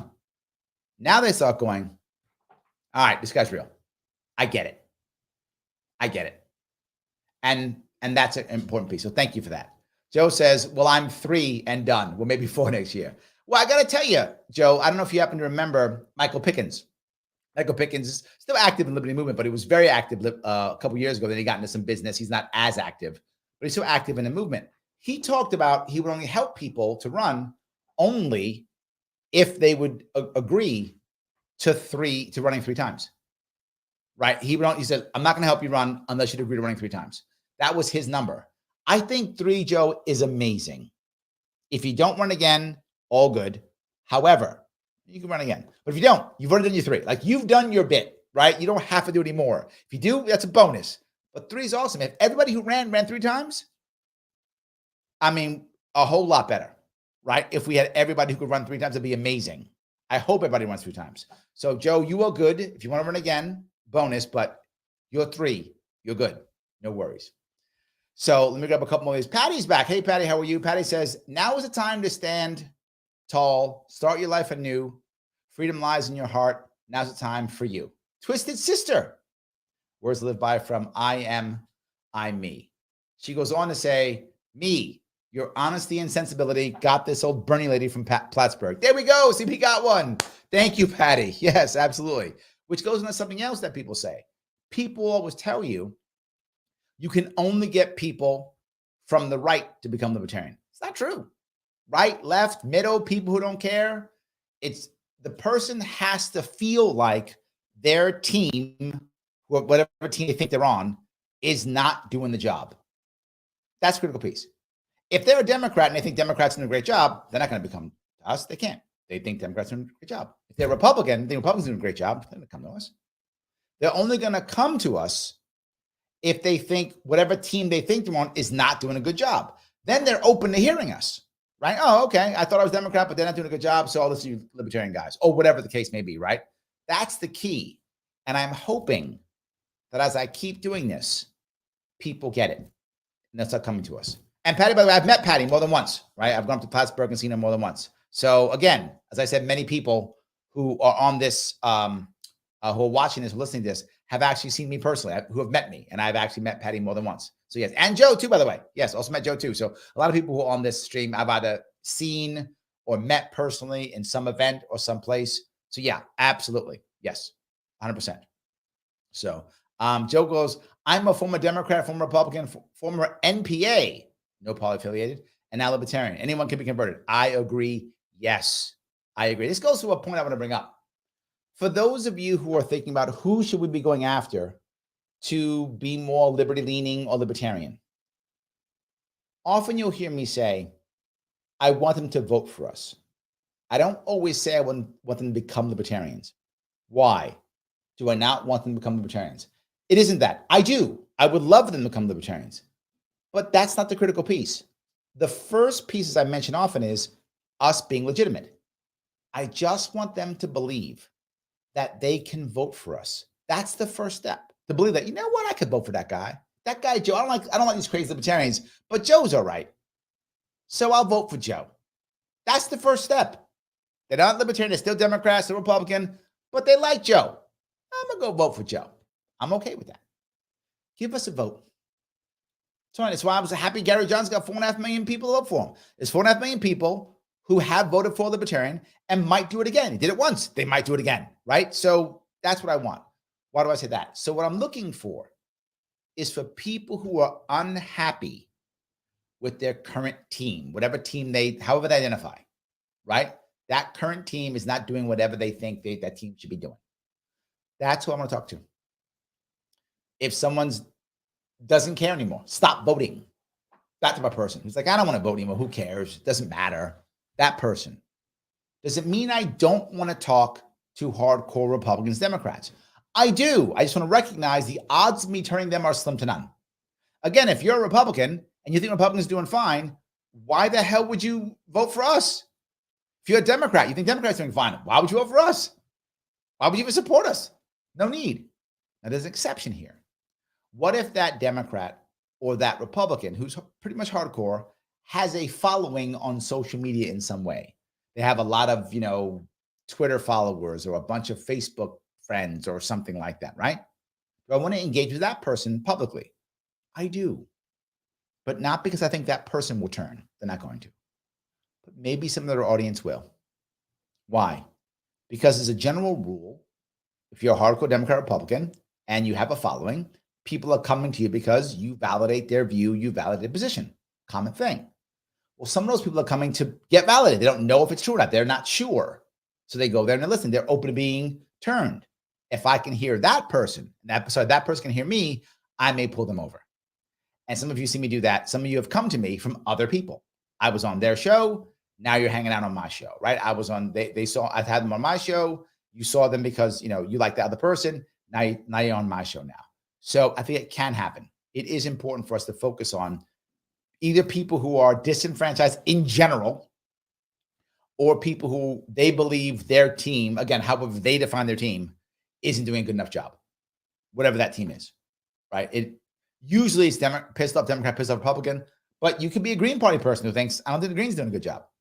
Whatever. You could be a Bernie supporter who thinks Bernie's not doing a good job or whatever, right? You can think whatever. This person's not doing the job that I want them to do. You're now open to making a turn. Doesn't matter if you're left or right. Doesn't at all. What actually most people want, and it's going to sound crazy, is just better. Most people actually just want better. If they believe, and it's the hard part for us as libertarians, we spend so much time saying government bad, get the government out. Not that that's wrong. We just spend so much time saying it. We're not saying, hey, here's how things are better. Here's how we make things better. When people hear, wait a minute, Ken's just not this anti-government guy, but Ken actually has a plan to make things better. Huh. Okay. Now I'm going to hear you because I wanted my team to make things better, but they're not. They're talking the talk like they make things better, but they don't make things better. So now Ken's about making things better. Okay. Let me listen to what he's got to say. So that's the key. They really just want things to be better. They believe their team is going to make it happen better than the other team, right? They believe that. However, we can show them another way. So I hope that was clear. So, all righty. Let's see here. Paula says, libertarians need policies and programs and plans. Yes, and it's unfair, Paula, and you are correct. Democrats don't require that. Democrats just need Republicans bad. They are good. Republicans don't need policies. They just need Democrats bad, and they're good. We don't get that. It is utterly unfair and still true, Paula. You are correct. We have to have actual policies and programs to show that we can make things better. Absolutely. Karen asks, New York would likely move the goalposts again after we exhaust all of our time, energy, and treasury obtaining ballot access. I don't think so, Karen. I don't. And the reason is twofold, as I mentioned. I don't know if you were watching earlier, but there's twofold behind this. If we're able to raise the money and get the actual signatures and make that happen, there will be lawsuits, guaranteed. They're going to sue us on whatever they're going to sue us on. But if we have the money, last year I ran out of money. I couldn't take it to the Supreme Court. I could only go to the well a certain number of times, and I just couldn't go anymore. This time we'll have the cash. So we could, in theory, take this to the Supreme Court, which means if we go towards the Supreme Court, one of two things will happen. One, it'll actually go to the Supreme Court. That's option one, right? If it do, I hope it goes there, but that's option one. It goes to the Supreme Court. It goes to the Supreme Court. The entire country will have to see how unfair this is. There will be repercussions. We will get all the people from the no labels party, the forward party, all the people who literally have hundreds of millions of dollars will all be on our side all of a sudden. That will happen. I know that. I know these people. I talk to them. That will actually happen. That happens, we'll actually win the lawsuit. So we'll be on the ballot. If it goes to the Supreme Court. I'm not saying it will go. I'm saying if it does. Otherwise, they may see and go, man, Larry's got cash in the bank. He keeps going. He keeps appealing. He's got money in his time. We don't want this to go to the Supreme Court. Because if it goes to the Supreme Court, they may end parties completely. They may do something crazy like that. And they know that. They might go, why do we even have Paul? Is this even constitutional? They may go down that road. They may make it super easy for everybody to get on the ballot. They know you don't know what the Supreme Court's going to do. And that affects everything. They may be scared of that. And they may go, you know what? We're not going to the Supreme Court. We'll settle before. If they settle, they're going to have to grandfather us in. So it is possible they remove the goalposts for other people. That will suck. But that might happen. They might pull the ladder up if that makes any sense. Let us in, as they did for themselves and the Conservative Party and the Working Families Party in New York State. They may just pull a ladder up for everybody except us. That might happen. That is a real fear, and that would suck. But we can't change that if we're not on the ballot. So if we're on the ballot, we can begin to win elections and then change it to make it fairer. But they might do that. So either if we get the money, I focus on getting the money part, then we'll be able to get to the Supreme Court. It either goes to the Supreme Court, and I'm sure we're going to win that in some way, shape, or form, but it could be horrible for them. So they'll probably stop before it gets there and settle in some way. A negative or more negative outcome that might happen, Karen, I think this is valid, is they may, as I said, just let us in and let everybody else out. That could happen.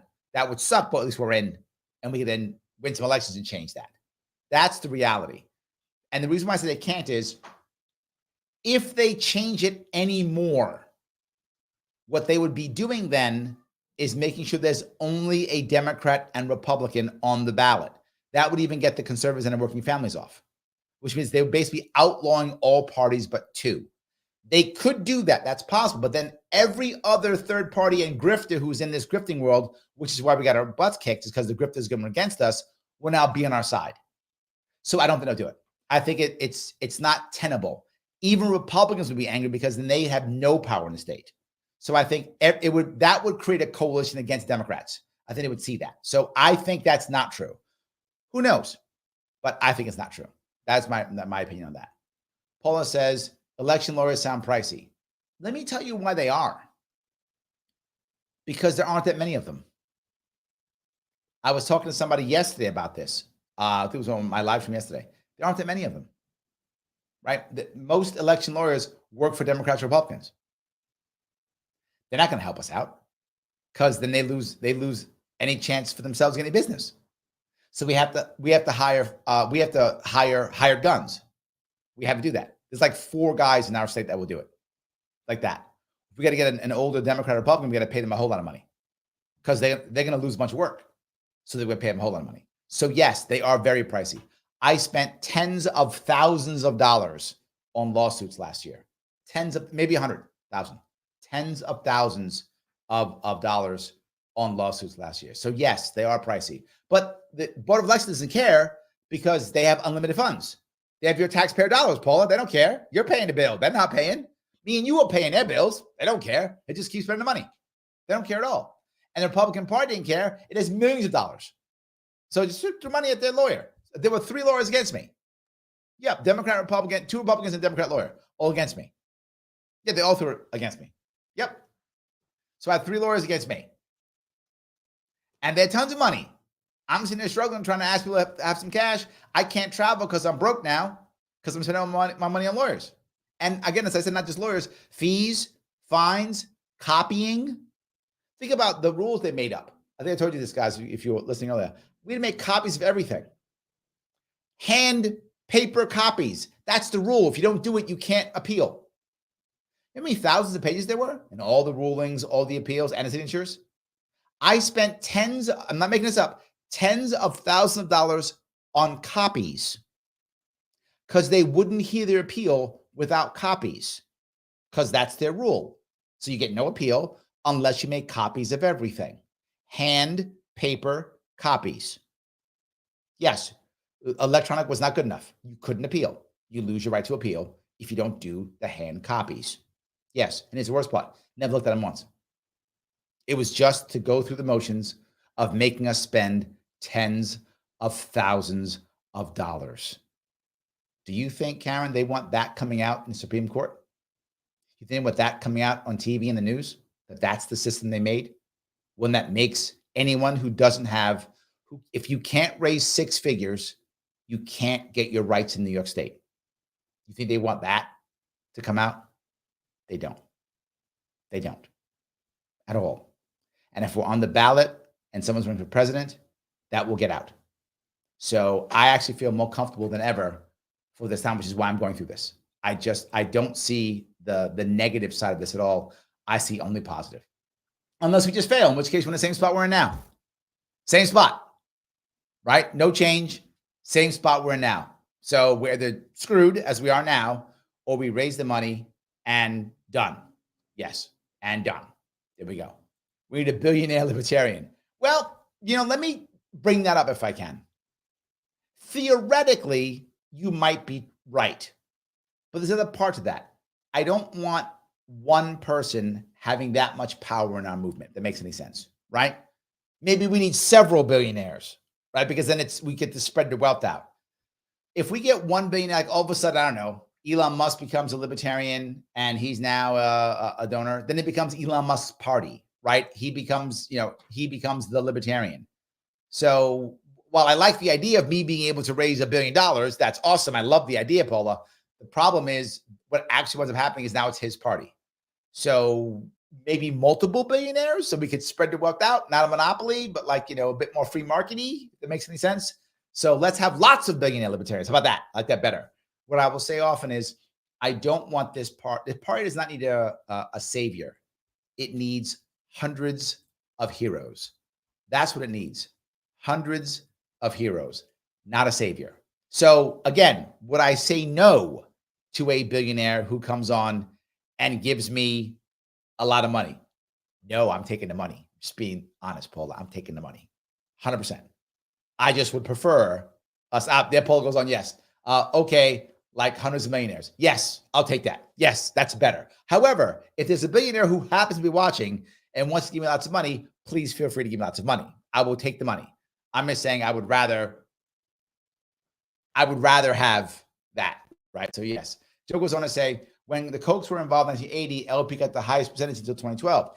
Yes, but to this day, Joe, people still think the Libertarian Party is run by the Koch brothers. To this day. And that was 40 years ago. And people to this day still think that. In many people's minds, this is the Koch brothers party. And that's my worry, right? I don't want it to become Elon Musk's party. Say Elon jumps in, drops $1 billion on the party. Again, I would still take the money. I'm just saying it would be great for us because say he becomes a libertarian, I'm using air quotes, for, a year or two, then goes back to becoming whatever, Democrat or whatever, Republican, whatever he is now, right? He goes back to that. This party is still, it's Elon Musk's party.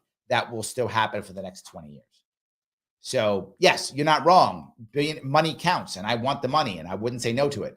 I'm just saying for the party itself, I'd rather have hundreds of millionaires than 1 billionaire if I have a choice. If my only choice is 1 billionaire or nothing, I'll take the 1 billionaire, right? If that's all I got, I'll take the 1 billionaire. But I would rather have, others. If that makes any sense, if I could do that. So guys, what I want to ask you, if I could, if you haven't hit that like button yet, please hit that like button. It does matter tremendously. If you are watching on Twitter, please retweet this right now. I cannot tell you how important it is. Retweet it so that people can see this. Some of you are saying, but Larry, I already gave. I got it. You already gave. Others haven't. And we have 2 matching donors. One who will match up to $5,000 that's given, and 2 who will match for every $100 we give, who will match $25 for every $100 that we give. That means if we actually raise $4,000, it's $10,000 we raised. Guys, if you can give, now's the time. Get people to see this. If you haven't given, please give. If you have given, let other people see it. Let them see the value in this and do it. Head on over to LarrySharpe.com/donate. Give what you can give. If you haven't gone up to $25 a month, please go up to $25 a month. If you can swing $50 or $100 a month, please do so. And I'm asking for an 18-month commitment. That's what I'm asking for. 18 months for $25 a month. If you can go to 50 or 100, that's awesome. But 18 months. Why? That's the commitment I'm giving you. 18 months. This will get us through petitioning, through lawsuits, and up to election day. So 18 months, if you can do it, please do it. It really does matter. If you haven't liked, if you haven't shared it, if you haven't retweeted it, please do that now. And of course, if you're on Facebook, please share it into other Facebook groups so they can see this, see the value, and donate and give. It does matter. We have to raise $500,000 by April of next year. So we got about a year to do it. It can be done. It will take time and energy. I will also, by the way, next week, not this weekend, but next weekend, I will be back out in New York State yet again on my full Sharpe, crossing the state one more time. You can come see me if you want to, hang out with me if you want to, ask me some questions, be mad at me if we want to, whatever you want to do, we can do. I'd love you to come out and see me if you can. I'll be in Watertown, Jefferson County, Friday night at 6 p.m. Head over to my Facebook page if you want to. You can see all my events there. I'll be in the Syracuse area. I'll be in Lewis County, Onondaga County, I think Madison County. I think Madison County too, I think. So yeah, I'll be in a couple places there. Please come check me out. If you can, it's not this weekend, but next weekend. Why does this matter? If I talk the talk, I'm walking the walk, and I'm doing it. I'm out there. I am going to be at the Port Byron Diner Sunday at 10 a.m. And then Sunday at 1 a.m., I'm going to be at Mimi's Drive-In in Fulton, New York, in Oswego County. So I will be in these 2 counties. I'll be there on Sunday. Saturday, I'll be at St. Drogo's Coffee and Bakehouse in Lawville.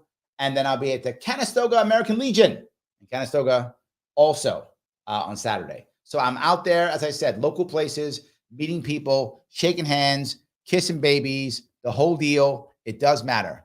So I do have a little bit. It's 1 p.m. Joe, stop teasing. I do have a little bit of bad news. Sadly, Maj could not make it. He got stuck. I know some of you wanted to see Maj. He couldn't make it this time. Oh, it's okay, because now he owes me, so he'll have to see me next time. So he will see me next time. I'll be doing another fundraiser in about another month or so. I'll have Maj come then. Guys, we'll say thank you so much for today. Whatever you can give, please give. Whatever you have given, thank you so much. This stuff does matter. I will be back in action on Monday. In a little bit of the weekend off a bit. I will see you all